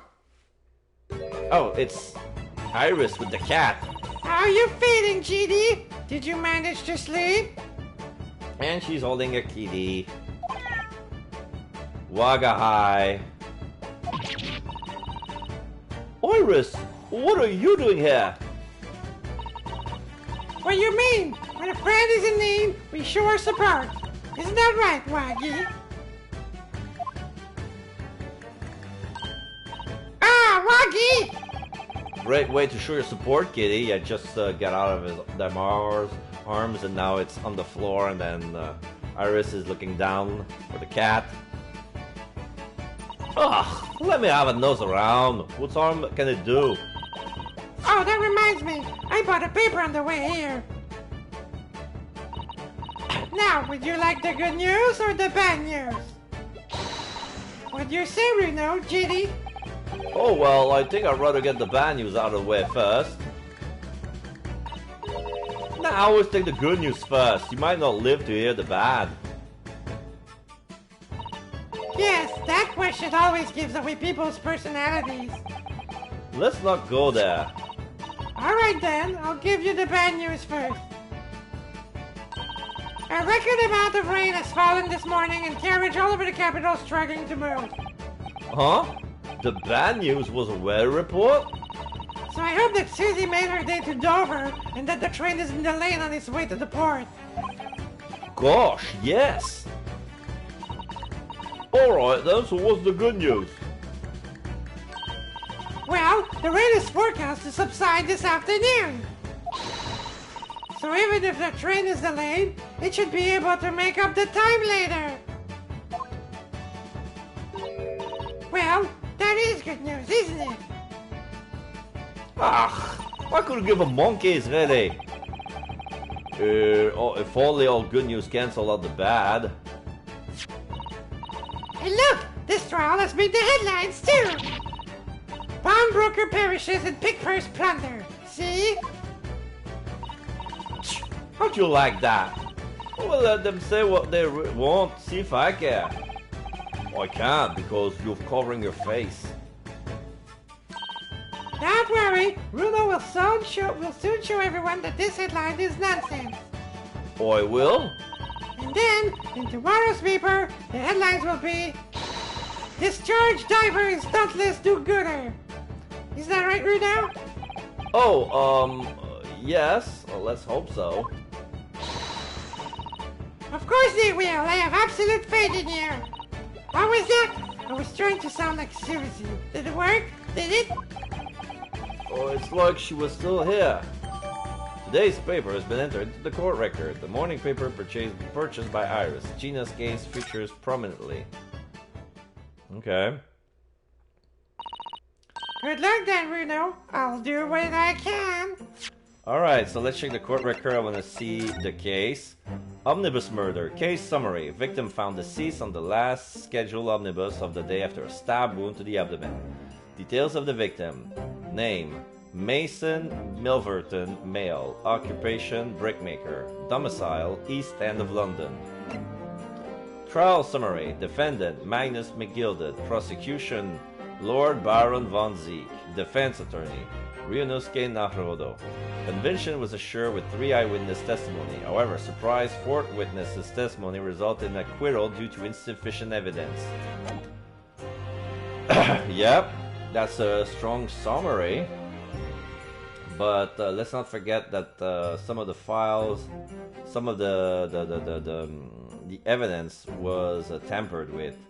Like they tempered the evidence, and then when they get off with the testimony of the 4th witness, it corroborates with the proof we have. We have enough proof to prove his innocence, but no way to prove who was guilty. So today's paper. Oh, we see a picture of Windy Bank in the front. We see his shop and we see his pictures. And on the other side, what's this? There's a sensational story lower down the front page as well. Look. Ministry Mall. Classified secret may have been leaked overseas from Ministry of Justice. Oh, that must be the emergency that Gregson were. They were working on another story at the same time. A Ministry Mole. From the Ministry of Justice. For a 10-year-old, Iris suddenly has a finger on the pulse of the world news. It's about secret communication between Great Britain and its allies. Oh. Apparently, they've been intercepted by hostile nations. Uh-oh. Communications are being intercepted, but how would somebody be doing that? That's the question, isn't it? I've come up with 3 different possible methods so far. Are you looking for a new career, Reno? No, of course not. I wonder. Perhaps this is what Lord Strongheart was talking about yesterday. Yes, it could be. And it could explain why he has Gregsy running from pillar to post at the moment. Today's paper has been updated. This morning's paper, which contains an article about government secrets being leaked to foreign agencies. Updated in the court record.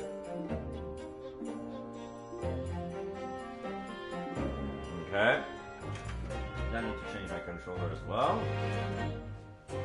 Because I was working with half a controller. Now this one is full.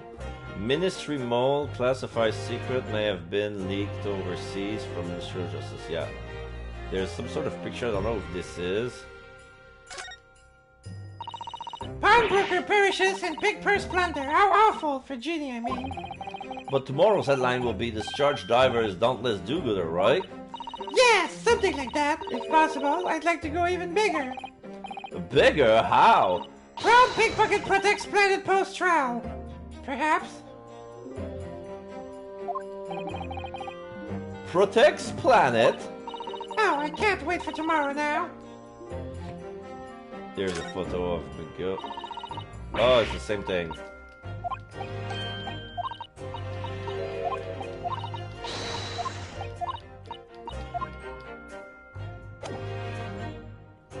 Alright, we're done. Obviously, I don't know the law like Susie does, but still. Takes her bazooka gracefully. I'll be by your side the whole time, giving you moral support and encouragement. I'm not sure that big thing is as comforting as you think it is, to be honest, but thank you, Iris. That's very kind of you. Oh yeah, Iris. Yes, Ginny? Well, I was wondering is all about Sholmes. Did they fix him up alright? Yes. The operation was a great success. but Hurley still hasn't come around yet. Bullshit! He's faking. Eh?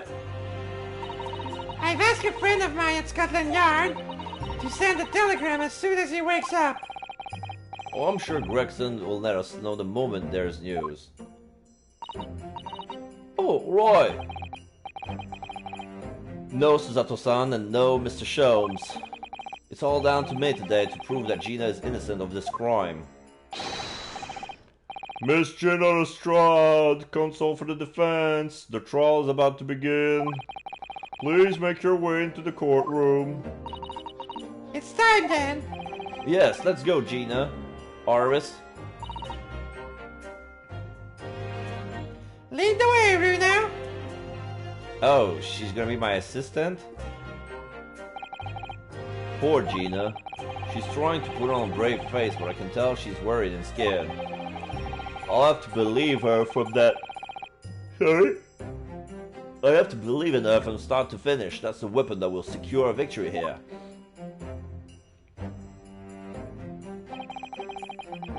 If I learned anything from my great friend, it's that.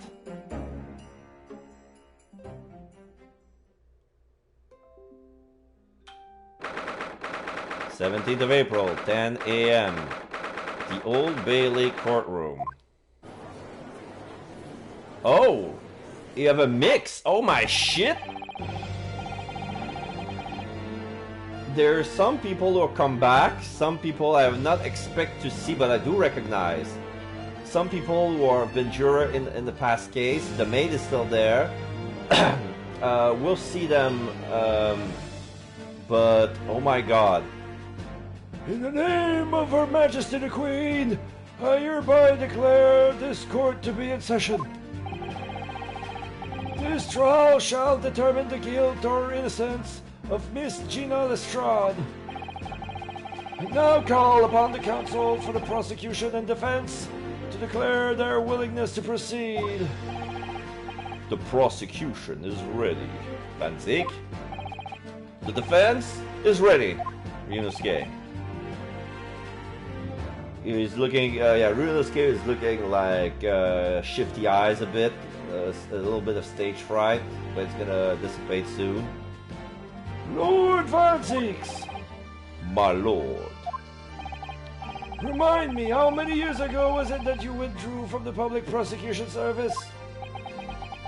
It was some 5 years ago, my lord.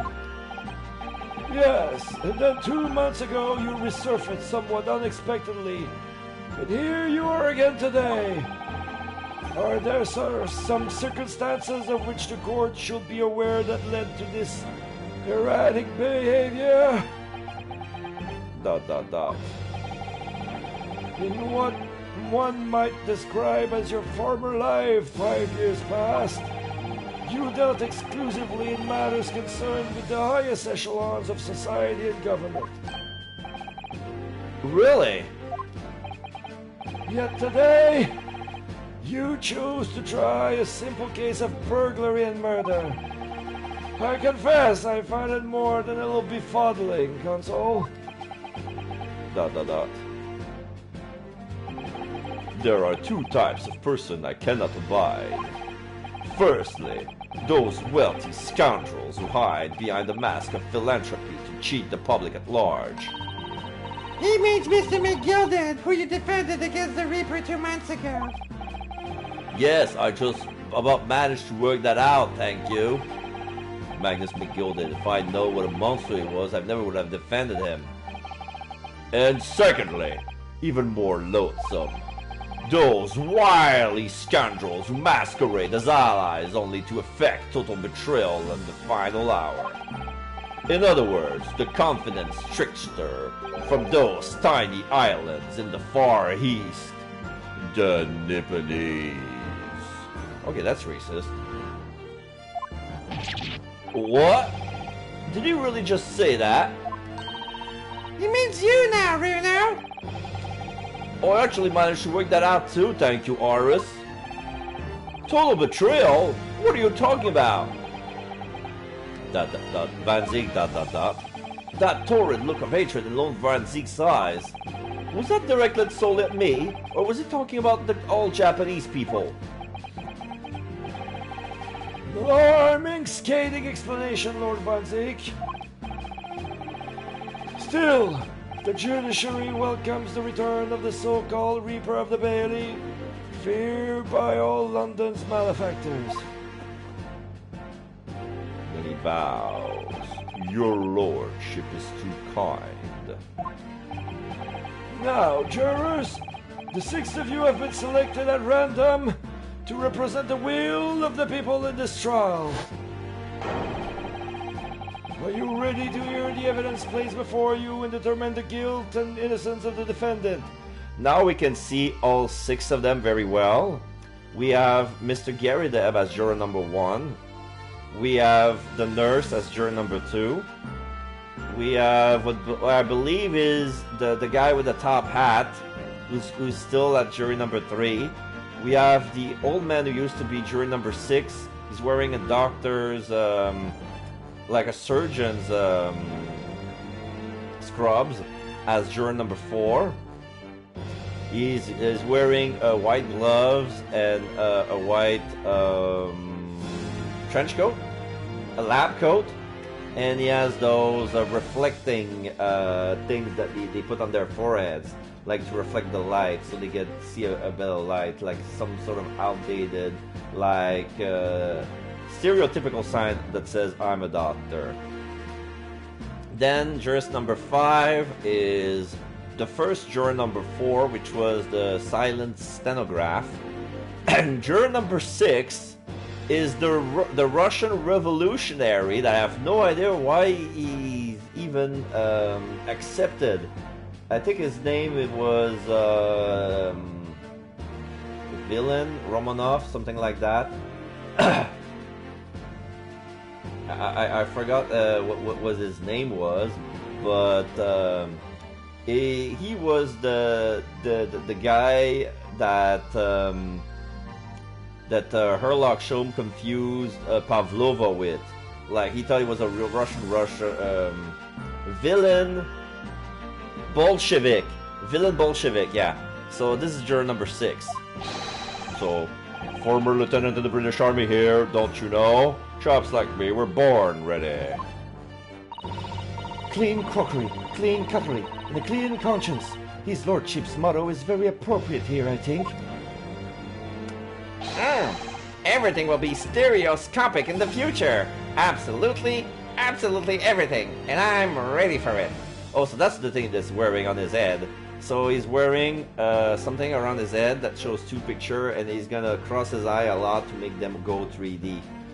So yeah, the stereotypical technology. Stereoscopical technology. I don't understand it. I can't have left it in here. It's not possible. Could I have? Women indispensable in society. Stop. Female-centric future awaits. Stop. Herlock. Hey, hello there. How you doing? Looking at book. Good day. I am visiting London from sightseeing. I would like to take bus to Crystal Tower, please. So he doesn't even speak English. He's looking at his book. Okay, that's how it says. And he's petting a mouse. Zart Haferflock. Hello, Zart Haferflock. How you doing? You know, skate that. Is something wrong here now? Oh, not exactly. It's just I'm fairly sure I recognize these jurors. Almost all of them, in fact. Really? Funny coincidences like that do happen from time to time, do they? I'm doing good, very much. Thank you very much. This is we're doing 5th chapter, which is the final chapter of the first game of the Greatest Attorney Chronicle. And I already got a voice for everyone. I need to practice them, and I really like those story-driven games. And I can't wait to finish that game. It's not gonna be today, that's for sure. But because my voice, my throat My voice needs a break once in a while. Speaking of which, I'll need a sip.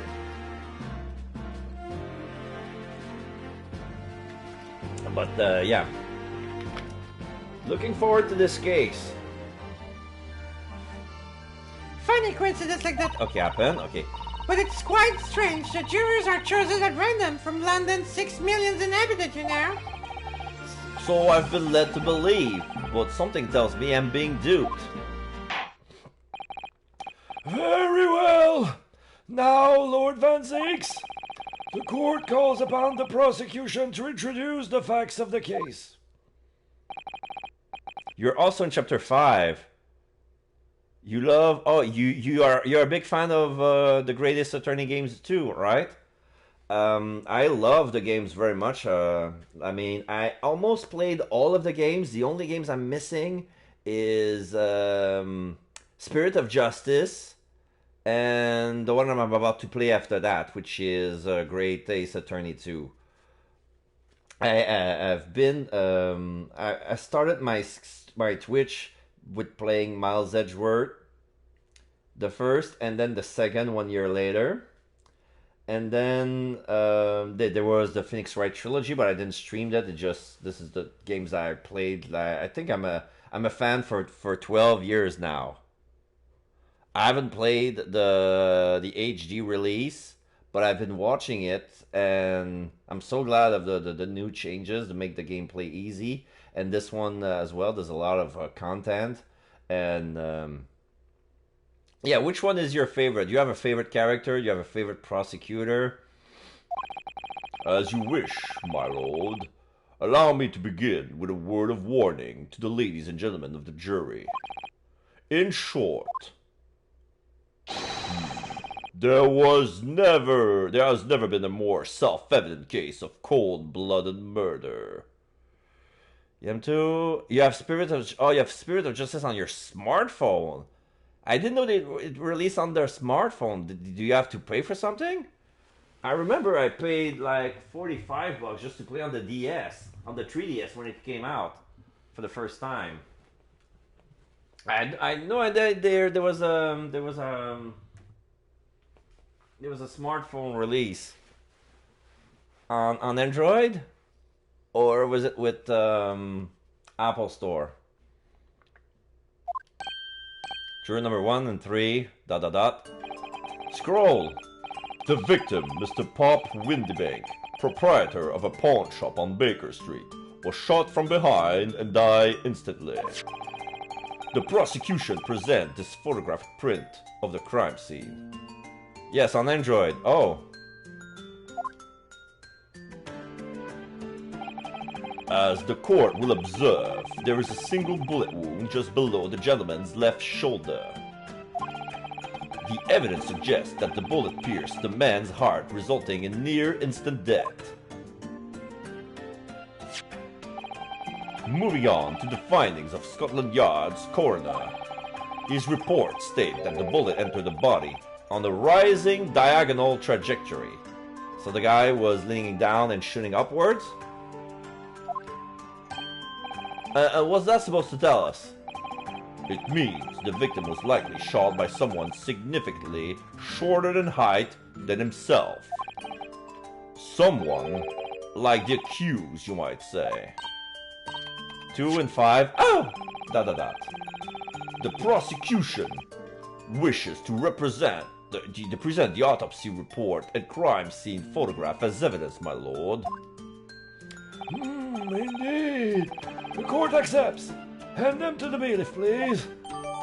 The autopsy report has been entered into the court record. Report prepared by Scotland Yard. Coroners have confirmed instant death. There was a single bullet wound for the back. Single bullet wound for the back. He was shot from the back. No other signs of trauma. Okay. Crime scene's photograph. I have many characters from the series. Edgeworth, Von Karma, Van Zieks, and Herlock shows are fantastic. Yes. Yes. I agree. Like, I like Edgeworth, specifically when he's playing his own games. Like, I think that the Prosecutor Spat was my favorite game in the franchise. And when you say Von Karma, were you talking about Manfred or Francesca? Van Ziek is awesome. I like to voice Van Ziek. Like to give him some majesty and some authority, even though like he's grim. And Airlock is just a lovable oaf. Airlock. I spell Airlock with two, not like in the game, but Airlock, A-I-R, Airlock, because that's all that he's got in his head, full of air. Airlock. Yeah, of course, Manfred. Yes, Manfred von Karma. I give him I give him an Alan Rickman voice because it just fits well. Like a Gruber voice. McLean. I have a machine gun. Ho ho ho. Merry Christmas. Just that's the voice. It fits well for Manfred. For Manfred, I do believe. Okay, photograph of the victim. Shot from the victim. Bullet wound in the man's back. Okay. I now ask the court to turn its attention to this plan of the establishment when the incident occurred. Okay. So this is the plan of the pawn shop. The proprietor was found in the storeroom where he kept articles pawned to him. So if I remember correctly, Gina had the key to the storeroom in her possession, and the door was locked from the inside. And it has to be slammed open to open the door. So if there was another killer besides her, who could have been? Because we saw someone. We were there at the beginning of the story. We ran into someone and they fled. There were two someones, if I remember correctly. A windowless room and a single point of entry. A door to the main shop that was found locked. In this sealed chamber, there were only two persons present. The victim, Mr. Windibank, and the accused. Gina ... 4 and 6. Whoa. They're all ... but number 6 is like... He's doing not the Genma pose from Evangelion, but he looks like... Yeah, he pay attention to everything, but... It may further interest the court to know that when the accused was discovered at the scene, she had in her hand the gun used to fire the fatal bullet. Unfortunately, ballistic... Oh, well! That's that then, isn't it? Nothing more to say. It's that grubby little girl to pickpocket anyway. She's one of those filthy drabs that lives in the slum in the East End. Oh, well, it was only a matter of time because she got blood on her hands then. What are juries waiting for? The girl is guilty as hell. We can't jump to conclusions here. We mustn't assume her guilt because of what she has to do to survive. Pouring a blast. Yes. My learned Nipponese friend. It is you who mustn't jump to conclusion. The prosecution has barely begun presenting its case. Exclamation mark. Conveniently, this appalling act of murder did not go unobserved. There were witnesses! Good gracious! After their testimony, this girl's true nature will be exposed. Pitiful pickpurse or cold-hearted killer. Here's to establish the truth. A toast! Gina ... I was about to say something, but I forgot because I had to read shit. So, yeah, now that the witnesses... Basically, I bet one of the witnesses is actually the guilty party, or working for the guilty party. But this is my my prediction. This is my guess.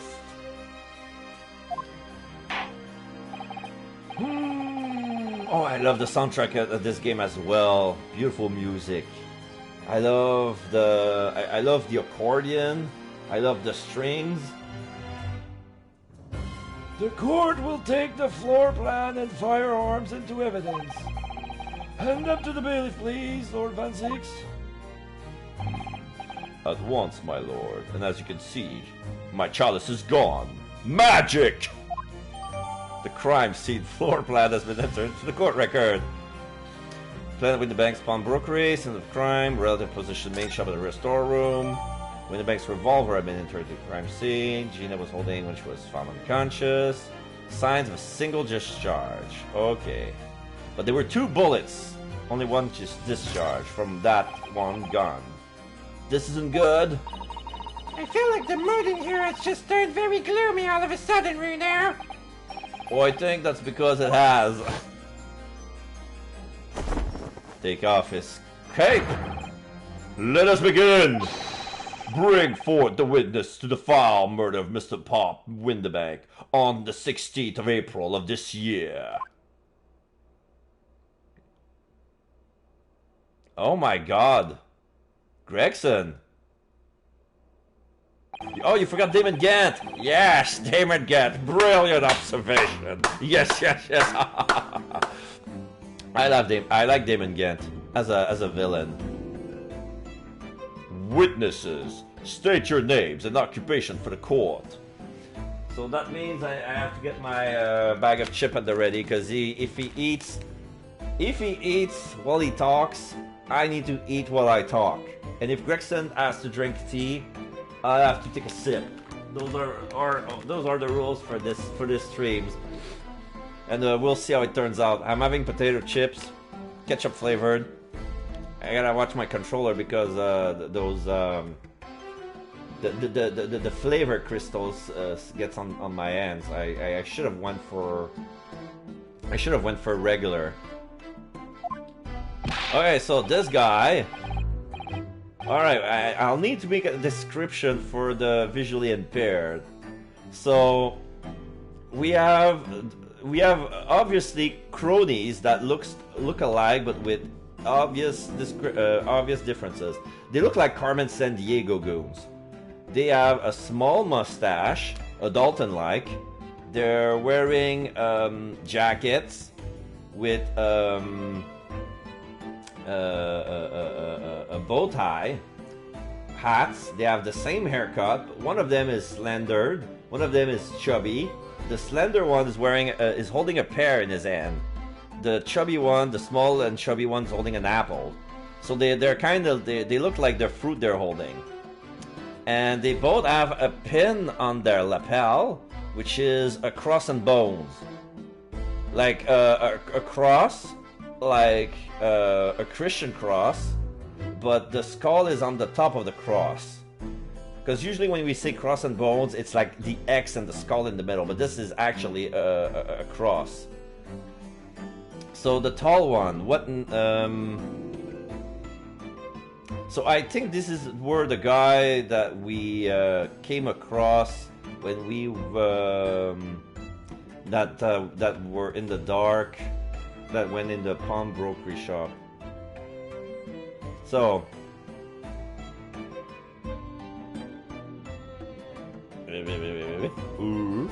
okay, so I'm gonna give him a Dalton voice from Lucky Luke, and the short one I'm gonna give him a Cartman voice, because why not? Name's Nash Culkin. Occupation is baddie, professional baddie.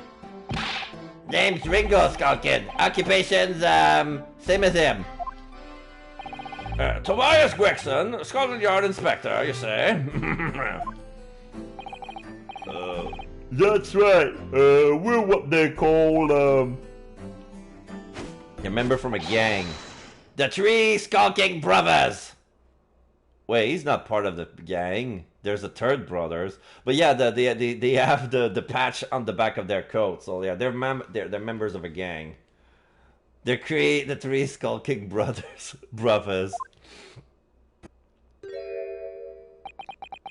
Dot. I'm not doing it too. Don't get me to do your nonsense.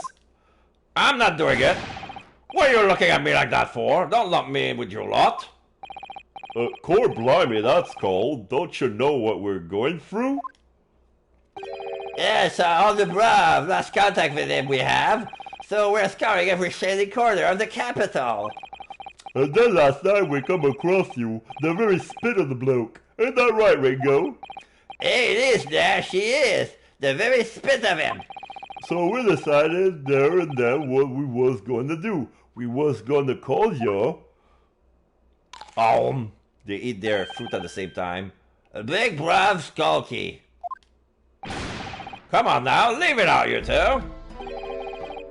Skulky Skullin. Oh wait, Sulky Sulk. Sulky Skulkin? And that's before he's run out of chips. Well then, Inspector Sulky Gregson. Hey, it's Tobias. Begging your pardon, my lord, but the name is Tobias. What I would like to know, Inspector, is what you are doing in the witness stand. The Skulkin brothers are currently under arrest, my lord, on suspicion of theft. Thieves, are they, these three? No, my lord. Begging your pardon, but please don't lock me in with this lot. 2 nights ago, these 2 brothers illegally entered an establishment with intent to burgle. And in the course of their nefarious activities, they became embroiled in a far more sinister crime. By Jove, you mean to say? What an extraordinary coincidence! Indeed, my lord.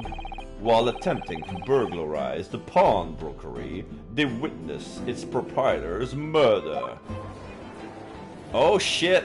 Ringo is standing on the wooden crate, so that's not even his actual size. He's really short. He's like Monokuma short.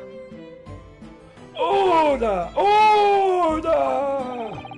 The various trespasses of these brothers is not the subject of today's proceedings, though they will naturally face trial in the very near future.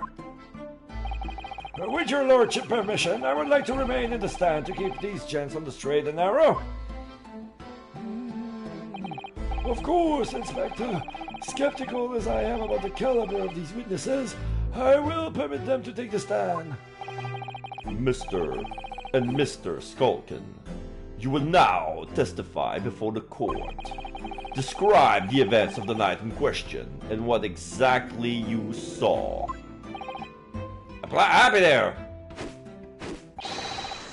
'Cause a skulkin's never skulkin'. You're not doing the thing. Get out of it. Oh, he was eating. I forgot to. He was eating.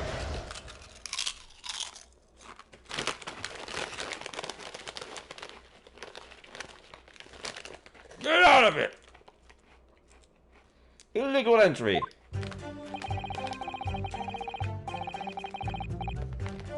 We was walking down Baker Street in the small hours, and the cat's door was ajar, see? Yeah, it was like some kind of sign begging for us to go in, it was. But once we got inside, core blimey lummy, we heard a gunshot from the back room. Yeah, we went to see what was what, but the door was locked from the inside. We never done nothing, governor. We never took nothing. We just left after that, nice and quiet.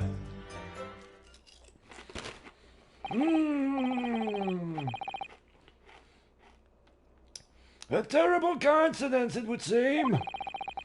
At the precise moment these miscreants entered the property, an even more sinister crime was afoot. The witness's testimony is consistent with the crime scene in every detail. The door providing access to the storeroom from the main shop was indeed locked from the inside, and within, only the victim and the accused were found.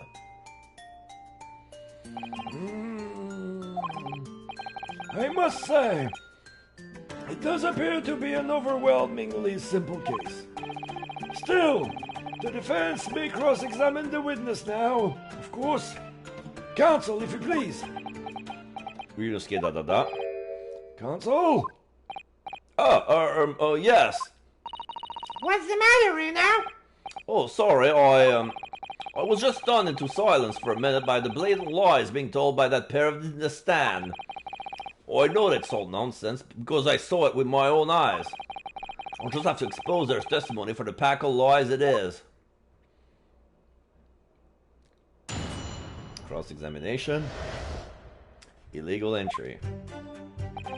We was walking down Baker Street in the small hours, and the gaff's door was ajar, see? Hold it! The front door window-banks was ajar, you say? What time of night was it? Oh, must have been about 1, right, Ringo? Yeah, I'd say so, right, Sulky? How would I know? The place would have been shut at 1 in the morning, just like every other shop in town. Well, it was pitch black inside, it's true. Isn't that right, Ringo? I'm not so sure, Nash. I seem to remember a little light burning inside. What about you, Sulky? Me old mucker?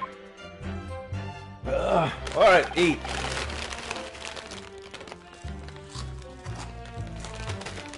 Leave me alone! There definitely was a small lamp burning inside. That was alerting us to the situation in the first place. And when this gentleman ventured into the open establishment, the accused, Miss Gina Lestrade, already had the muzzle on her gun trained on the unfortunate victim. Objection! That is pure conjecture. Perhaps. But it changes nothing. These brothers inadvertently wandered into the middle of a cold-blooded murder, simply because they found the door of the victim's establishment opened and ventured inside. Right, that's what happened. It was like some kind of sign begging for us to go in, it was. Hold it! Well, what are you trying to suggest? That you had to go in? Well, God moves in mysterious ways, they say, don't they, Ringo? They do, Nash, they do. Must have been some sort of providence, I reckon. God's will often presents itself as the win of thieves, does it? It weren't no whim, I'm dead true of that. Yeah, it weren't, Nash, it weren't, like we said at the time. You don't just find doors open in the middle of the night like that. Nah, there's no two ways about it. Yeah, it was a sign that our long-lost brother was inside. They're not very good liars, are they? Well, you can't deny it. It led us to a bloke what looks just like our bruv.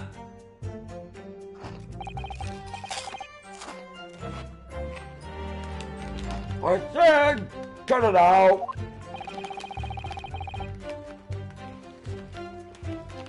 Those chips are getting a chumping today. Yes, they are, Ryunosuke. They are.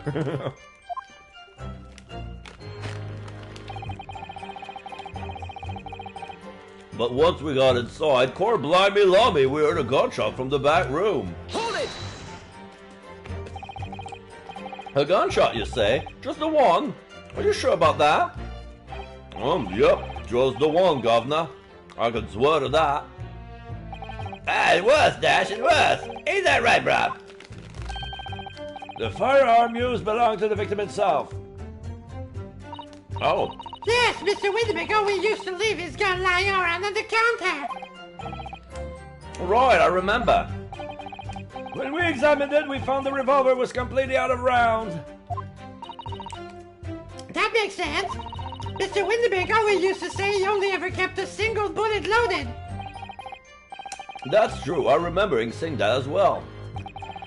So we can say with considerable certainty that only a single round was discharged from the firearm used as the murder weapon. Yes, my lord, we can. And I should remind the court that the firearm in question was discovered in the hand of the accused. Wonderful. We went to see what was what, but the door was locked from the inside. Hold it! Do you mean the door between the main shop and the storeroom?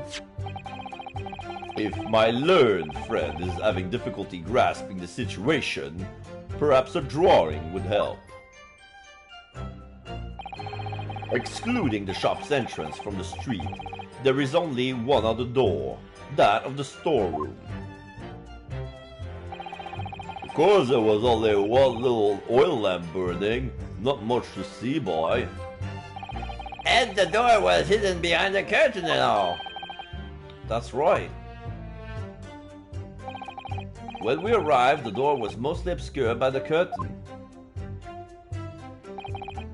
Tell me, why exactly did you try to open that door? Eh? Any normal petty thief would have run at the sound of a gunshot, I would think. Oh, well, your turn to rabbit, Ringo. Nash, yeah. I suppose you'll have to say we ain't normal, eh? Broadly speaking, humans respond in one or two ways on hearing a gunshot or scream.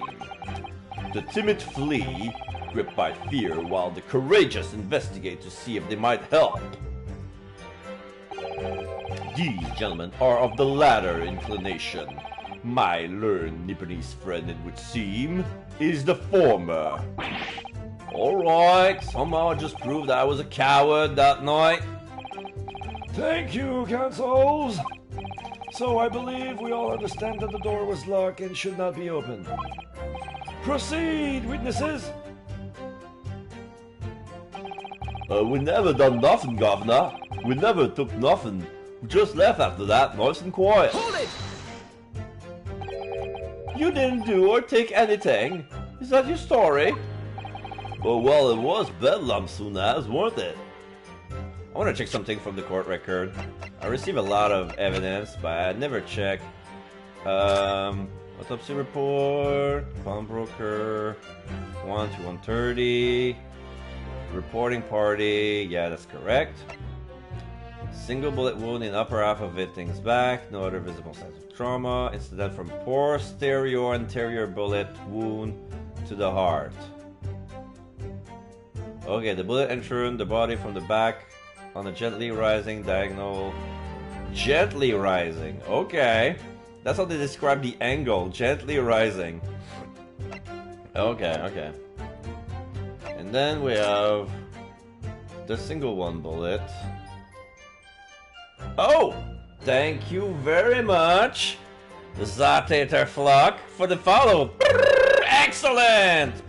Usually I have an alert for that, but I have a problem with my sound file, so that's why I'm on my PS remote. So thank you very much for the follow. So usually, welcome to the Geek Generalist.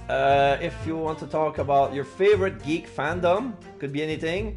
I noticed you talked a bit about Ace Attorney. If that's your favorite type, if that's your favorite game of all time, if you have a favorite kind of music, favorite band, favorite movie, favorite anything.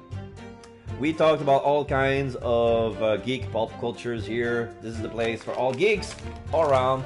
Thank you so much for sticking by, and I hope to see you again really soon. Thank you very much for the follow. Alright, so magnifying glass, crime scenes floor plan, magnifying glass. I don't need to check much of that. I want to check the gun. I think that's what I wanted to check first. Let's see if there's anything special. No, never inspect the gun that way, folks. This is the killing. This is Mr. Windybank's gun. The cylinder is completely empty. Mr. Windybank always used to keep his gun to hand on his shop counter. Yes, but only ever with a single bullet load, I understand. That's right, to keep all the pawn articles that were in his scarce safe. But his one bullet was fired that night and the poor man lost his life. Was he protecting his shop, I wonder? Trying to keep the articles safe? ...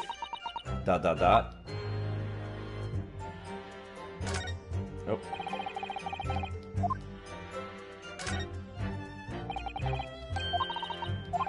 There was only one thing?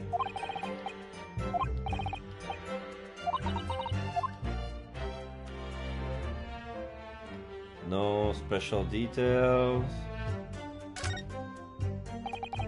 No.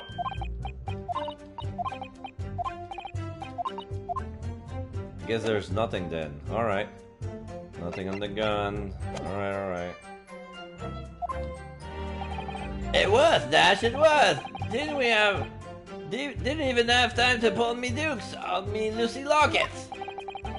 So with no time to take your hands out of your pockets, you just left nice and quietly, you say? That's right, Governor. Nothing more than violence. Peace-loving nibblers we are, not bludgers. Yeah, we are, Nash, we are. Never even pulled me dukes out me Lucy lockets. So you clearly like us to believe... Come again?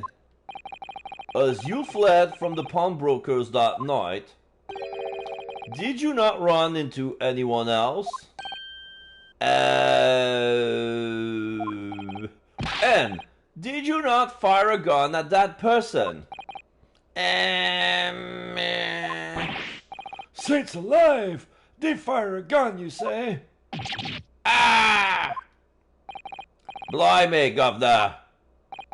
You ain't telling us it was you in the doorway? It was. Ringo ... Why the bleeding Nora? Didn't you mention that before? You were armed with a gun, and as you fled the scene, you fired that gun at London's greatest detective, Sherlock Sholmes. They shot the great Mr. Sholmes? I didn't hear that, actually. They were rumored they'd been rushed to the hospital. The great Sholmes? That's beyond the pale. On the night in question, this pair were arrested by the police within minutes of the discovery of the crime scene. Their suspicious countenance rapidly gave them away. And when searched, a firearm was indeed found in their possession. 1 and 2, exclamation mark.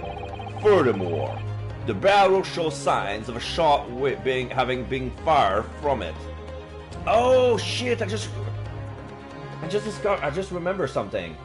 So they're saying that the bullet that we found in the calendar, the blood that was on it belonged to Sherlock? Oh! Or maybe... I forgot that, Sherlock Sholmes was there first and they fired a gun on him. And then when Naruto came in, they kind of ran away. The barrel showed no sign of shot being fired from it. 3 and 4, exclamation mark. The prosecution advised his lordship to examine the firearm recovered from these brothers.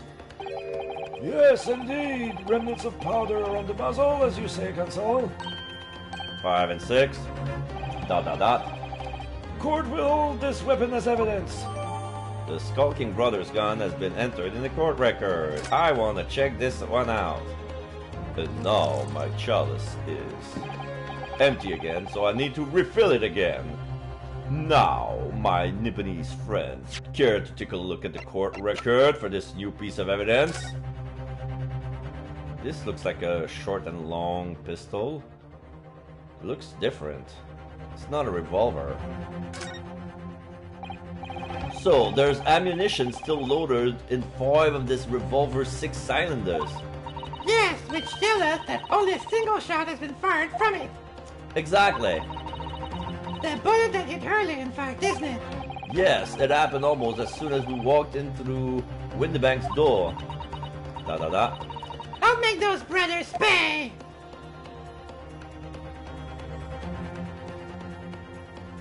Anything suspicious about them? I don't see anything. What's this? That's a weird... Oh, it's still about the barrel? Yeah. Yeah, okay, so there's nothing else here. Alright. Alright. Yes? Here's to your successfully presenting the evidence! Exclamation mark. For yes, there are the telltale signs of spent powder on this gun, and a single bullet missing from the cylinder. But the prosecution demands evidence that it was fired at the scene of the crime under scrutiny in this trial. Objection! Well, I don't need evidence, because I was there. Objection! However, the rest of us in this courtroom were not. Exclamation mark. And the defense failed to provide evidence in support of his rash claim. We shall have no choice but to toast your incompetence and move on. Evidence that these two fired that gun before they left Windibanks that night. I can bullshit my way by showing the blood. Maybe they're gonna give themselves away. The court demands that all claims are affirmed with clear proof. What evidence showed that these witnesses unloaded a firearm in the pawnbroker shot that night? The blood samples. Oh, I'm gonna save just to be sure. Suddenly, I don't feel as confident. The Old Bailey. There you go. Take that! Oh. The evidence is in this portfolio. What on earth have you there, Consul? During the course of our investigation, we discovered a number of bloodstains. Not trusting the police to do the job they're trained to do. How arrogantly Nipponese of you. Well, anyway, we analyzed all the blood samples we found and recorded the result in this portfolio. And you claim to have the evidence the court is demanding therein? Yes, my lord. No more dallying then, Consul. Present the pertinent evidence at once. What do you have in your portfolio that proves that these witnesses unload a firearm at the scene? Yeah, the first one. Take that! What is that? Explain. Well, it's a photographic print taken at Windibank's pawnbrokery on the day of the incident. From the scene of the crime, is it? Is that a bullet hole? And if my eyes do not deceive me, it appears the bullet is still lodged there. Yes, as your lordship noticed, the bullet pierced Mr. Windibank's calendar. The date shown being the 16th of April, the very day of the pawnbroker's death. The incident occurred at 1 hour after midnight, but this indicates that a separate shot has been fired sometime after the calendar has been set to the 16th. That's right, and while it is irrefutable, the defense believes that this is credible evidence that the witness did fire a round from their gun in the pawnbrokers that night. Nah! Rubble, rubble, rubble, rubble. Order! How does the prosecution stand, Lord Van Zieks? Oh, he's drinking. Is he gonna crush the glass or threaten the fire? If that is the direction my learned friend wishes to take, the prosecution has no objection. What? Fire! But you'll forgive me for flinging my hollow chalice aside in disgust at the repugnancy it exposed. Yes, on the night in question, these brothers entered the pawnbrokery illegally. And like the bold baddies they claim to be, opened fire on the new arrivals before fleeing back onto the street. Take it easy there, Governor. You're gonna land us in the soup. Yeah, we had a deal. You weren't gonna get into them details. Tell him, Sulky. Set the bloke straight. I have nothing to add. So he knew, did he?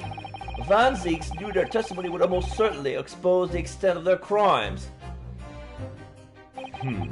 It would seem now that I owed my learned Nipponese friend a word of gratitude. What do you mean? What I mean is that you have helpfully confirmed an important fact. To what fact do you refer, Lord Van Zix? Scroll. As has been established at the point of their arrest, a single shot has been fired from the brothers' gun. However, if that shot found its target in Mr. Sholmes, then clearly these witnesses cannot be accused of the fatal shooting of the proprietor and victim. In other words, these two men have no material connection to the murder of Mr. Windybank at all.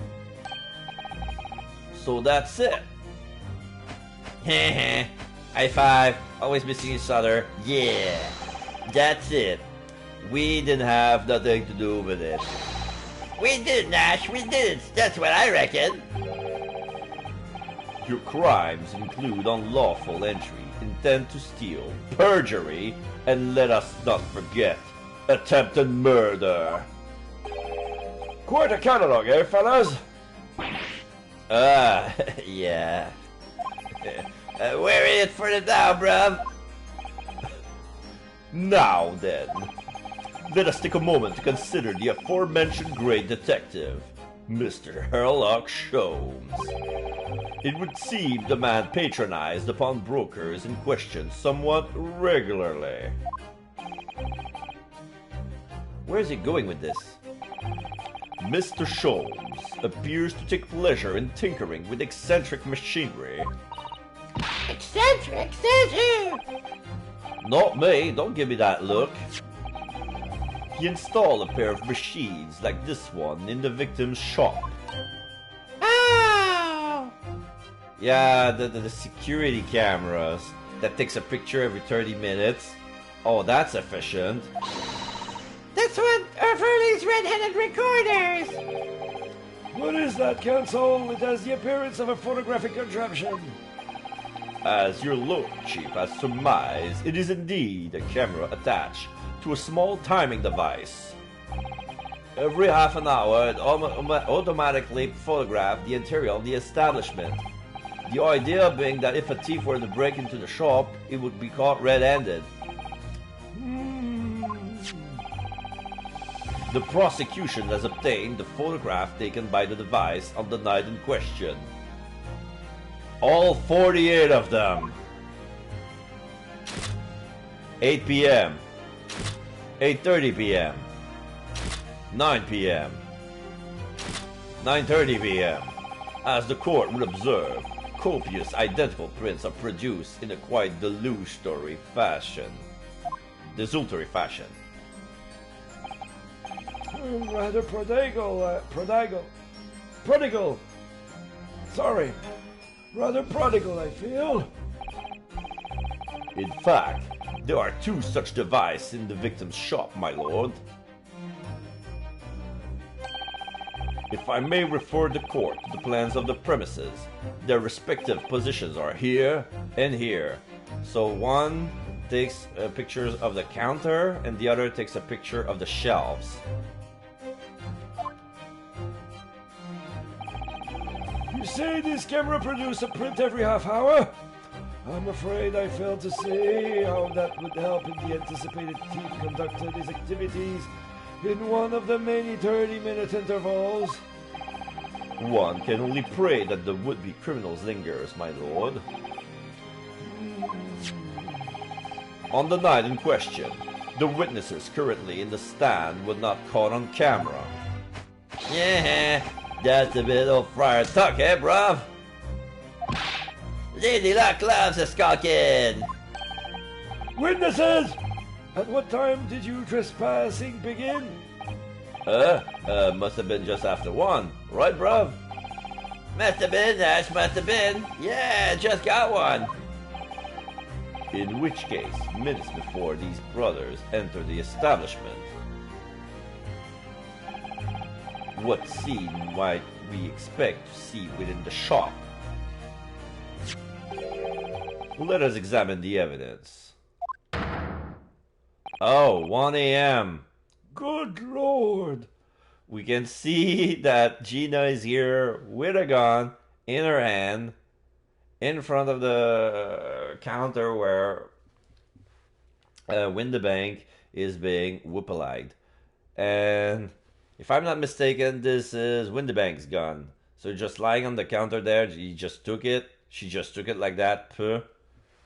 And the photo of the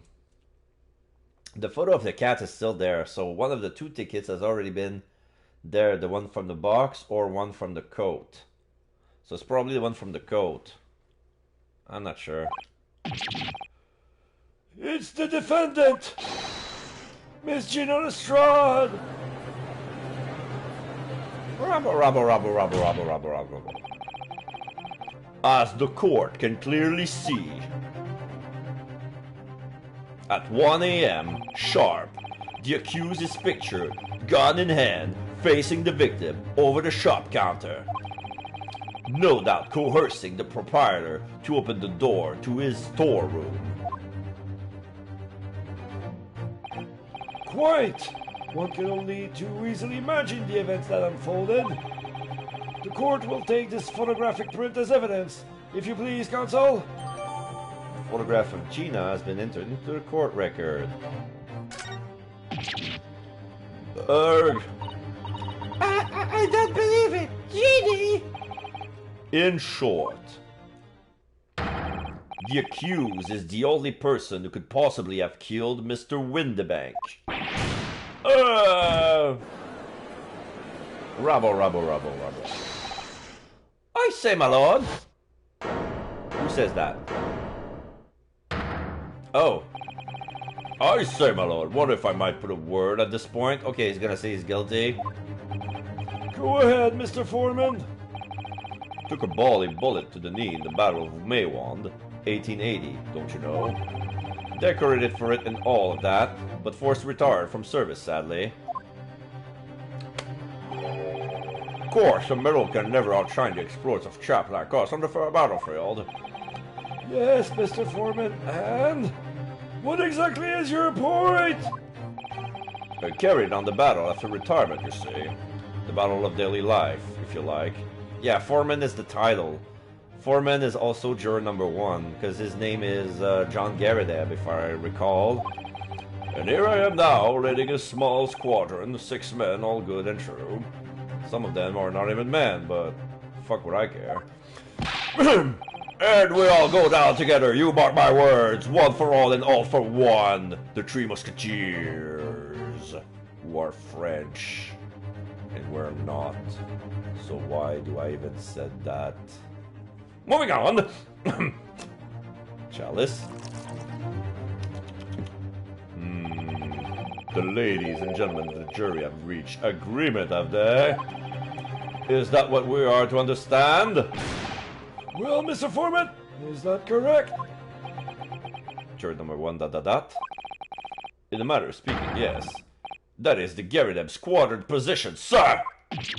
What? No, it's too soon to make any judgment there. Status report for the court, men. On the double. His lordship insists on promptitude at all times, and that goes for making decision too. I think you'll find the truth is as clear as day now. I could reach out and touch it. Cross-eye. Yee. I wouldn't have left it in there. I just wouldn't. But in all honesty, I can't actually remember. He's still talking about that. Situation clear. Stop. No room for that. Stop. Truth now undeniable. Stop. I am very sorry for brothers. They are unlucky. Very well. I now call upon each member of the jury to stay his or her learning on this matter. Let me guess. A villain Bolshevik is gonna say not guilty.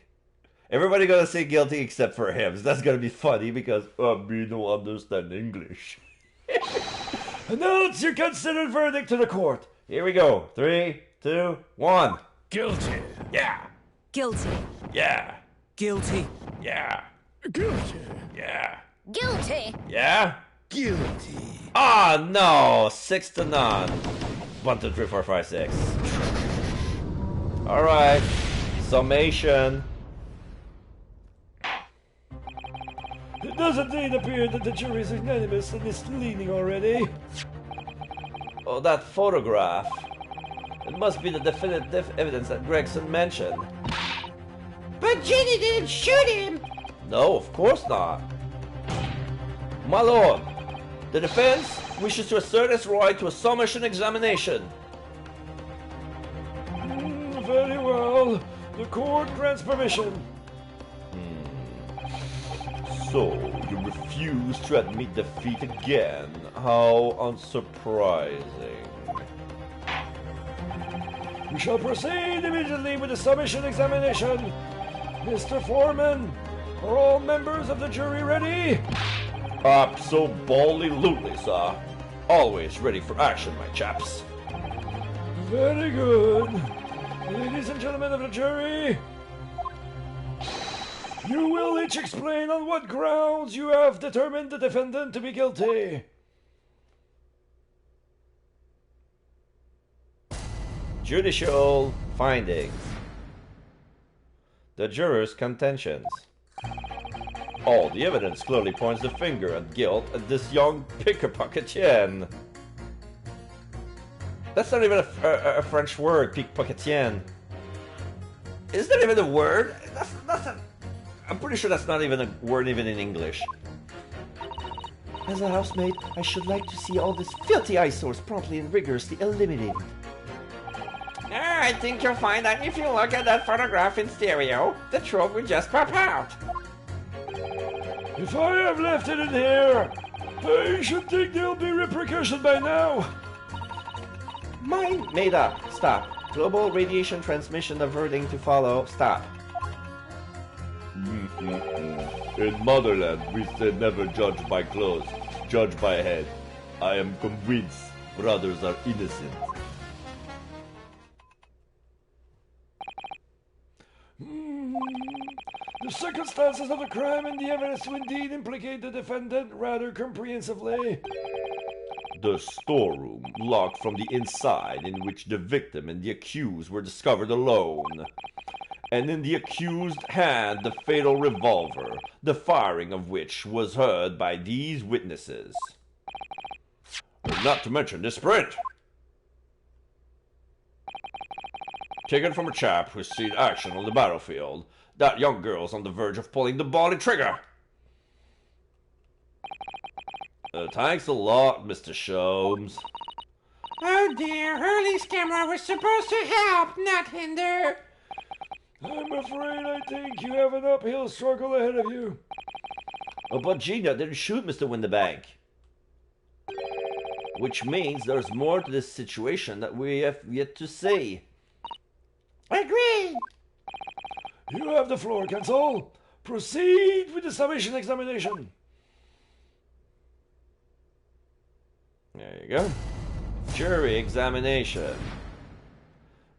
The one I want to check right away is number 4. I'm pretty sure he's talking about that he left one of his surgeon utensil inside of somebody, but I want to see what this is about. Because everybody seems to have made their verdict according to the case, but number 4 seems to be the one who's not paying attention one bit to the case at all. So I'm gonna go see number 4 right away and press on him. Hold it! What exactly have you been muttering about all this time, sir? You keep talking about having left something somewhere or something like that. Oh, so sorry. As you can probably tell, I'm a surgeon. A surgeon? That totally passed me by. No, not me. Of course, people conducting surgery in this country are considered to be doctors. Oh no. Even though me and my kind are at the forefront of medical science, the real brains in the field. So, what is it that you think you left behind? Well, that's a little embarrassing, to be honest. You see, I was operating on someone yesterday. Oh my god, it's Sherlock! He's the guy who operated on Sherlock. was operating on someone yesterday, standard thing, went in through the abdomen. But when I finished the procedure, I couldn't find my scalpel anywhere. Oh my god, he fucking left his scalpel inside Sherlock! What? Did he? Surely not. Exactly, surely not! You say to yourself, not you? Worrying, isn't it? That's what's been troubling me this whole time! Could I really have left my scalpel inside the fellow's belly? No, of course I couldn't! So, there you have it. Like I said, a little embarrassing, really. Well, that's one way of putting it. The other is manslaughter. That's exactly my concern!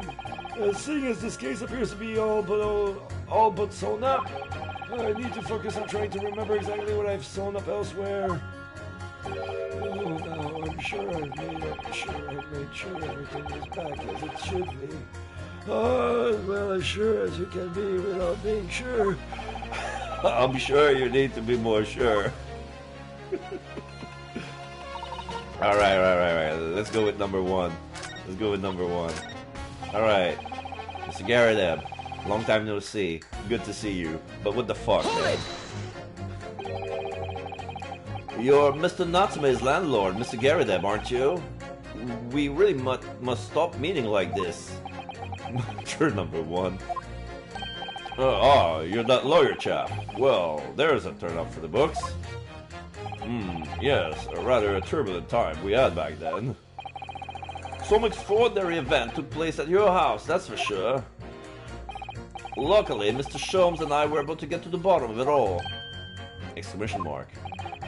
I think we did rather a lot for you, didn't we? I mean, obviously, I wouldn't be suggesting that therefore you should change your leaning to not guilty or anything, because that would be illegal even for their... Your Honor, the defense is badgering the juror to lean to another verdict, is coercing, using anecdote as nostalgia. The defense cannot use nostalgia in this court of law, sir. Juror number one, ... Can't be denied, I suppose. You know, the curse of the Garadeb's house was the talk of the town after that business. Lodgers moved out and I couldn't get a bally soul to take up the tenancies. Oh, haven't had the heart to break the news to Joni yet. Because in French, Joanie is 100% a name. This is like not a pet name for Joni. The news to Joni yet. Bad enough that the old girl's clapped up. Yeah, wasn't she arrested for the accidental manslaughter of last case? Yes, can't be denied. You did do rather a lot, but not for us, that's for that certain. Oh, I suppose not. Of course.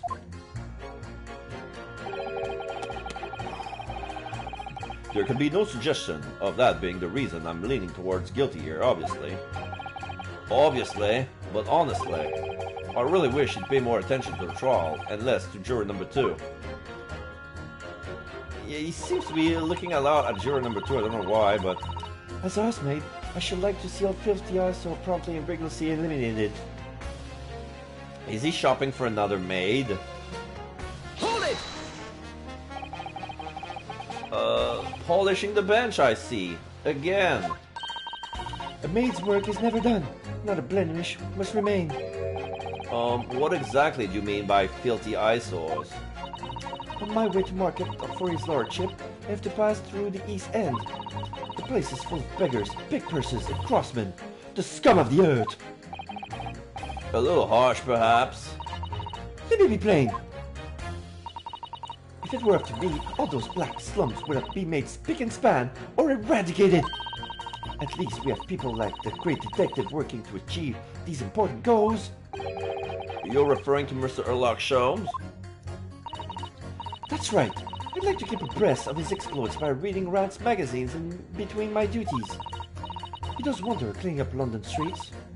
In my opinion, he should be declared an honorary maid of the capital. Mr. Sholmes, a maid? It's really quite unforgivable. Gutter scum having the audacity to shoot our very greatest detective. Renosuke ... Minor detail, it was the two brothers in the stand who shot Mr. Sholmes, not the defendant. A minor detail indeed. They're all gutter scum as far as I'm concerned. Well, it just might be an idea to get our facts straight anyway. Yes, alright. I shall amend my statement. Those brothers are the scum of the earth. They should swing for shooting the great detective. There. Is that better? Alright, I'll take that. Number 3. I think you'll find that if you look at that photograph in stereo, the truth will just pop out. Hold it! Well, what do you mean, look at the photograph in stereo? Sorry? What? Don't you know? If you look at the photographic print normally, it looks as though the pickpocket girl's about to shoot the victim, obviously. Objection! But there's no indication that the defendant ever fired the gun. Yeah, all I'm saying is that if you look at the same print in stereo, you can reveal all sorts of new information. By any chance, are you a fan of stereoscopes? Oh, how did you know? Let's call it a lucky guess. It never gets old seeing the two prints merge into one before our eyes. It's extraordinary, it's captivating, it's the height of modernity. Of course. Oh yes, I think you'll find that the stethoscope is here to stay. Tough shit. Sorry to disappoint you 100 years later. Giving us a new perspective we could only dream of before. It's the greatest invention the world has ever seen. If only it could give me a new perspective on this case, I might agree with you. Alright, let's talk with number 5. Mind made up, stop. Global radio transmission, the verdict to follow, stop. Sorry, radio transmission? What do you mean? Are you from the Far East? Stop. Yes, from the Empire of Japan. All communication with Far Eastern nation used to take place by mail. Royal Mail steamers take more than a month to complete the journey. Ah, but now we have the electric telegram, so we can send messages using electrical signals. Thousands of miles of cable has been laid on the ocean's bed, connecting the entire world. Thousands of miles of cable? On the ocean bed? It makes my head hurt just thinking about it. You are well informed, young lady. Hehe. But cables will soon become a thing of the past, stop. Just when I was starting to catch up. Radio transmission is the future, stop. Message carried over airways to 4 corners of the globe, stop. It's pretty interesting because I'm pretty sure that the first radio was discovered or invented in the 30s by Mr. Marconi, right? And it was a Canadian. So now they're talking like, okay, she's talking in Morse, like Morse code was still a thing for telegram and stuff like that. But yeah, I mean, there's an antenna, like an old radio antenna. Airways to 4 corners of the globe. Excitement growing, stop. Atmosphere electric, stop. Roy, try not to wear out your fingers. Era of wireless telegraphy, stop. Driving technological revolution, stop. And people say inventions like the stereoscope are the height of technology. What other piffle? I can't understand it. I really can't. They're just silly toys. Oh. Number 3 doesn't seem to agree. Excuse me. Juror number 3, sorry to interrupt when you're obviously fuming, but... What? Do you perhaps have something to say about juror number 5's last remark? As if I couldn't guess. Ah, you bet I do. Say that again. Go on, I dare you. Goodness, are you talking to me? I changed the voice because the first time she was talking, not with her voice, but with the machine. So that's why I gave her a machine. But then I speak with her voice, so that's why I give a different voice. I think it just might be, yes. You think stereoscope are just toys, do you? Huh? Absolutely. I mean, really.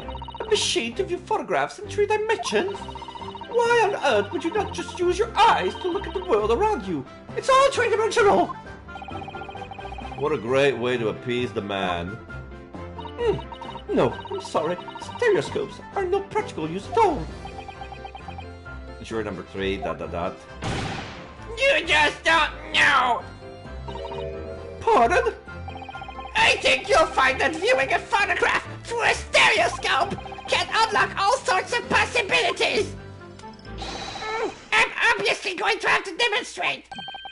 What sorts of possibilities? Well, take a crime scene, for example. If you had a pair of photographs from a crime scene that you could view through a stereoscope, it could reveal hidden clues you never even noticed before. What? Have you got any, Bruno? Any prints we could look at with a stereoscope? Yeah? How about this print here? It should do the trick, I think.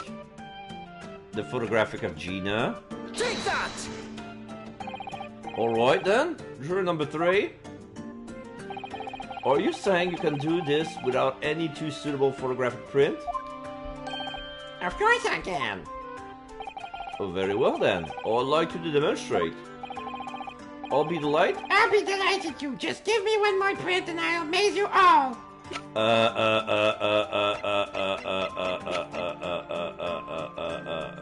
I'm stumped.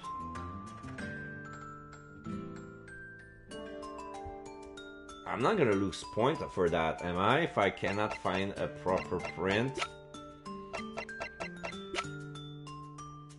Because you cannot find clues with the pawnbroker and the pawnbroker ticket for the coat and the ticket for the box. What other clue? I don't have another photograph.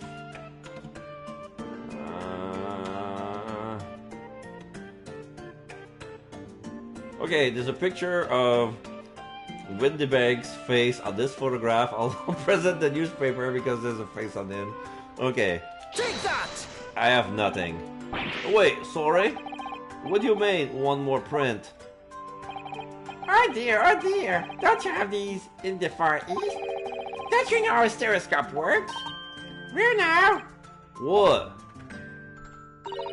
you need 2 photographs for a stereoscope, remember? I know. You know, one for the left eye, one for the right. Oh, yes, I remember now. But the print we have from the pawnbroker is just a normal photograph. No. I think you'll find that the clue is in the name. It's a stereoscope, not a monoscope. You always need 2 prints. Thanks for the friendly explanation.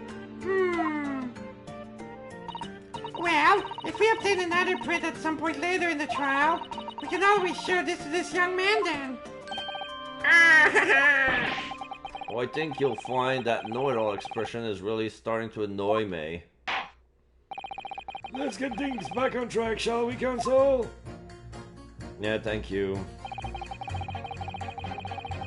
All we need to do is another shot from a slightly different location and we can see the scene in 3 dimensions. Okay. Mine made up. We're gonna talk with the juror number 6. In motherland, we never say judged by clothes, judged by head. I am convinced brothers are innocent. Hold it! Please tell me you're not Villain Bolshevik, the Russian revolutionary. Revolutionary? Juror number 6, ... Da, I believe there is such a rumor. It's just a rumor. You have to go sleep. Oh, thank you so much. Have a good rest. And I hope we'll see each other soon. And I understand sometimes the time zone since I'm from I'm from Quebec. I'm on the Eastern time zone, so it's like almost lunchtime for me. It's probably midnight on your side if you're talking from the other side. Well, have a good rest, and I hope we'll see each other really soon in another time. If you want to look at my schedule, be sure. I mean, show you my plugs. You can follow me on my socials. Usually my week this week is pretty hectic. I play different games. I'm a variety streamer, and my next Great Ace Attorney would be next Monday on 1 p.m. Eastern, which is probably gonna be at 6 or 7 if you're 7 p.m. if you're from the other side of the Atlantic. But yeah, I have to go to sleep. Thank you so much for stopping by, and there you go. Thank you. It's just a rumor. As you see, I have unfortunate appearance. I look like vicious criminal. Your words, not mine. Just want to point that out. People call me a revolutionary murderer, autocrat. And which glove fits? Let me check my book. Good day. I am visiting London for sightseeing. I would like to take bus to Crystal Tower, please. Juror number 5, ... Right, that didn't sound staged at all. You'll forgive me for having my doubts. To be treated like vicious criminal all the time, it is very painful. People do not realize. So I have much sympathies for these brothers. People say they are criminals only because of how they look. The Skulking Brothers? Da! Maybe they went inside pawnbroker shop, but they have done nothing wrong. This is all what I want to say. The Skulking Brothers did nothing wrong that night? Alright, well first of all, that's one not so little misunderstanding I'll need to clear up straight away. Tell me something, Iris.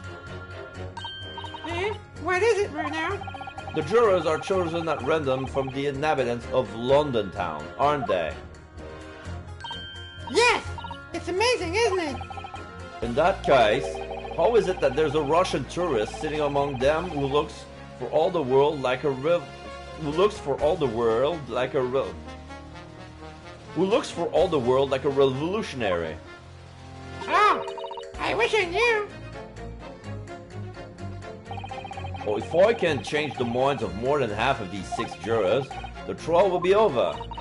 But we know that Ginny would never shoot anyone. Yes, so we need to find contradiction in what these jurors are saying and pit them against each other. I must be ready to go whatever lengths I have to convince them of Gina's innocence. This one is tough. Usually they're like self-evident. All the evidence clearly point the fingers of guilt at this young pickpocketienne. Her testimony was amended. Let's press on that. Hold it! Juror number 2. I agree with you. The shooting of Mr. Sholmes was an unforgivable act. Oh, it contradicts with juror number 6. Oh. Just realized. But the purpose of this trial is to determine who shot the pawnbroker, Mr. Windibank. I'm afraid you're splitting hairs, sir. Sorry. Whether it was the thieves or the pickpurse, it was still gutter trash that shot the pawnbroker in the end. Filth that should be cleaned up and eradicated, in my considered opinion. Thanks so much for sharing. Changing this man's mind isn't going to be easy. Bruno! It was one of those 2 brothers that shot Hurley, wasn't it? Yes, without question. Well then, I'll never forgive them. Oh, Iris. Perhaps we could use this main statesman to help us somehow, do you think? Yes, maybe. Let's listen carefully to what each juror has to say first. Alright. I just realized after that, like, we're gonna pit number 2, Brothers Scum of the Earth, with number 6, and convinced brothers are innocent. Objection! Those two statements clearly contradict each other. Good lord, Consul, explain yourself. Oh my statement? Contradictory? Contradiction. Juror number 6, you got the wrong end of the stick. I do not have stick, I have mouse. Look up mouse. As juror number 2 said earlier, when the Skulking brothers fled the scene of the night in question, they fired a shot from their revolver. Yes, they shot poor Mr. Sholmes in the abdomen. I understand. Surely you're not going to tell the court now that you didn't hear? Juror number 6, ... Abdomen. A, B, D. Sir? Sorry, my English is still learning. You are telling the court you didn't hear? Number 6, ... Forgive me, I did not hear. Ugh. Ah, it is word abdomen, part of person's body containing stomach and other vital organs. If this is what you mean, you should say in plain English, I am Russian, not native speaker. Who thought it was a good idea to let this man be on the jury again? He put his mouse down and then put his hands together and ponder. So, you are telling me these brothers who look like criminals were lying. They said before we never done nothing, but truth is they shot detective. Da! This is double negative. Yes, that's exactly right. Oh, lying is wrong, especially when lie is said by person who look like criminal. He's squeaking the mouse. Careful, sir. Coming from you, that seems surprisingly prejudiced. This means when they said we never took nothing, maybe it was also a big fat lie. Is this true? Well, according to the police report, no stolen goods were found, so... Enough! I trust no one now. It's not the mouse's fault though, sir. I must see with own eyes. I must investigate crime scene myself. I'm afraid it won't be possible. Yes, it is, Runau. Easily. Sorry? With the prints from earliest Reddit recorder. Oh. If you compare the print that pictured Genie and the next print from half an hour later, you'll be able to see straight away if anything was taken or not. Cooey, Mr. Prosecutor. Cooey? Cooey? Baruch von Zick is Cooey. Unless you refer to his title of Count? Tut. Calling on the prosecution in the middle of a summation examination of all times. The print showing the accused threatening the victim after she broke into the shop is this one. Following this, the victim and the accused move into the storeroom. Meanwhile, the Skulking brothers enter the shop and Summary heard the fatal gunshot ring out. Okay.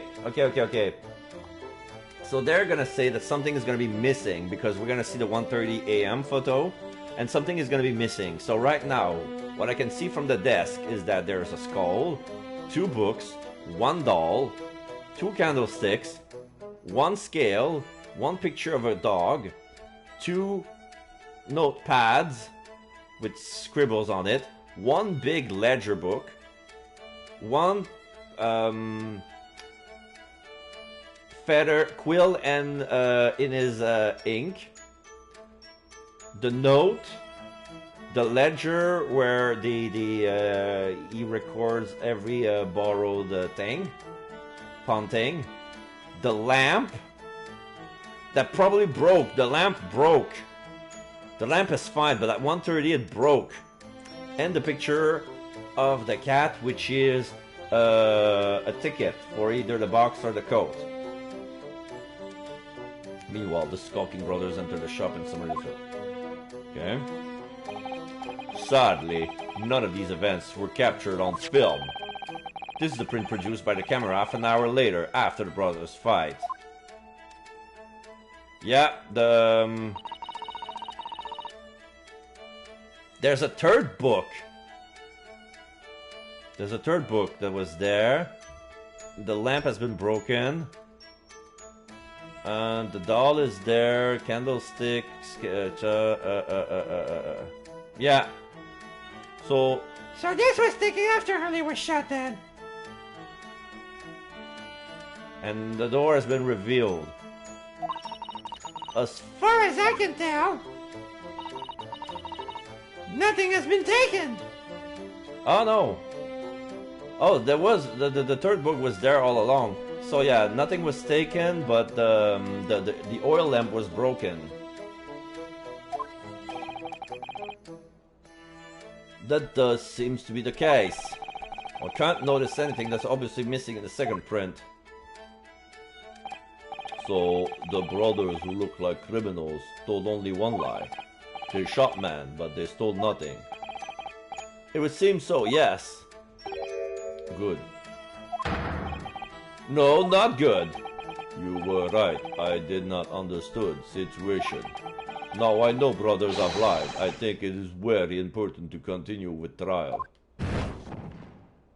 Oh, he changed his vote to not guilty. So it's 5-1. Yay! Well done, Reno. The bias is shifting. Well, it's a start, I suppose. But there must be more in what these jurors are saying that I can use to expose the truth. And if I can do that, we just might turn the situation to our favor still. Thank you, counsel. Continue with the summation examination. And kindly hand the new photographic print to the bailiff to be filed as evidence. Alright, post-shooting photograph. This is what I needed. So do I another print of the court record. I wonder if we can make a use for that. In Lake of Lies are many dead fish. We must find truth. Therefore, I say not guilty verdict. So, do I need to re-trigger him?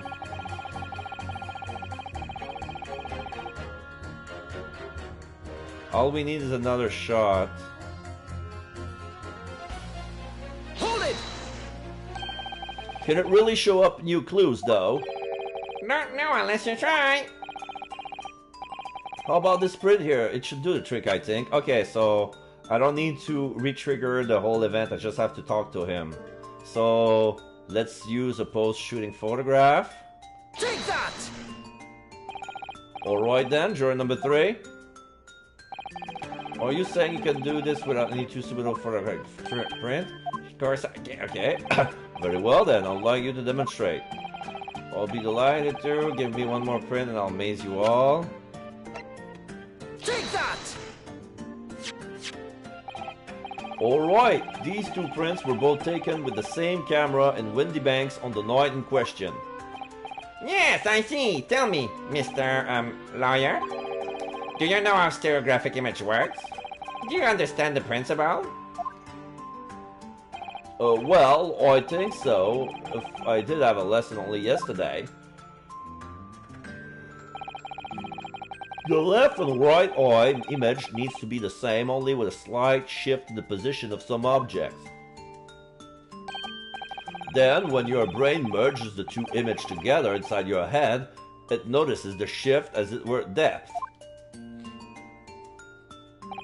Yes, exactly. It's that small shift between certain objects in the two pictures that's really important.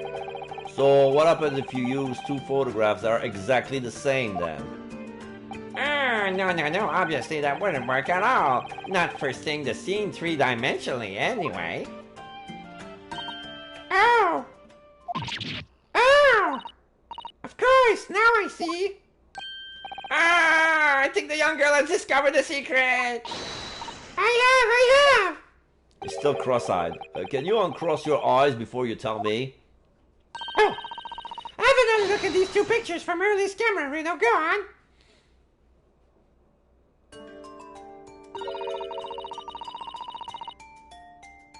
Can you see that there's a really obvious difference between them? Yes. Yes. Of course there is. There are 2 people in the first and no people in the second. Well, yes, you can see that straight away, but now try looking at the picture in 3 dimensions. Alright, I'll give it a go. So to start with, you have to cross your eyes and then try to make 2 pictures overlap exactly. Dot, dot, dot, dot, dot, dot. He's doing that. I'm not gonna do it because it's obvious. Let's see if by crossing my eyes I can make the quill pens from each picture overlap in the middle. Wait. Well, did you manage to sit properly, Runo? Yes, I saw it. What's going on with these 2 pictures? Some of the things on the counter, they jump out at you. Some of the things on the counter, they sort of jump out at you.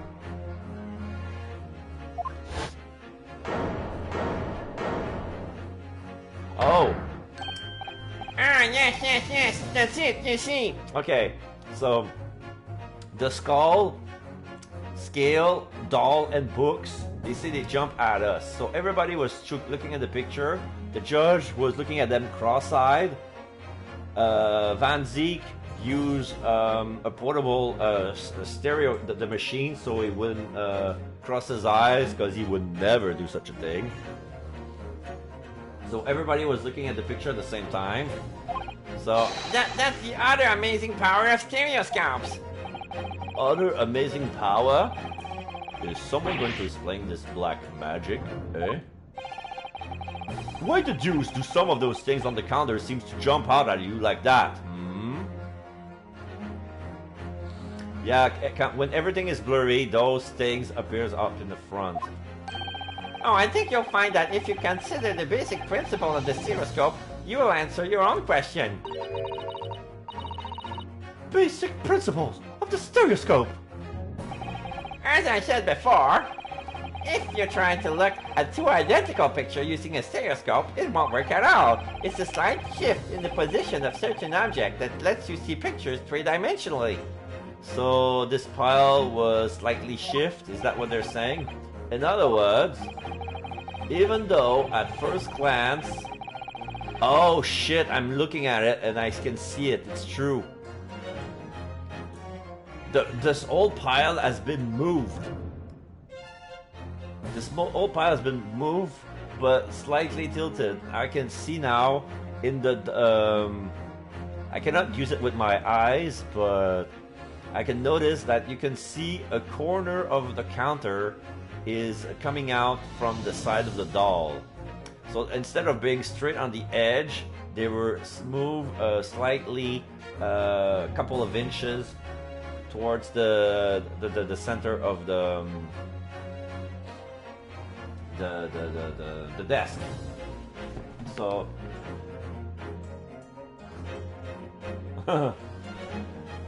I just did cross my eyes to see if it pops out. It pops up because it's bright, not because they're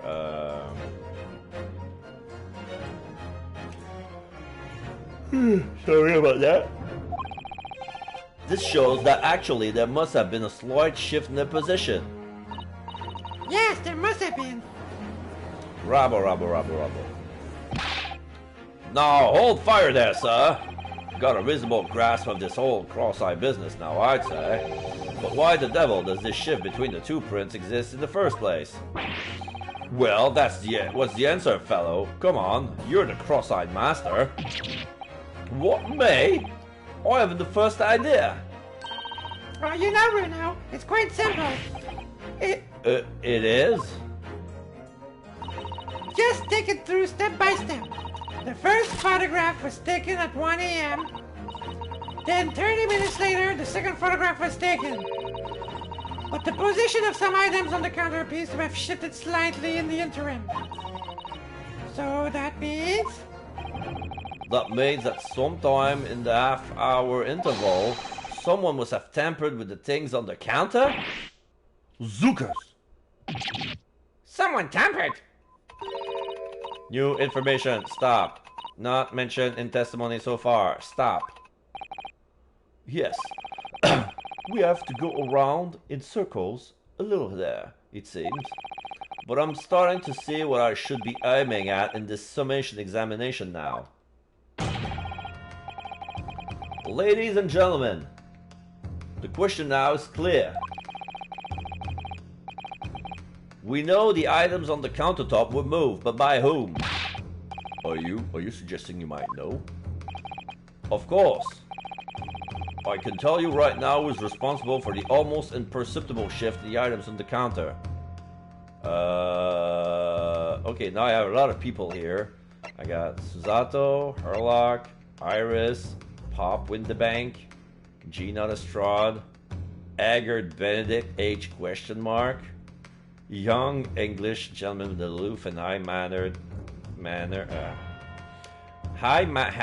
manner. He appeared at Windebank's pawnbroker accusing Gene of stealing his redemption ticket.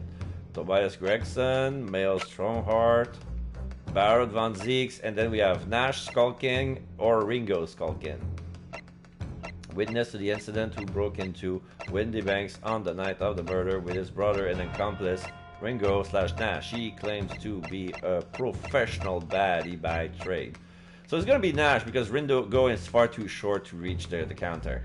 Take that! It was the witness currently in the stand, the Skulking Brothers. Exclamation mark. Wait. This does not agree with what brothers said in testimony before. They said they did not have time to pull dukes from Lucy Lockets. My phrasebook says dukes is meaning hands, and Lucy Lockets is meaning pockets. But is this another lie? Is this what you are saying? Yes, I'm afraid so. Now hold on there a minute. You can't be sure of that. I quite agree. The accused is a common pick purse after all. It's perfectly possible that she went through the things on the desk to see what she might steal. I think that's unlikely. And why exactly? As you can see from this photographic print, the defendant was pointing a gun at the victim. It would seem, as my learned friend indicated, that she was coercing Mr. Windebank to open the storeroom door. In other words, Miss Lestrade's interest lay within the storeroom, not in the main shop, giving her no reason to touch anything on the counter. All which points to one thing. The Skulking Brothers have omitted key facts in their testimony. Exclamation mark from Ronin 2. But the accused is a pick purse. Common gutter trash. Why look any further for the wrongdoer here? Because the Skulking Brothers are thieves, madam. No better, in fact worse, than a pig purse. Exclamation mark. I believe that these brothers were looking for something on the victim's counter that night. 3 and 4, ... question mark. Ladies and gentlemen of the jury, if you would condemn the defendant on the grounds that she's a pickpocket, would it not at least be right and proper to thoroughly scrutinize testimony given against her by two thieves? Well said! Exclamation mark. I, for one, would like to hear more from that shitty pair. Change to white. And he banged it with his head because he cannot use his fingers. So it's 4-2. Can you all see now? I think you'll find stereoscopes aren't playthings.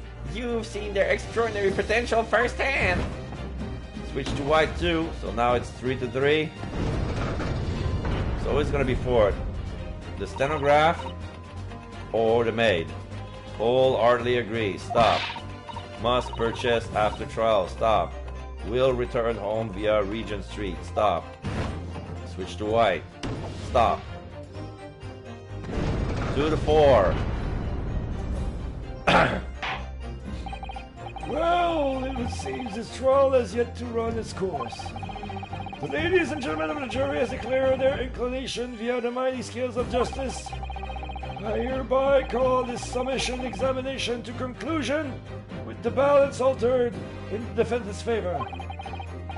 2 lean to guilty, 4 lean to not guilty. Accordingly, the jury is without consensus.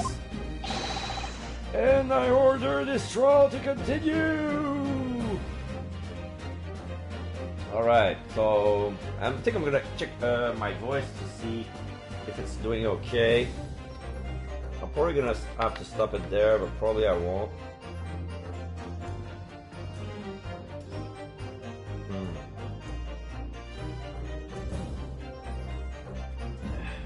I'm good for a while.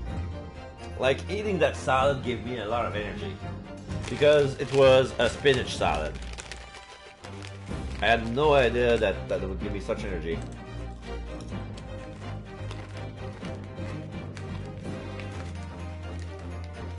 Still snacking on my chips.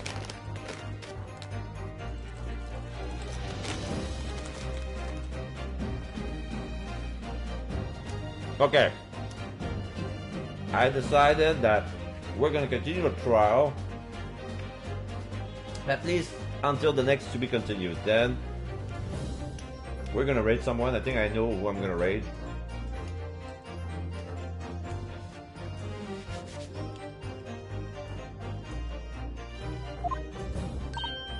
Yay, well done! Oh, by the way, What? you should hold on to this for now. You never know when it might come in useful. Twice in one trial would be unusual, surely, but alright. The stereoscope. Fold-up device that allows anybody to enjoy seeing things in 3 dimensions simply by looking through the eyepieces. Lord Van Ziet, you will instruct the witness that the court demands additional testimony from them. I'm sure it won't spoil the bouquet to do so, my lord. Rubble, rubble, rubble, rubble. Well, I've won myself another chance to probe that pair about the activities that night at least. And I won't stop probing them until I've proven that Gina is innocent. Oh shit, is that to be continued? But it's a good moment to do it to be continued. Yeah, it was. Alright.